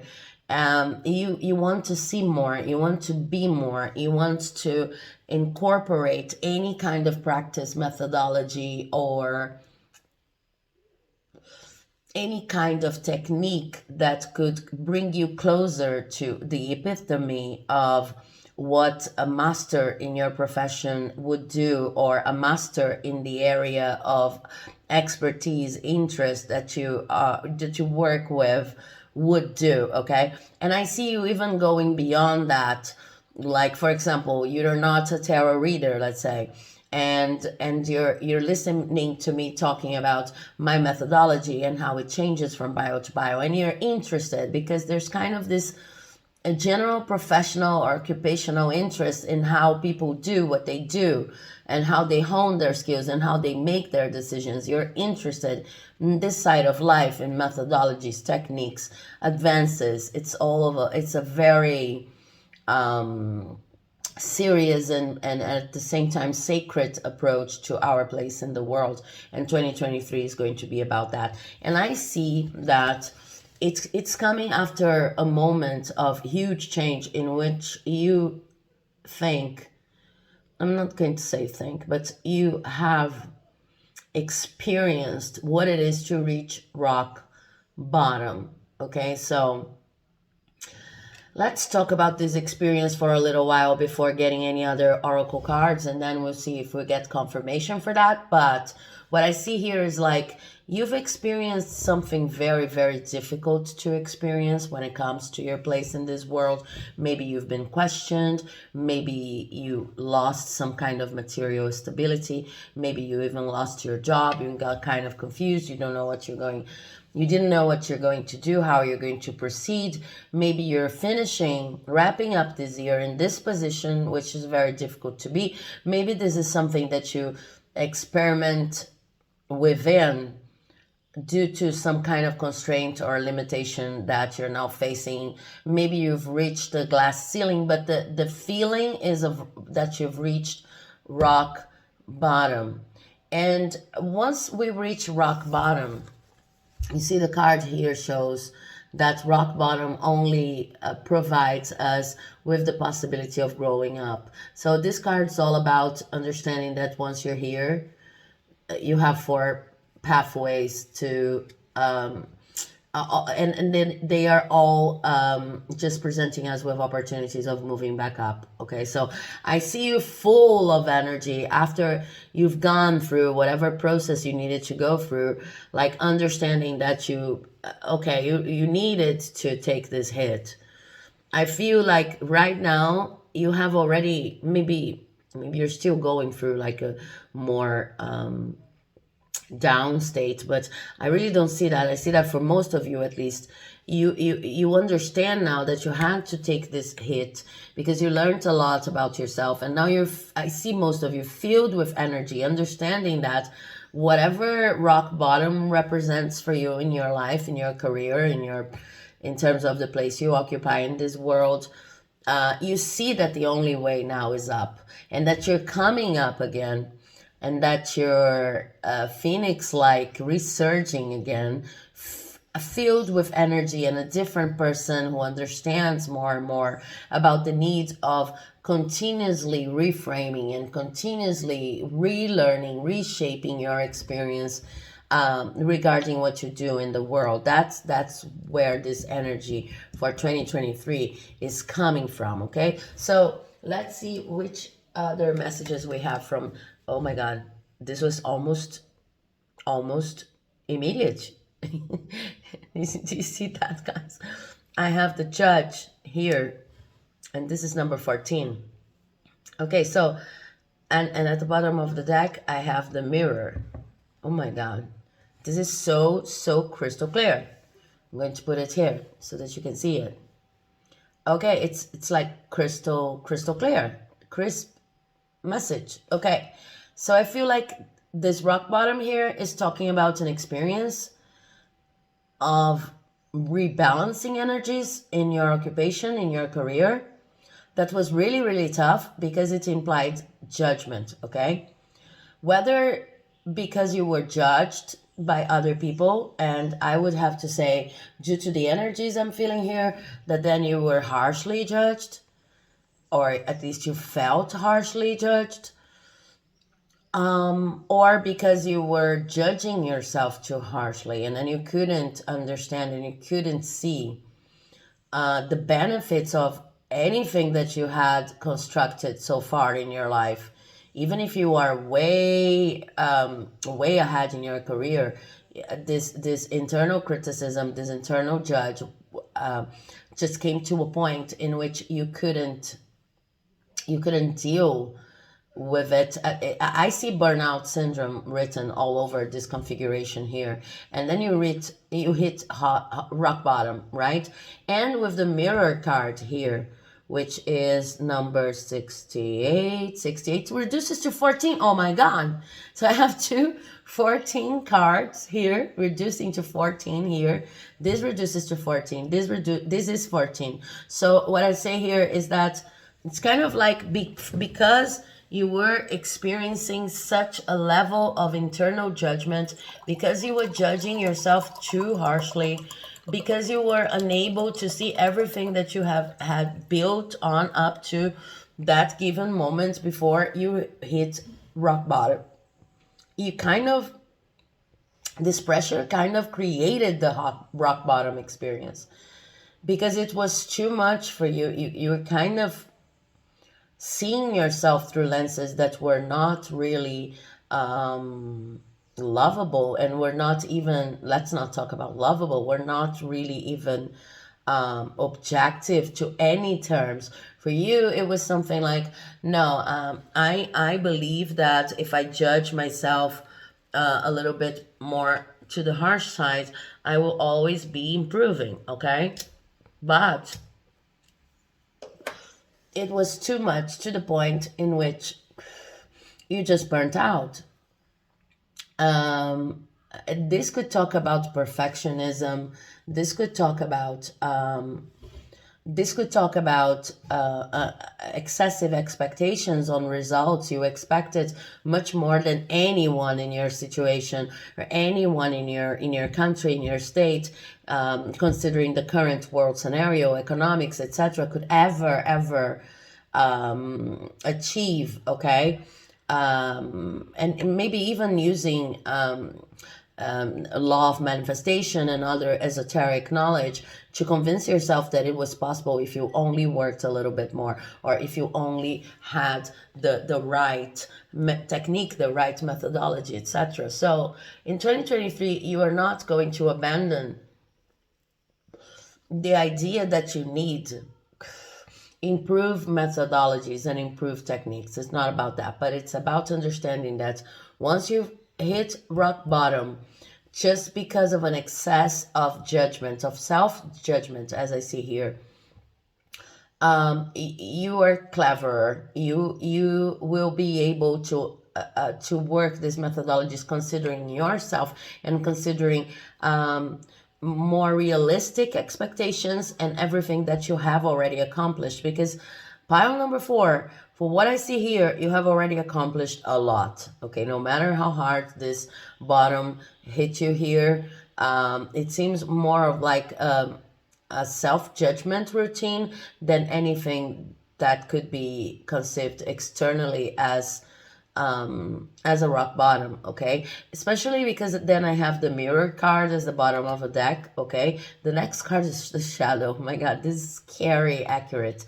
The mirror card then reduces to 14, so it's kind of like you don't see how judgmental you are of yourself and of your work, and because of that, every experience around you is mirroring the judgment you have inside for yourself or towards yourself. So it's kind of like you probably experienced throughout 2022 and maybe through your whole life, a lot of people attitudes coming at you, with attitudes coming at you, and situations in general that mirrored this self-judgment. And now you realized, because you were really burnt out, maybe you still are, but you're getting out of this zone. You're finally seeing, okay, I can't stay here forever and I need to climb back up. But now you climb back up, realizing that this judgment's coming from you, and these mirroring energies are going to follow you. You don't want them to follow you into 2023 anymore.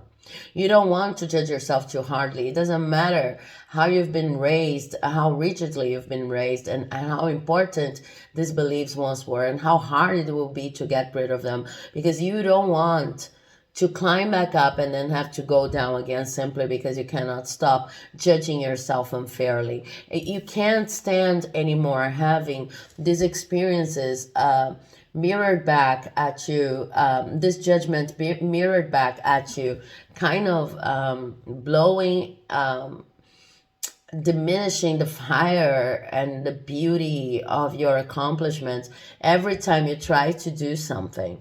You know that the origin is self-judgment. You've learned that. So 2023 is going to be about kind of seeing who you are, seeing your potential for what it is, and understanding that the technique, the method, the routine that works for you, the way you do things is actually pretty amazing, and the adjustments you need to make are related to the way you judge yourself, not the way necessarily you judge other people. Oh my god, we have innocence.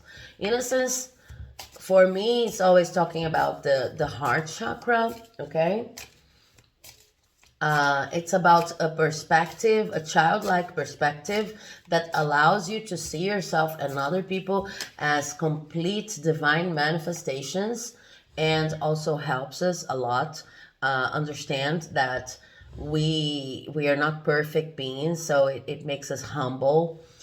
Sanctuary, finding your sanctuary, finding your peace and abundance. Okay, because yeah, if you judge yourself so harshly, and you have such high expectations that you can't even understand sometimes where to find sanctuary and where your abundance really is. You're always looking for more, more, more, more. Not necessarily because you are overly ambitious, and there's nothing wrong with ambition if you know how to deal with it, but it's a mechanism of self-judgment. So it really brings a lot of suffering to the point in which you're going to hit rock bottom, normally represented in some sort of burnout syndrome. Okay, so what I see here is that in 2023 you're going to recover a part of your innocence.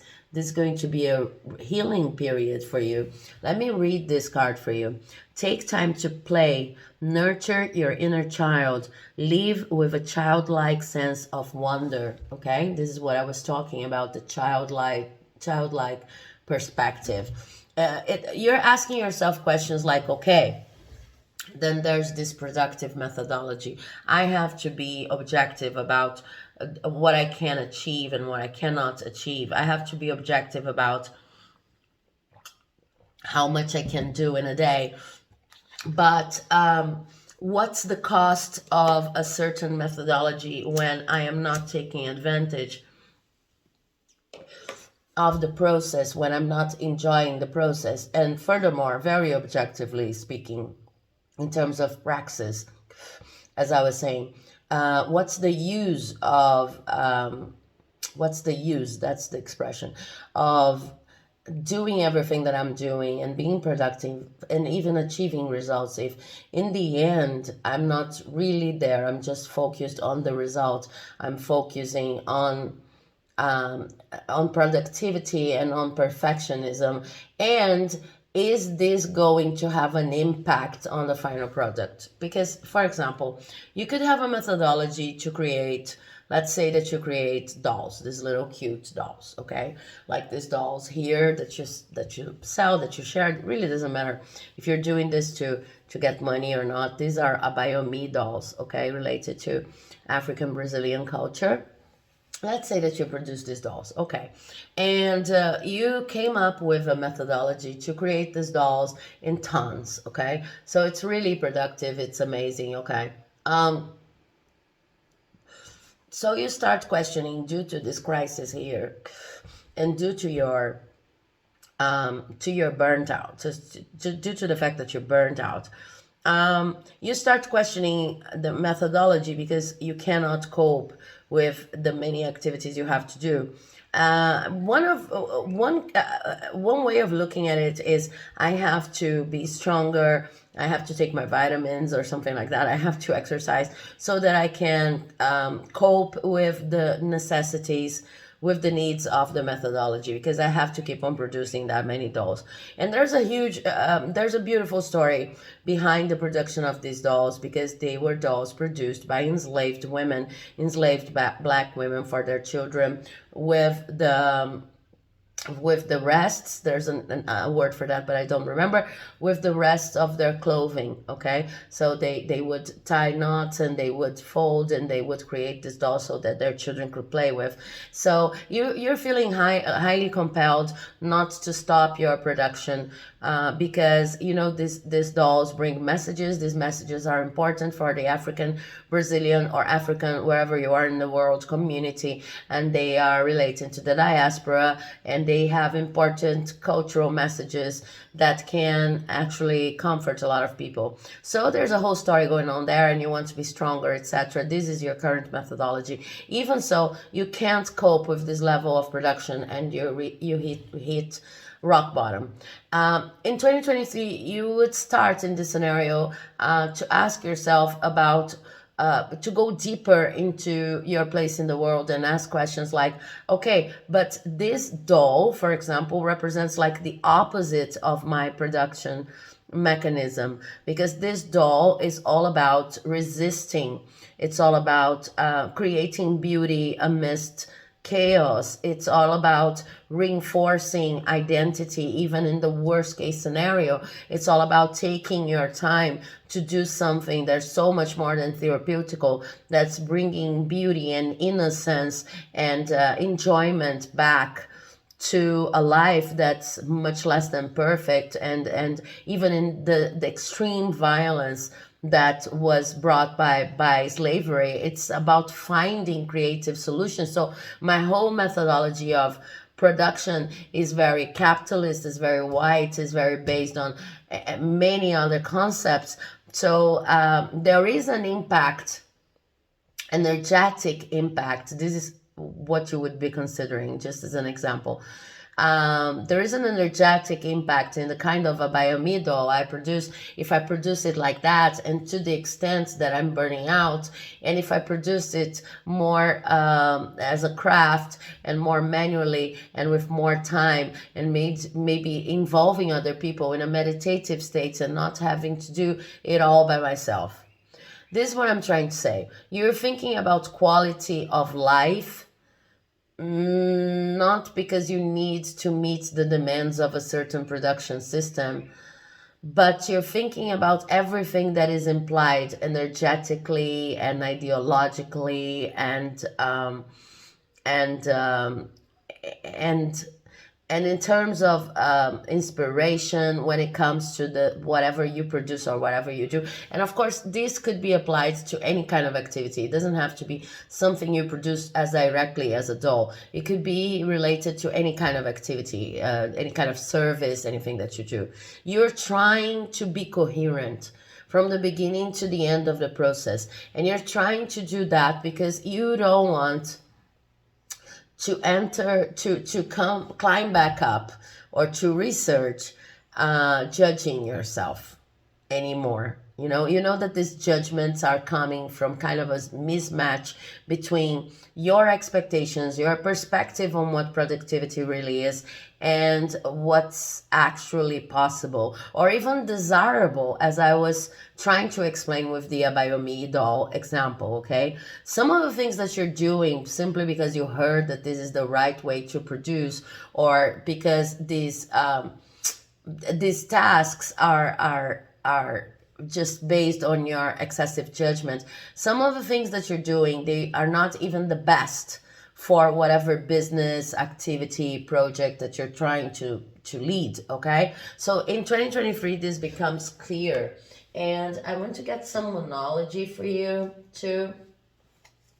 Let's see what the monology cards are going to tell you. Sometimes the monology cards brings us some kind of a time frame too. We'll still have tarot cards for a month by month panorama, but let's see what the monology cards can add to this first overall look. It's also interesting because for piles number 1 and 2, I didn't leave the oracle cards on the table, like, but I think that for you somehow it's important for you to see the whole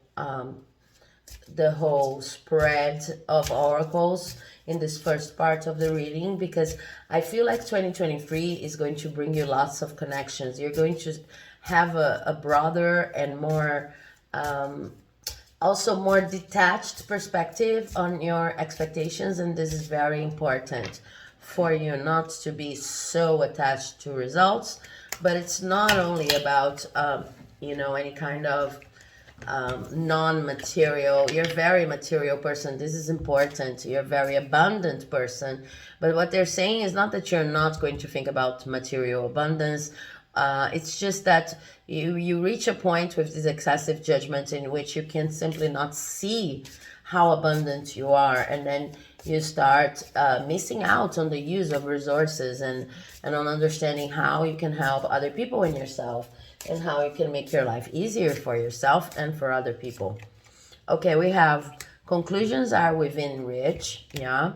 We have your commitment is being tested, and we have nothing will come out of this situation. Okay. So I see that in 2023, we don't have,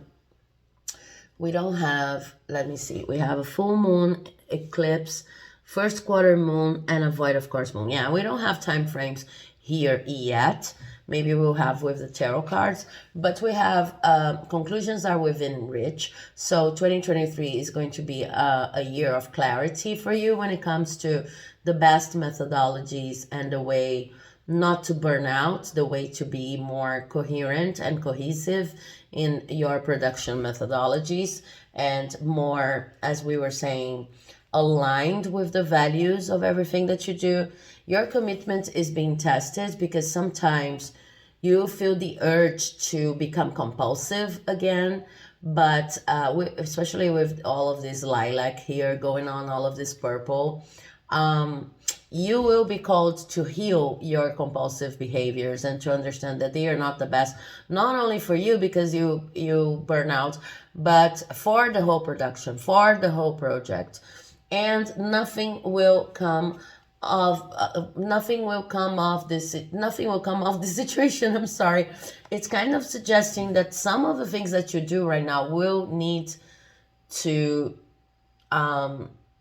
be abandoned. Okay, so there are some situations in your life that are really maybe so out of sync that you will need to let go of them. Okay,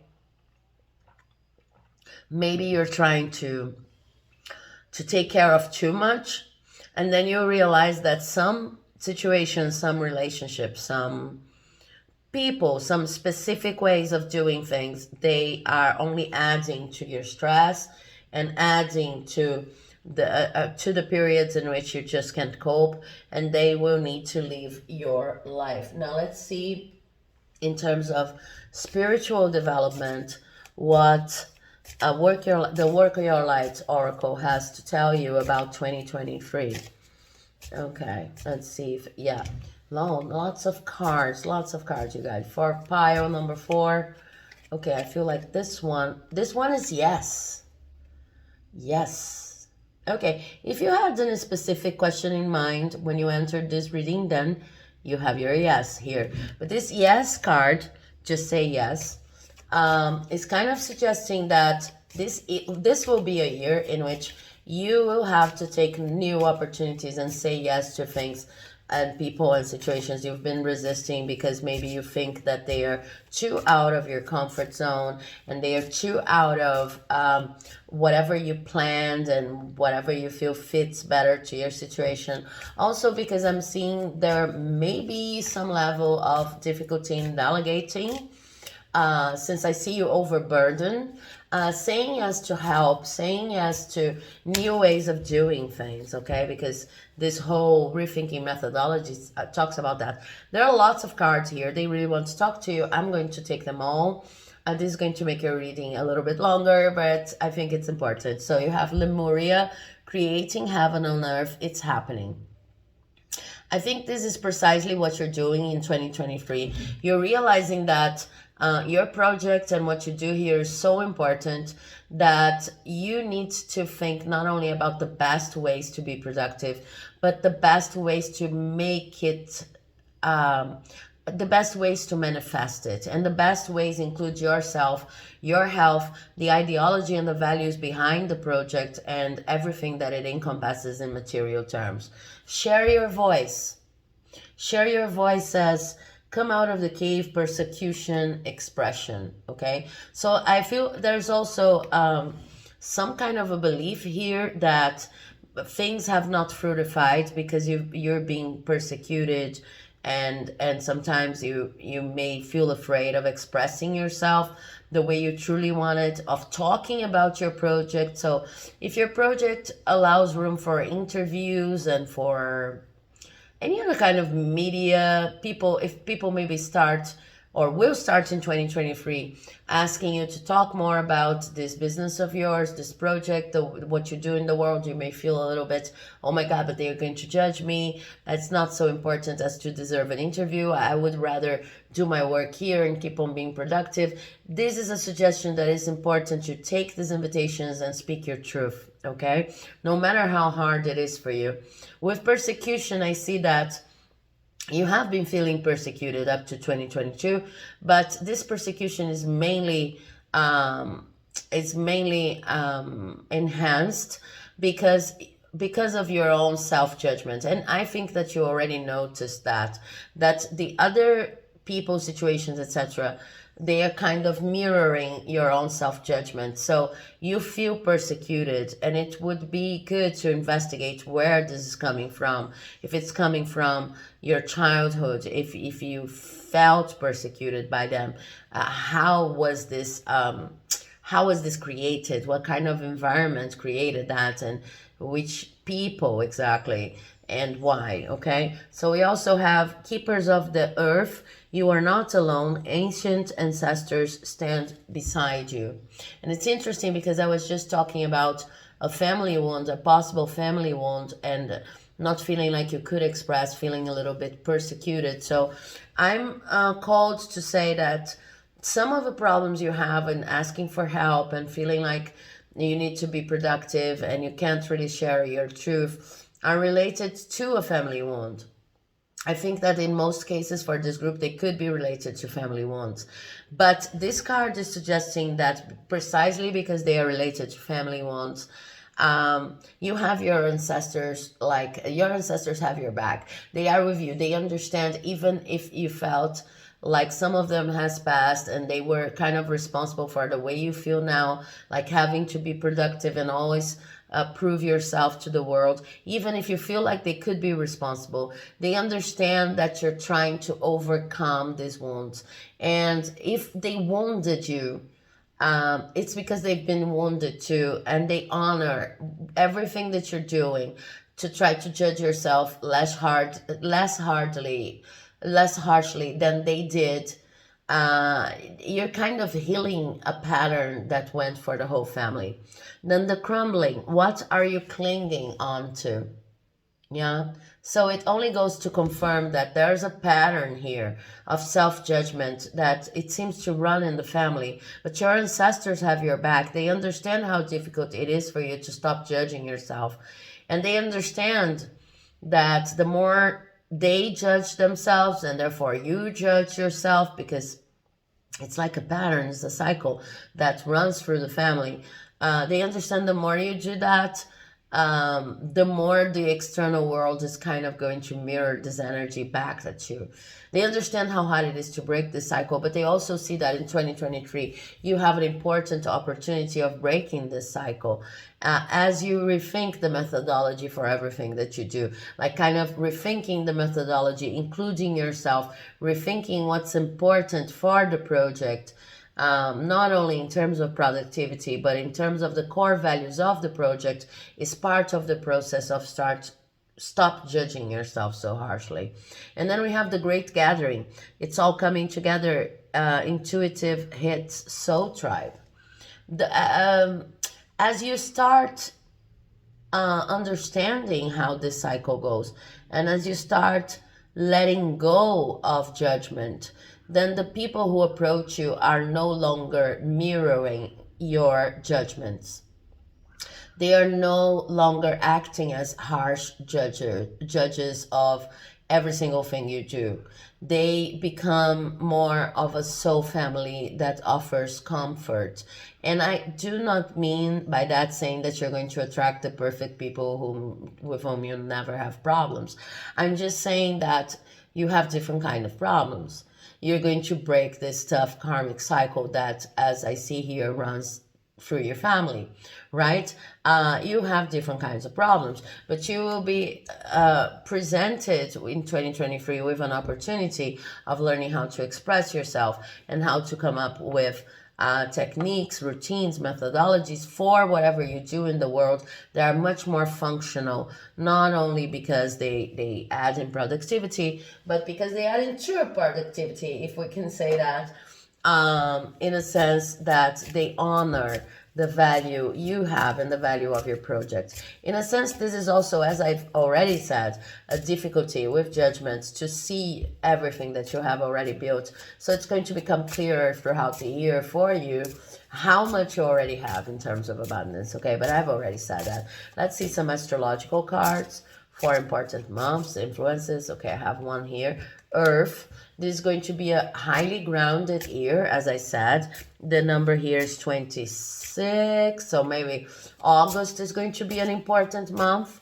August is the beginning of Virgo. This is an earth sign, so maybe you are Virgos. Maybe Virgo is going to be an important season next year for you. Virgo is also the season in which we see the first results of anything we're trying to manifest during the course of a year. And right after that, I have Libra and the number 7, okay? So maybe you see the first results in Virgo, and in Libra, you start seeing that things get a little bit more of a movement in terms of the situations that you're trying to change, the changes that you're trying to implement, better saying, in terms of how you go about your project, okay? Let's check that with the month-by-month predictions in a minute. But Libra also talks about the importance of the aesthetics of your project. Not all that glitters is gold. It's an important message here too. Balance is important, but the aesthetics of your project needs to match, of everything that you do really, needs to match the energies that you're trying to convey. Something like that. The way you convey your messages is as important as the content. The way you create your products is as important as the content.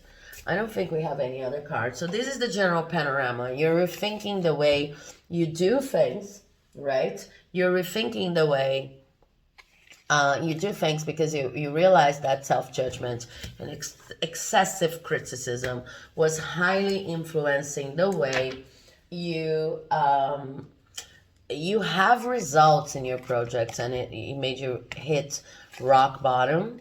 You were asking for too much, basically, of yourself and not seeing everything that you had already. And this seems to be like an ancestor pattern. Now let's see your month-by-month reading, okay? With the tarot cards, with the tarot deck that you've selected, with the Urban Tarot. And it's interesting because from all of the decks, I mean all of the piles in this reading, you're the one that's talking about something more practical, about the need to hone skills up to the point in which everything that you do in the world, the services you pay, the products that you create, I think that for most of you, you create some kind of product. It's talking about the need, oh my God, I love when that happens, to really find coherence between the way you do things and the way you and productivity, right? It's not only about quantity, it's also about quality. But when I talk about quality, when it comes to product creation and the workplace, sometimes people think about the quality of the product itself, but it's also about the values implied by the products. It's so very, this message for 2023 is so very related to practical, to the practical side of life. And you've selected oh my God, yeah. Okay, so this is coming together. So this is going to be 1 month. Okay. Okay, sorry, I had just like a piece of wood here. Okay. So you've selected a deck that is very in tune with the message you're getting. This is what I'm trying to say. So these cards here are going to represent your first semester, one for each month, with the exception of April, in which they wanted to have 2 cards. And April is kind of the beginning of the astrological year. It's the transition between Aries season and Taurus season. So it's interesting that we have two cards for this important time in the year. Let's go one by one. So for January, we have the Ace of Wands in reverse, as you can see, okay? So I feel like in January, you're not starting anything new, okay? Or maybe you feel a little bit unprepared to start whatever you mean to start. It goes with everything that we were discussing here, because just sipping on some water here, because we're not really into 2023 yet in astrological terms. So January is a continuation, a reflexive continuation of 2022 in astrological terms. It's Capricorn season and then Aquarius season, so we're still reflecting on everything that happened in 2022 and receiving feedback on that too. I feel like maybe for some of you, there's going to be an anxiety because according to the Western calendar, we should be starting to go about our wish lists and to go about our, how do we say that? I was mentioning this for another group. It's kind of a similar energy. We want we have this resolution list. See, that's it. We want to start our resolution phase, implementing our resolutions, but it's kind of like you won't be able to do that in January. Because in January, you are going to rest.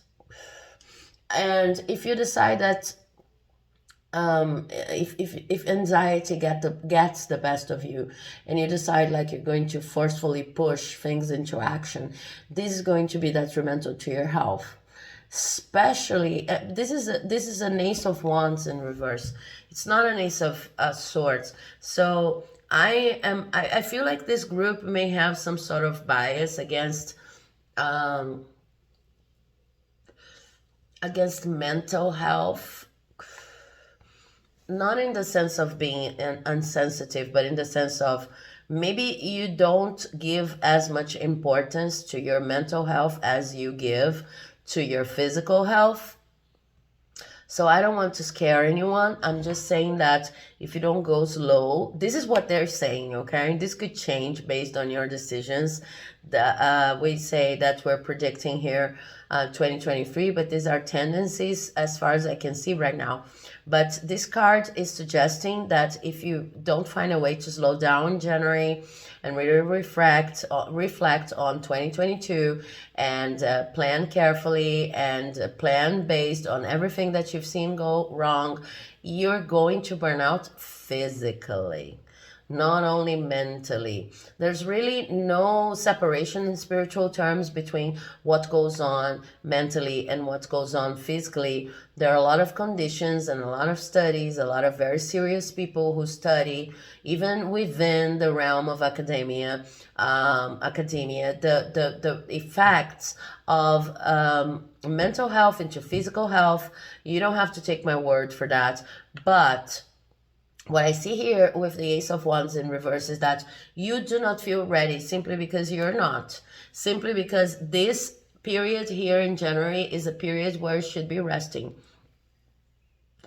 Try not to associate it with any kind of flaw or laziness or you name it. Try to associate it with a necessary period of preparation for what's coming next in the year, because it will be really necessary. And if you try to push yourself too hard in January, then you're probably going to burn out again. This is what they're saying, and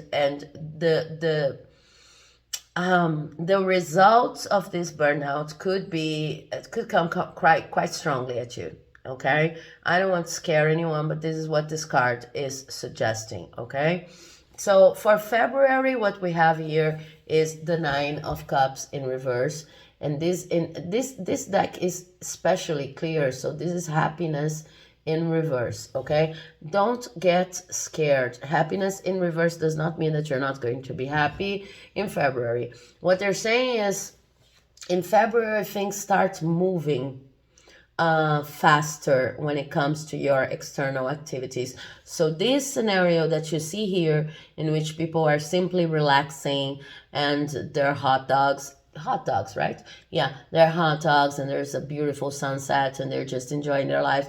This is reversed, right? So it's a little bit harder in February for you to simply enjoy life. I understand that as due to, you know, your whatever you have to do in the external world. That's why it's even more important for you to take your time in January, take the advantage of January.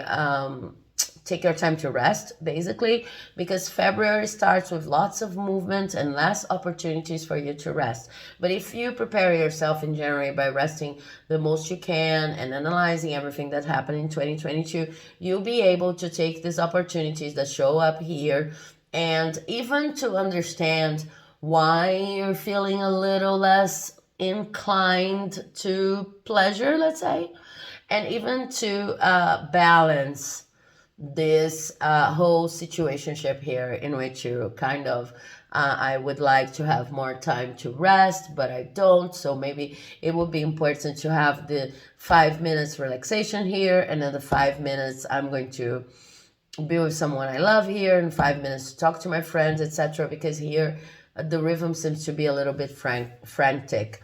And then in March, we officially at the end of March start the new year, right? The new astrological year. We leave Pisces and we enter Aries season. And the image I have here is the therapist with the Queen of Cups. So this is a really beautiful process, because you rested here, and here starts in February, things start getting a little bit of movement. It's kind of strange to you, because you're like, you feel the push.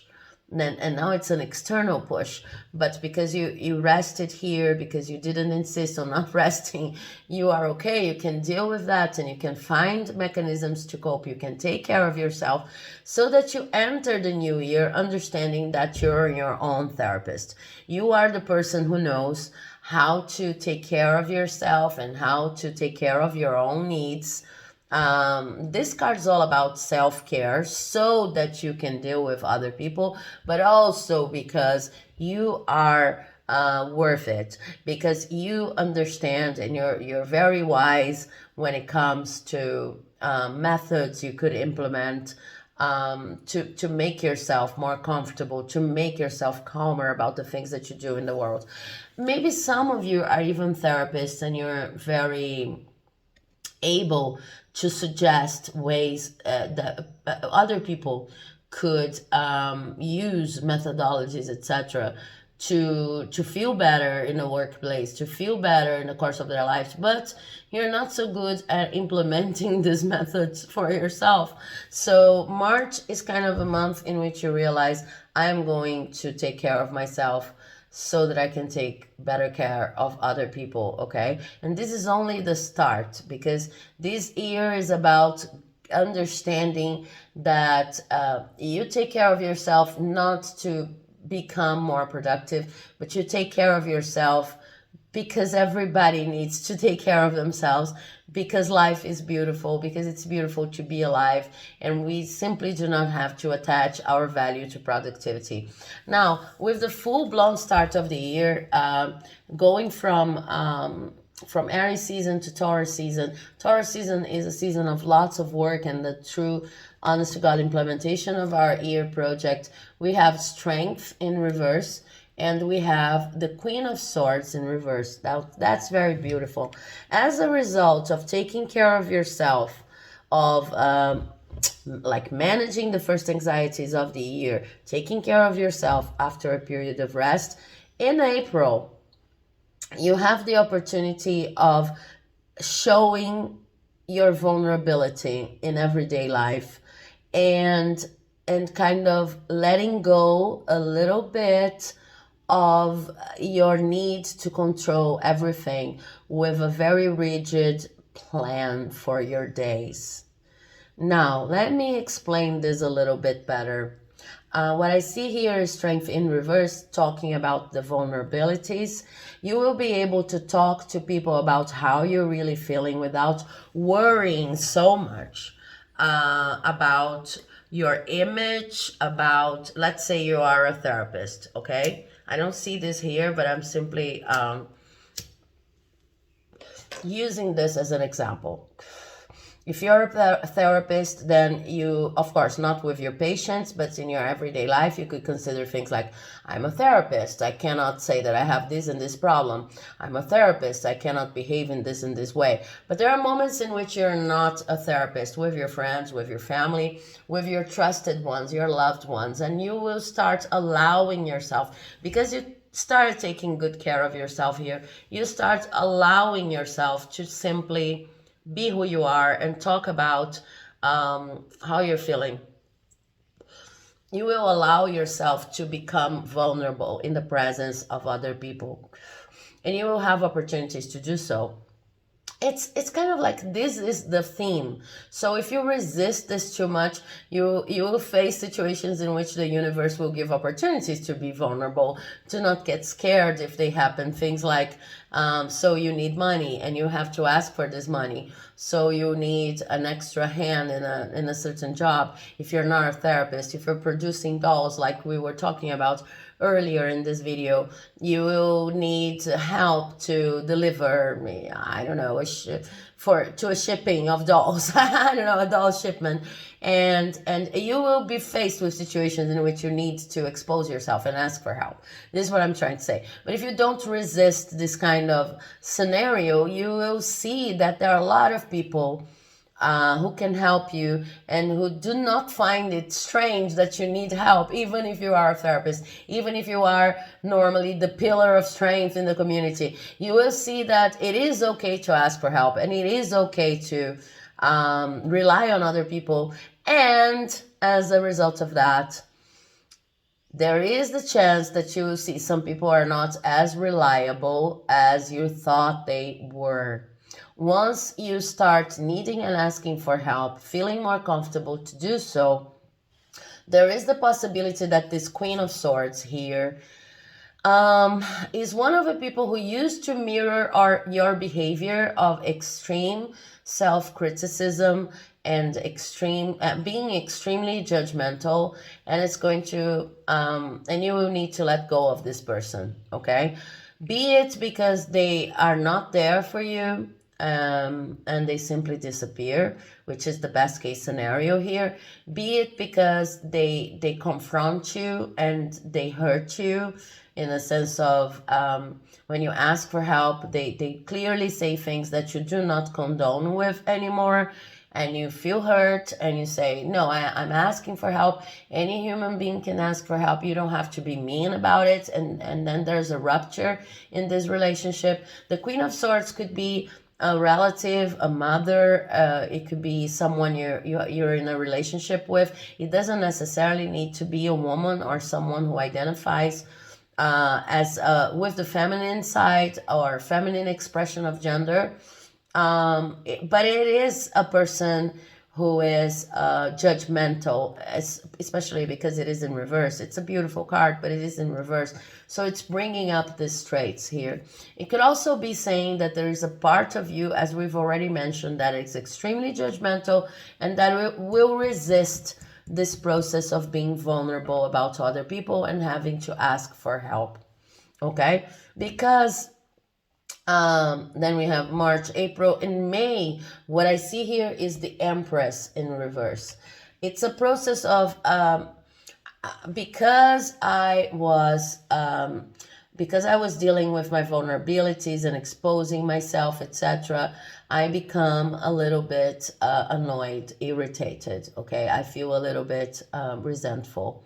The objective of this presence here in this month is to let you know that you have everything it takes to build a world, a methodology for your products, for your services, for your place in the world. That's all encompassing in terms that it fits your mental health, it fits your material stability, but it can trigger you because you're used to just this go, go, go, go, go, and the universe is kind of preventing you from simply moving from burnout to burnout because that's your comfort zone, okay?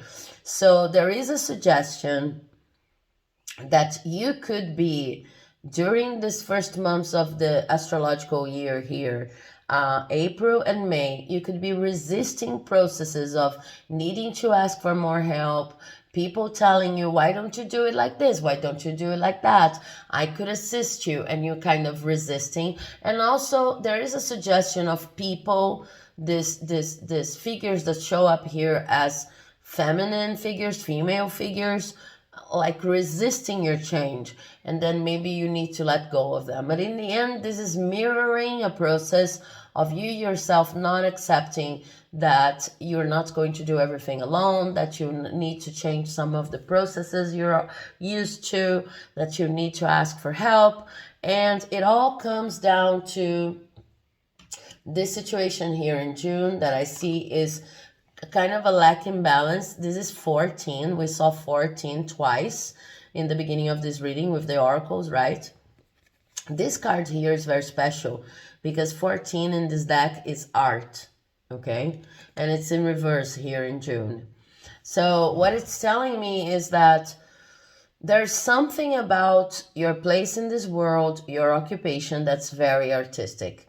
And it really doesn't matter if you're a horse breeder, if you're a baker, but there's something that you truly know, intuitively speaking, that's very artistic.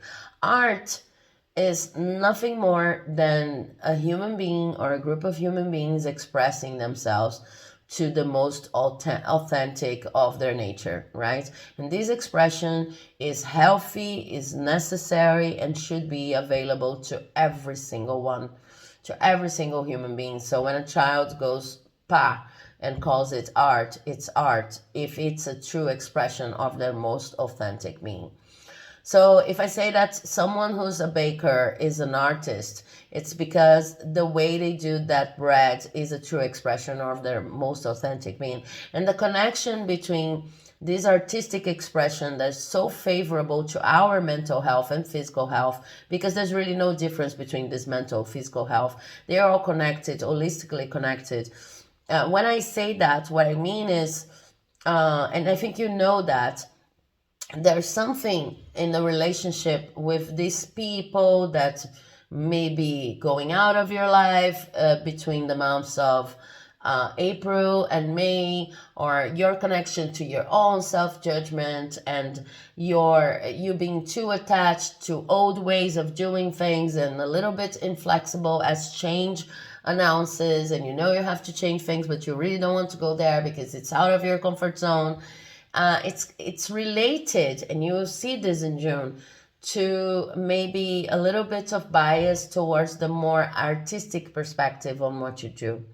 Okay, like we were talking about with the example of the Abayomi dolls, they were an art expression coming from a very difficult cycle period in our history. That is crossed by the history of extreme violence, as we understand slavery, right? So this is true, honest to God, authentic expression of creativity. And there's some part of your artistic expression when you do whatever you do in the world that you simply can't, you find it difficult to voice, you find it difficult to express. You kind of see the productive, the objective side of it, but there's something that's been blocked for a long time, and here in June you see it clearly and you start trying to express it. I'm going to I'm talking in general terms because there are a lot of people watching, but I see that for each of you this is going to have a very practical impact on whatever you do. It's exactly like the Abayomi example. It's understanding, for example, that maybe once you use a machine to do the books that you do, you are missing the opportunity of do them by hand, and you're taking out an artistic dimension that is important. And there's a way that you could even earn more money if you did them by hand, right? If you sold them or things like that. But you're simply resisting because it seems too out there, and it's actually going to make you really vulnerable because it's something that you did with your hands, and it's going to slow the process of production, and you won't be able to, that's the point, you won't be able to associate your value with quantity anymore, which is kind of a safe place to be, even if it hurts you, even if it's compulsive. Because once you do your projects with your hands, once you dedicate so much time, there could be a fear of rejection, right? When people receive this project, say, oh my God, this is, this looks like a draft. It doesn't look ready. And then it's your opportunity to say, okay, if you don't like it, just simply don't take it. Because I am okay and I'm happy about what I produced, and I'm happy that whatever I've produced is in touch with my heart, and it is my true artistic expression. But what I'm trying to say is, even if it seems too abstract, the process I see here is going to have very practical impacts on the way you do things in the world, okay? No matter what your occupation is. Now let's take a look at the second semester with the tarot deck that you've selected. Let's see how it goes. And this is how you go hone your skills, There's something very artistic about what you do, but it's been hard to face it because there is a serious level of judgment going on in your life, and it's mirrored by some personalities around you, and it creates a whole cycle of oppression. There was a card of oppression here in reverse, but 2023 is lifting those veils, and you're seeing clearer and clearer. No, I have to be honest about what my product, my service, my place in the world really is. It doesn't matter if it's going to seem far-fetched, if it's going to seem like a child's thing. It's even better if it seems like a child's thing, because it's going to be innocent, it's going to be honest, it's going to be artistic, it's going to be in tune with who I really am, and it's going to bring me pleasure and abundance even before I sell it, if it's something you sell, Okay, so let's see the second semester here, how it's going to go. Okay, so for July, we have a feeling like the worst of it is over. You see, we have ruin, which is the Ten of Swords, and it's in reverse. Now, it's very dramatic in this deck. It's ruin, and ruin in reverse suggests that after you confronted the people who needed to go out of your life, after you realized that you needed to be more artistic about your endeavors, and you had the courage to confront that in July, it's kind of like, oh my God, I've changed so much about the way I do things. I feel happier. I feel like a weight has been lifted off my shoulders, and I still have money, and I'm still breathing, and things are going better and are getting better and better. I feel like you have some results here, or at least some kind of verbal confirmation, a message maybe. This is swords, right? So you start having some confirmation that the worst of the cycle of change, transformation proposed by this year is over, and that you were correct when you course corrected the way you did things in your job, in your occupation, whatever it was. And then for August, we have valor in reverse. Okay, valor here is the Seven of Wands, so it's kind of having to defend your positioning, and it's in reverse. So in August, it's kind of like you realize that you don't have to be defensive about whatever you implemented in the first semester of the year anymore. It also suggests that people start actually telling you that whatever you've done, and I think this is the kind of result you wanted, and this is the kind of result you get as we enter Virgo season in August. Sorry, as we leave Virgo season and enter Leo season. Yeah. Oh my God, now I'm so confused. No, this is Leo season entering. Yeah, this is Leo season. We enter Leo season here. It's related to this whole you don't have to be defensive anymore. What I'm seeing is there will be people that are going to start helping you like spontaneously, because we were talking about you. I think it was March, April. Yeah, you on April having to accept help, having to put yourself out there in a vulnerable position, not feeling comfortable at all in doing this, but then you understand that this is the way to go. You understand that you need help and collaboration. You understand that this is what you have to do. This is the best for the project. This is even good for the project. It's not only because you can't cope, it's because it's what's right for the project. And then here you first have a confirmation in July that your ideas are good, because people tell you that, because people send you messages, because nothing's ruined, because you still have money, because there's kind of a response of the market or of your community. And here in August, people start kind of getting close by offering you help without you having to ask, because you set in motion this energy in the beginning of the year in April. Okay, so we are starting to see results here, and these results are making you more confident about your selection, your alterations, whatever you change in the project. However, in September, I see some sort of partnership breaking up.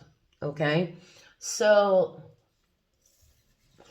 in this deck, we're talking about change. When we talk about the Two of Pentacles, but this is a partnership card. We see in the representation and the image here, there's no way we wouldn't talk about partnerships here, especially with your introduction. But you see, these are two people doing something together, and it's in reverse, and it's change in reverse. So what I feel here is that it's different from those people I saw leaving your life in the beginning of the year, of the astrological year, in April and May. The difference here being in September, that this is more of a result of the changes you've implemented. There is someone that seems to be a partner, could be a romantic partner, but it's probably a work partner that, and it seems like a friendly rupture with this vibe going on here. It could be more or less conflictive, and of course it generates some kind of a loss, but it also generates some kind of grieving period. But it's this person reaching out and saying, okay, the way you're doing things right now, I respect you, I honor it, it's okay, but it's not for me. So there's some kind of rupture here in partnerships. And I specifically see for some of you, maybe for most of you, one of a long-term partner saying, I can't keep up doing things if this is the new you, if this is the new company, if this is the new project, if this is how we're going to go about things right now. I see things in a different way. I see it as a very respectful process, and I see that you will understand, but it doesn't mean that you won't face the normal feelings regarding this kind of situation. You feel like, oh my God, I don't see you feeling like I'm betrayed. They betrayed me. I feel like you will be able to understand where they're coming from, but it's still difficult. It's still difficult to see that this person won't be able to follow suit, right? And then in October, what we have is the Hermit in reverse. So it's kind of a confirmation again. It's kind of like you change, and then you change in the first semester, and here you have verbal confirmations that you were right, and mental confirmations, mind confirmations that everything is okay, you're not ruined, and then more people aggregating, and then but there is a partnership, a long time partnership that says I can't keep on if this is your new methodology. But then again, you have a confirmation that you won't be alone. Your social life is increasing. There are other people that are joining to help. You are not at all abandoned. It's if you're facing the grief for the loss of this partnership, you are not kind of judging them. You know where they're coming from, and everything is fructifying. So that in November you get to this period here, which is the period of, simply putting, Nine of Pentacles, fortitude. Okay, and fortitude is talking about clearly seeing that you have it all, clearly understanding your abundance. Everything is connected. You have everything it takes to go on with your mission. Everything is in its right place. You feel like you're blessed. You feel like you met the people you needed to meet. You made the adjustments you needed to make. You're very happy about your project. Because at the end of the year, we have wealth in reverse. And also, this is not a scary card, not in this context at all. It's just like, I feel that in this process, at the end of the year, once you start again the period of reflecting about everything that went through in 2023, you're going to realize that money was never the issue, that the issues ran deeper and were based on self-criticism and self-judgment, and you're out of the zone. After you were able to be more vulnerable, ask for more help, and you saw the people who were not in alignment with your project leave your life, as you've taken the steps that took all of the year, took time to align your project to its values, to its core, to its truth. You see that people simply go and approach according to their energies. You understand this energetic process, and then you realize that it was never about money, that you were always safe. That, okay, I am going to take one extra card because I just don't want you to feel like I'm interpreting this card in a nice way. I'm sugarcoating any kind of truth. So I'm going to get one extra card for December as a confirmation of the way I'm reading this message here, but I really don't see you ending the year. Okay, I already have the card. Yeah, you see, this is defeat in reverse. You see, defeat in reverse. Okay, so there's not much more that I could get out of this deck as a confirmation. Okay, it's kind of like all of your feelings of being defeated because you don't have that much money, because you don't achieve that result, because you're not good enough, because you didn't make enough of an effort. This is going to subside to the end of the year. You're going to reach the end of 2023 understanding that it's much more about being coherent, speaking your truth, showing your vulnerability, finding the right partners, aligning the truth of your purpose, of whatever you're doing in the world with the methodologies used, no matter who you think you're going to ostracize. Because in fact, you're not ostracizing anyone. You're simply being loyal to these people by saying who you truly are and what the project truly is and how you truly express in the world. And people have the right to come and go if they are not okay, if they have the right. And it doesn't even mean that they're wrong. It just means that they shouldn't be there in the first place in the kind of project that you envision. Everything's well. So it's the opposite of defeat. You start to understand that when it comes to the material world, your energy and the energy of the project counts as much as money itself, as the material resources themselves. They are an important part, but you need to consider their energy and what works best for the energy and what's in tune with the energy as much as the results. So it becomes much more than a quantitative thing. Okay, so I hope you enjoyed this reading. It was a very beautiful reading. almost a coming of age reading, but to a different level. If you liked it, please do not forget to leave a like, comment, subscribe, because it helps my channel like you would not believe. And I hope to see you in future readings here. And I wish you a very Merry Christmas, New Year, a wonderful 2023.